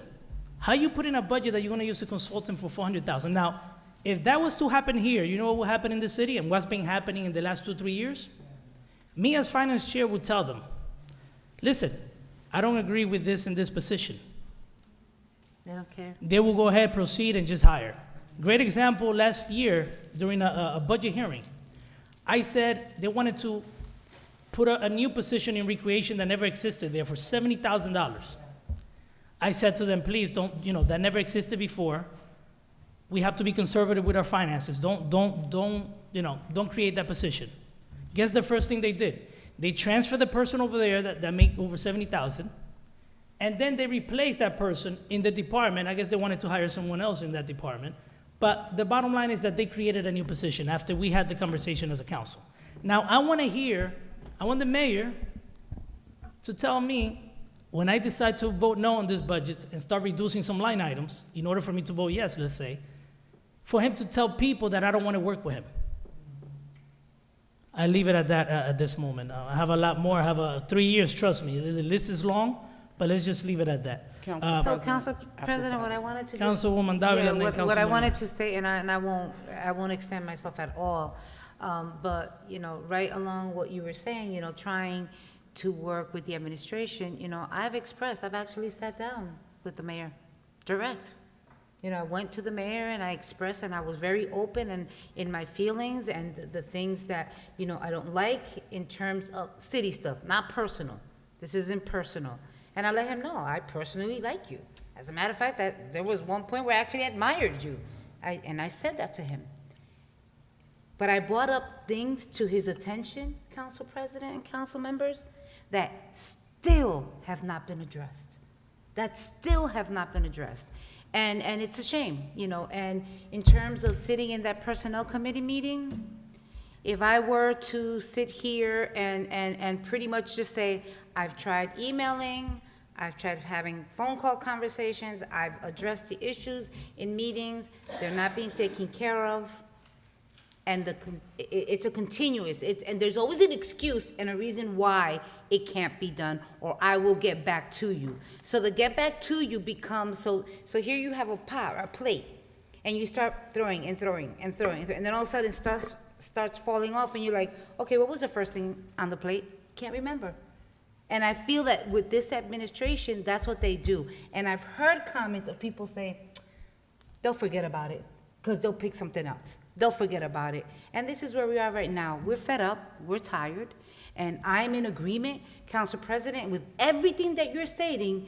We need to move forward with this committee of the whole to have this meeting, because we have to put it out there. We all saw it when it came forward, with our finance chair, Morris, and McCoy, right? Morris and McCoy. But I also agree with you, Council President. This is not to have a manure show at all, okay? This is to do it right. This is not attacking anyone personally. It's going to be specifically discussed on the things that you have not moved forward correctly in terms of this administration and addressing the issues that are important to our residents of the city of Paterson. Thank you, Council President. Wow. So I definitely agree, Councilman Jackson, and I'm really grateful. I don't know why it took this long to do this committee of the whole. I think it should have been done a while ago. There's so many things, you know, when you start off, you know, I believe in starting everybody at 100. So you start off, you want to support, you know, give them an opportunity. But one of the things that I vocalized privately and openly here from the council is that you have to learn how to work with everybody. Whether you like people, you don't like them, you got to reach across the line, you got to have conversations, hard, whatever, and you have to do that. But sometimes, for one, I think is assumed. This person's gonna support, we don't have to worry about them, we'll just go to this. And I think it has gotten to a point where the assumptions has led the city down a bunny trail. And the residents are in a place where the residents are feeling the brunt of some of these things that are happening. And so when you see job postings that are posted, and Council President has hit it on the head, but I'm working on this competitive tool for the salaries. And I'm looking forward to presenting it possibly in May. And I think it's gonna blow the minds of this council and the minds of the city, because when we keep bringing in people at $60,000 and $70,000 and $100,000, and we have employees in this city that have worked here for years and are only at 30,000. What kind of morale booster is that? That we have all of these employees at this low grade level of salary, not just in one department, there's various, and you're gonna see it. I think it's gonna blow everybody's mind to see it on paper where you can filter through and see how long these employees have worked for the city. I think it's high time that we stop bringing in people with these big salaries and look at these rate tools and go across the board and do increases in salaries for the employees that work hard every single day. They're here every day doing all of the hard work, doing all the extra, and even when it comes to the overtime, sometimes you see the overtime numbers, and I'm telling you, it's just amazing to see it. But when the rate tool, I'm not going to keep saying that these employees, because it's not just DPW, it's the health workers, it's a lot of departments, and when you see it, they should get a raise. That's something that we should be considering, Council President, and to my council, when it comes to those line items for the budget. I'm with you. We cannot keep saying, all right, I'm gonna bring in this person, okay, you didn't do what I like, so I'm gonna move you out the way and I'm gonna bring someone else. Like, it's kiddish, it becomes childish, right? And it happens to us as council members, and they've said it the best, that when we don't wanna work with them, or maybe one time we say, you know what, I don't really like that because of X, Y, Z. We become ostracized, they don't call us, they don't text us, then they start putting people in the election to run against you, to talk about you, and all types of stuff. This is how petty it's going on for even an election that's next year. We have a whole year and a month, and we're already playing petty politics about people running, and you gotta learn the art of counting to 5 now. You can't even get to 5, and you're talking about other people that's gonna run to try to take our seat. That is terrible, to try. I'm gonna say try, because the incumbents always have an advantage. And then you're concerned about who's gonna run against you for mayor. Just do your job. When you do your job, you don't have to worry about who's running against you. Right now, the residents need leadership. They need thought leadership, that when we're doing something, we're thinking about it, there's a plan, how does it look? Is it needs-based assessment? Do we need it right now? Do we need it in 5 months? Do we need it in 4? We're not doing any of that. We talked about Roselli, and I give it to Councilman Jackson, he was on it, and I kept saying, procurement, 6 months. Let's go 6 months, 6 months. All of a sudden it came back to us, still didn't have a plan. But that's the story of this administration's life. No plan, no thought leadership, petty politics, and it's time for this council and committee of the whole. It's high time now because the residents are suffering. The residents need a break. We need ratables, and the employees deserve to get more in their salary. Enough is enough of all these extra, and I haven't been in personnel, but I see the frustration on Councilwoman Davila's face when I'm coming in the building, she's coming out, and I just see she's so frustrated at what's going on in the meetings, and I'm not physically there, but I can only imagine what is going on in those meetings because we just have to do better. There has to be a working relationship with the mayor, his administration, and this council. We're in it with you. We live here, so we want to see things better. Work with us. Stop working against us, and please stop worrying about an election next year. You may not even live till next week. Worry about today. Tomorrow got enough problems of its own. Concern yourself with the residents and the issues that are going on today. Stop playing petty politics and stop this clown-like behavior, and let's really fix this city and build a better Paterson. Council President, I know we have to close and all that. I won't be here. I got to go take care of my daughter. Paterson, I love you. God bless you. But if we're going to build this city, we got to stop playing games. God bless you and good night. So, very quickly, Council President, first of all, I appreciate that. And surprisingly, I'll show each of you the text so you don't think that I'm blowing smoke. But a resident texts me, it's about time you guys support Councilman Jackson.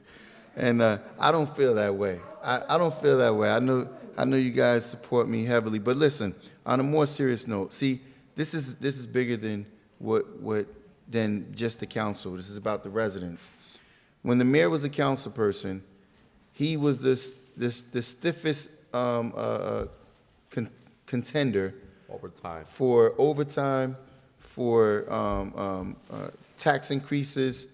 You know, he got on Councilman McCoy, who then somehow they partnered together, which is still surprising to me, and touted how he voted for 12 consecutive, it was a crazy 15 consecutive tax increases, yet we see these tax increases. He got on Mayor Jones when they did the committee of the whole and gave him a hard time for a chief of staff position. He brought on a chief of staff, paid the salary $100,000 because it was another 10 that was done retro, then brought a replacement in who was a longtime city resident and reduced that rate considerably. And what I'm talking about is fair practices. We have a city employee that has been acknowledged by the state. You've been doing this job. You've been committed to your job. You've been committed to the city. You have all the qualifications, all the credentials. And this is where the state and civil service views your position to be. And we get a notice from the BA saying we are contesting that.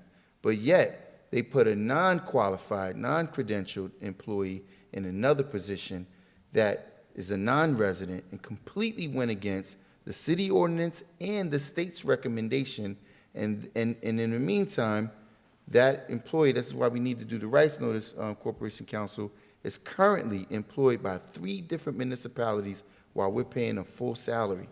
This needs to be done ASAP, and I'm hopeful that we can see this through. Council President, let's put it on the calendar. I'll send my recommendations for employees that need to be riced. I'll send it through the chair to Corporation Council, and including everybody on the Strand. The residents deserve to be treated better. The city is in the worst condition that I've ever seen it. The potholes are building. The city is absolutely atrocious. It's dirty all over.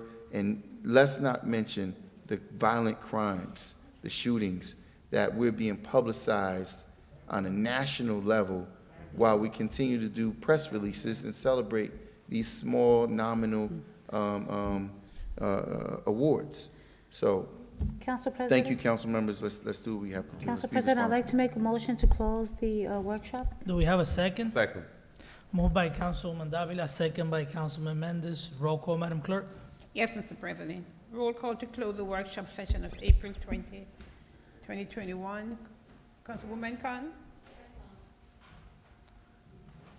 Did you say Councilman Khan? We're closing.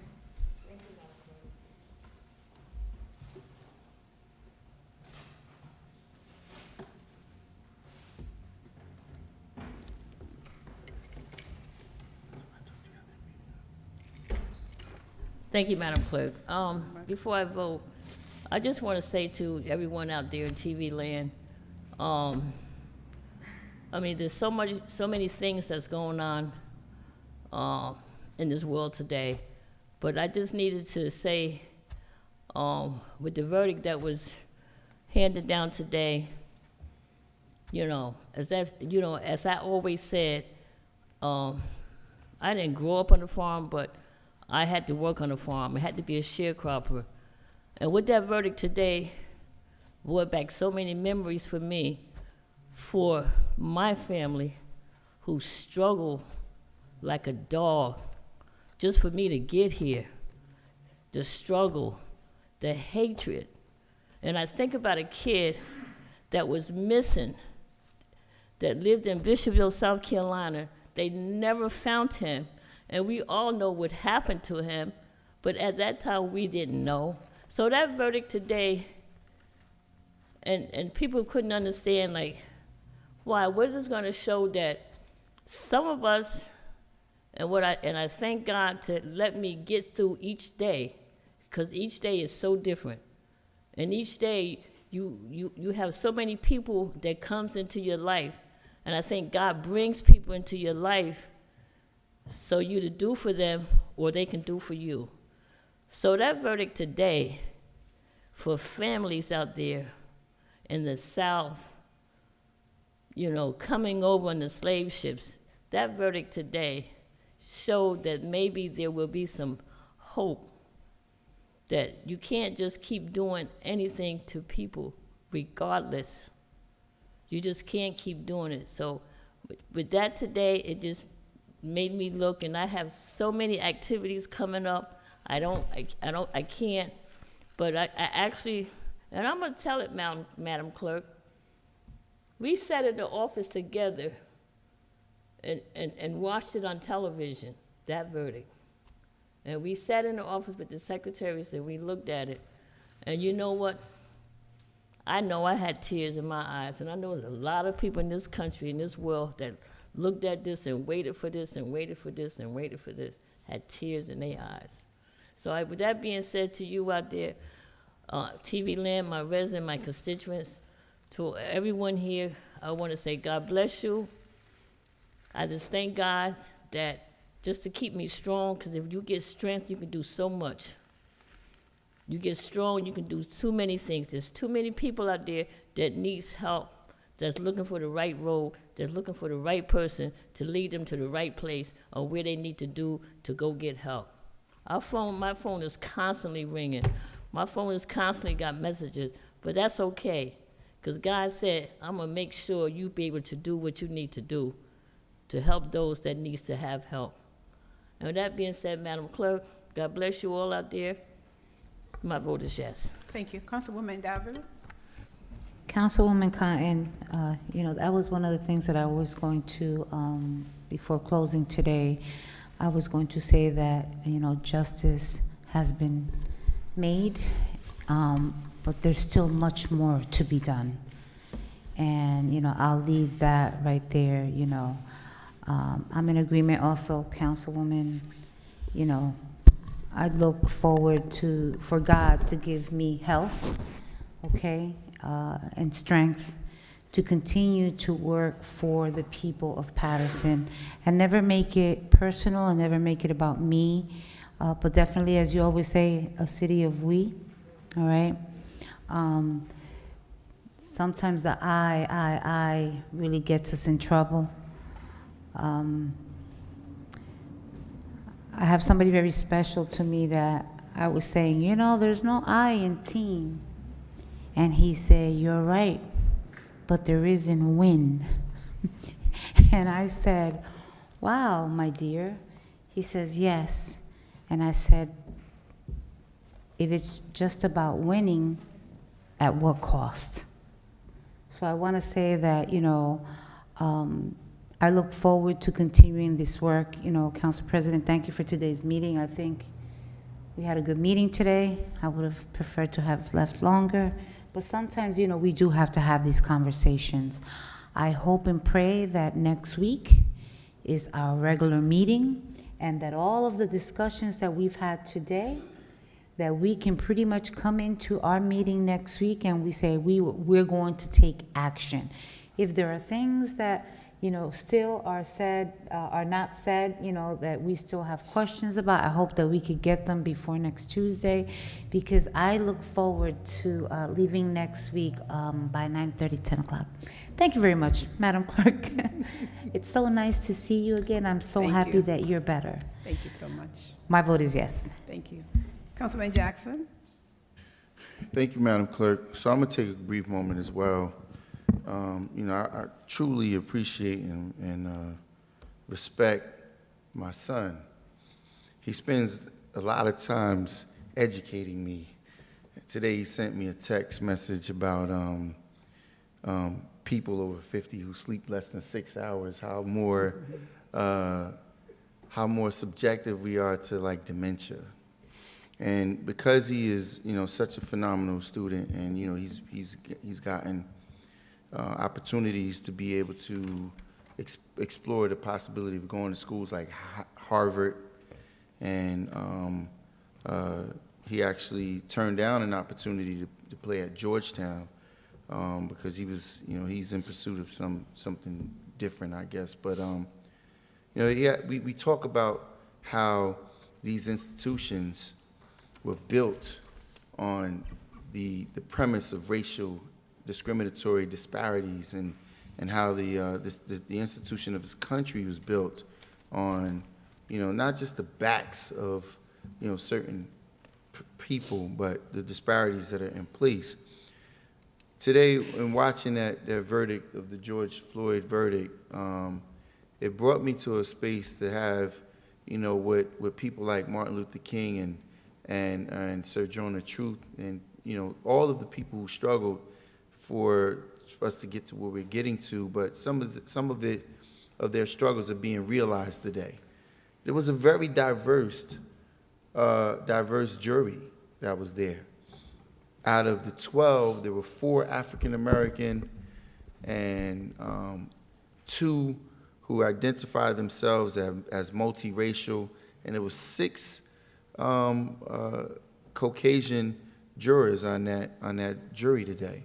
And there was no question on whether or not they saw it the way the world saw it. And they came back with a very quick verdict and unanimously agreeing that there was a person who was mistreated. And the significance of that to me, as I always advocate, because, you know, I challenge someone to say that I'm only advocating for a certain segment of population in our community. I've advocated for numerous different people across the board. And if I sit here in this position and sit still and watch people be mistreated, be discriminated against, not have the same opportunities at advancement, then all of the work that's been done before me was done in vain. All the people who lost their lives, all the struggle, and the name in which I represent from my family would be done with poor taste. So, as my son, you know, dredges forward and now provides an example for me in many instances, I definitely have to stand here and stand firm and make sure that I'm showing him a clear example that we must continue to advocate for fair and just treatment. And on the death of George Floyd and the rightful conviction today, I want to remind all of you and all our viewers and this administration, we still have the death of Jameek Lowry on the hands of this city that still have not been answered to, that still has not been accounted for. So, you know, while it may seem so far away, it is right here amongst us, and we have to all, you know, be accountable to what happens locally as we're watching what's reflected nationally. So with that being said, Madam Clerk, respecting and appreciating the work that you do every day. My vote is yes. Thank you, Councilman. Councilman Mendez? Thank you, Madam Clerk, and I'm gonna use my 2 minutes before my vote to just, I stay quiet, just listening to my colleagues about, talking about the condition of the city and the way the administration treat you when you're not in alliance with them. And I just want to say that I feel very pleased to hear some of my colleagues, talking to the administration in this direction because, and I mean, I experienced that since I got here that, once you're not voting on their way, once you're not agree with them, they push you to the side and they try to convince all the colleagues to vote their way. And it's sad, it's really sad because I challenge any person in this governing body or outside this governing body to look into past administration and see all the hiring process. This administration, they've been opening position like never before in any other administration. At the last meeting, I voted against the payment of bill. I don't like to vote against payment of bill, but I was forced just to express my level of frustration due to the overtime. There's no control on the overtime. And this mayor, when he was sitting right there on the left, he was criticizing the past administration because of overtime, because of the hiring process. And what do they do now? They find a way to get away with it, with any position that they want to hire any friends or whoever they want to hire, and we have no say as a governing body. And I'm glad to hear some of my colleagues talking about that because they're gonna come back to you asking for your support on the budget. They're gonna come back to you. And if you support a budget like that, you're not supporting the people of this town. Every dollar's counting in this town, every dollar. And we have to be mindful of those positions that this administration has been opening left and right. We have to be mindful about the overtime. And we're spending more money on overtime now, and look at the service that our community are receiving. Look at the condition of a road, the garbage in our community. There's a lot of questions that we have for this administration. And I've never been afraid to say no to something that I believe that doesn't benefit the community at all. And I will continue to do so. So I hope that definitely they change their behavior, the way they try to do business, that if you don't agree with them, if you're not part of their clique, they try to push you to the side, which is I don't mind. I don't mind. My Patersonians know that I wake up every day with my smile on my face, and I go up there and I try to do the best I can to help the community and to help our Patersonians. That's my goal, nothing else, and to support what is right for the people, what is right for the community, especially in this difficult time. So Paterson, COVID's still around. Let's continue protecting ourselves, using our face mask, practicing social distancing, and getting vaccinated. God bless you all. My vote is yes, Madam Clerk. Thank you, Councilman. Councilman Mims? So, in closing, I'm with Councilwoman Cotton and my colleagues. I sat home and I wanted to sit with my sons and watch the verdict. Because as a granddaughter of a sharecropper, as a daughter to a mom who churned tobacco and picked cotton and made it and moved here to Paterson and made some great strides and did some great things as an African-American female, watching the video consistently through this trial, and I just kept looking at my clock, 9 minutes and 29 seconds of a knee compressed on the neck of someone whose hands were not in a place to fight back, and you heard him until his last breath beg for his mother. And today was so important as a mother who's raising African-American men, that they would see justice be served for once in our community. We watched as they were waiting on the verdict, and some of Emmett Till's family showed up. And if we go back, we saw how they allowed at Emmett Till's funeral, they would not let them do anything to the face. They wanted everyone to see what he looked like laying there. And they talked about that today. And then when the verdict came in, it was almost like you were suffocating because you were at a place, although you heard the evidence, the chief of police spoke and said that it went against all of the protocols and practices, there was still a level of uncertainty as to whether or not they would get it right. But today, it was the guilty verdict on 3 counts. And although as a person who is a Christian, you don't want to say, I wish anything on anyone. But the sad part is, even though the verdict was in, George Floyd will never live again.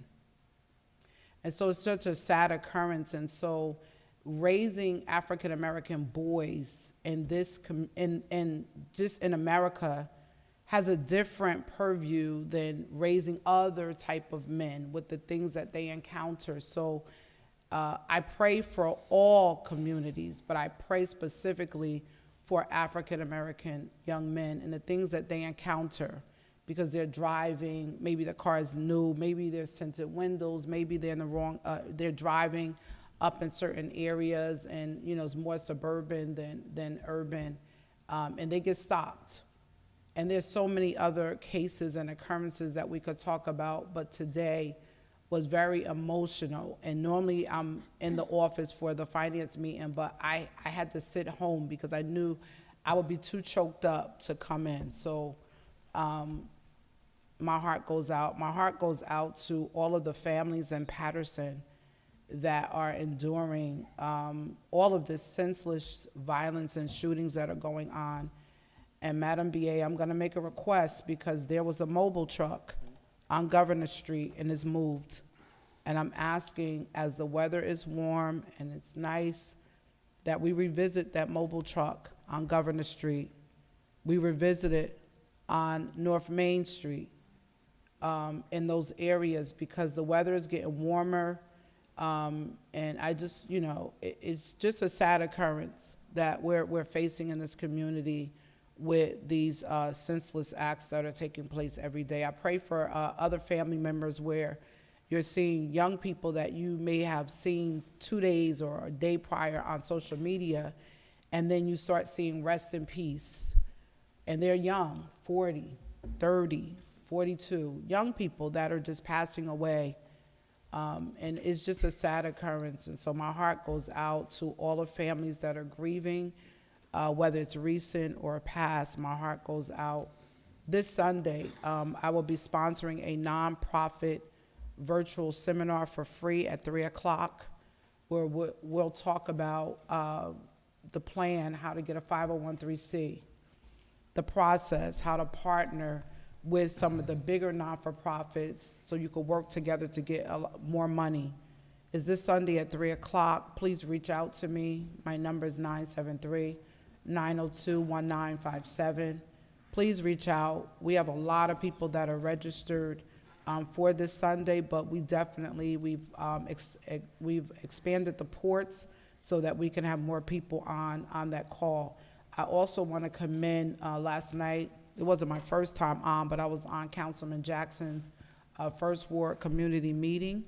I was on, and he did a great job. There were a lot of great people on that meeting, and I think it's great that you meet always, you know, and I know Councilwoman Cotton does it with SEPTED and her ward as well, but and Councilman Abdelaziz as well. But you have to definitely meet, you know, in your wards, and it's great that we as council at large, because Councilwoman Davila was there as well, that we come in and we show our sign of support for the council person of that particular ward. And so with that being stated, I just want to say I'm continually praying for this community. I'm praying for this administration. I'm praying for this council. Because if we're going to get anything done, we have to get it done together. And anytime there's cracks and crevices or whatever's going on, you got to find a way to come together and get it done. Because if not, you're going to just keep tearing and breaking relationships, and nothing is going to get done. You're going to find that sooner than later. But we have to find a way to put our egos aside, agendas aside, and just do the work and move the city forward. And so with that being stated, Paterson, good night. I'm continually praying for you. Madam Clerk, my vote is yes. Thank you, Mr. President.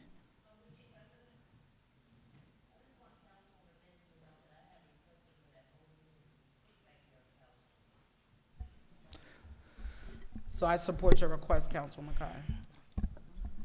So I'm here sitting, thinking, should I mention this or not? But I'm gonna give it a try, because I'm desperate already.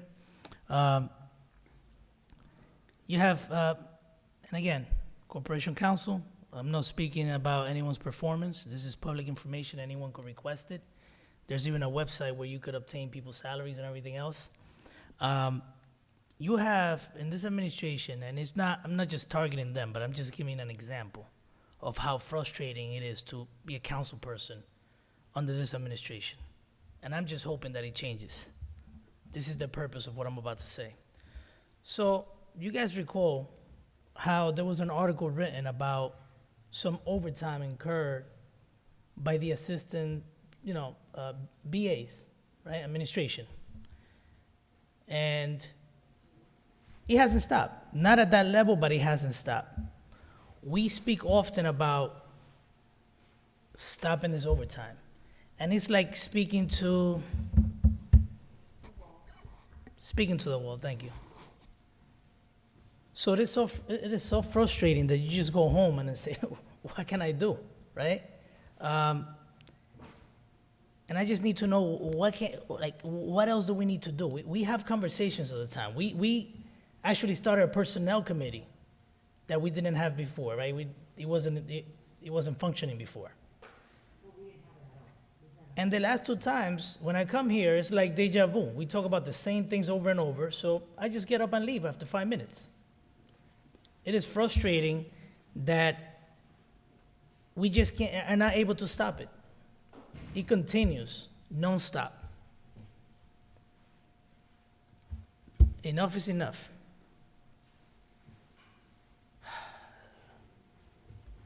It is a shame that we have to go through this in this city. We could spend our time discussing other things, but all we ask is to be, mindful and work with us, and this is not happening.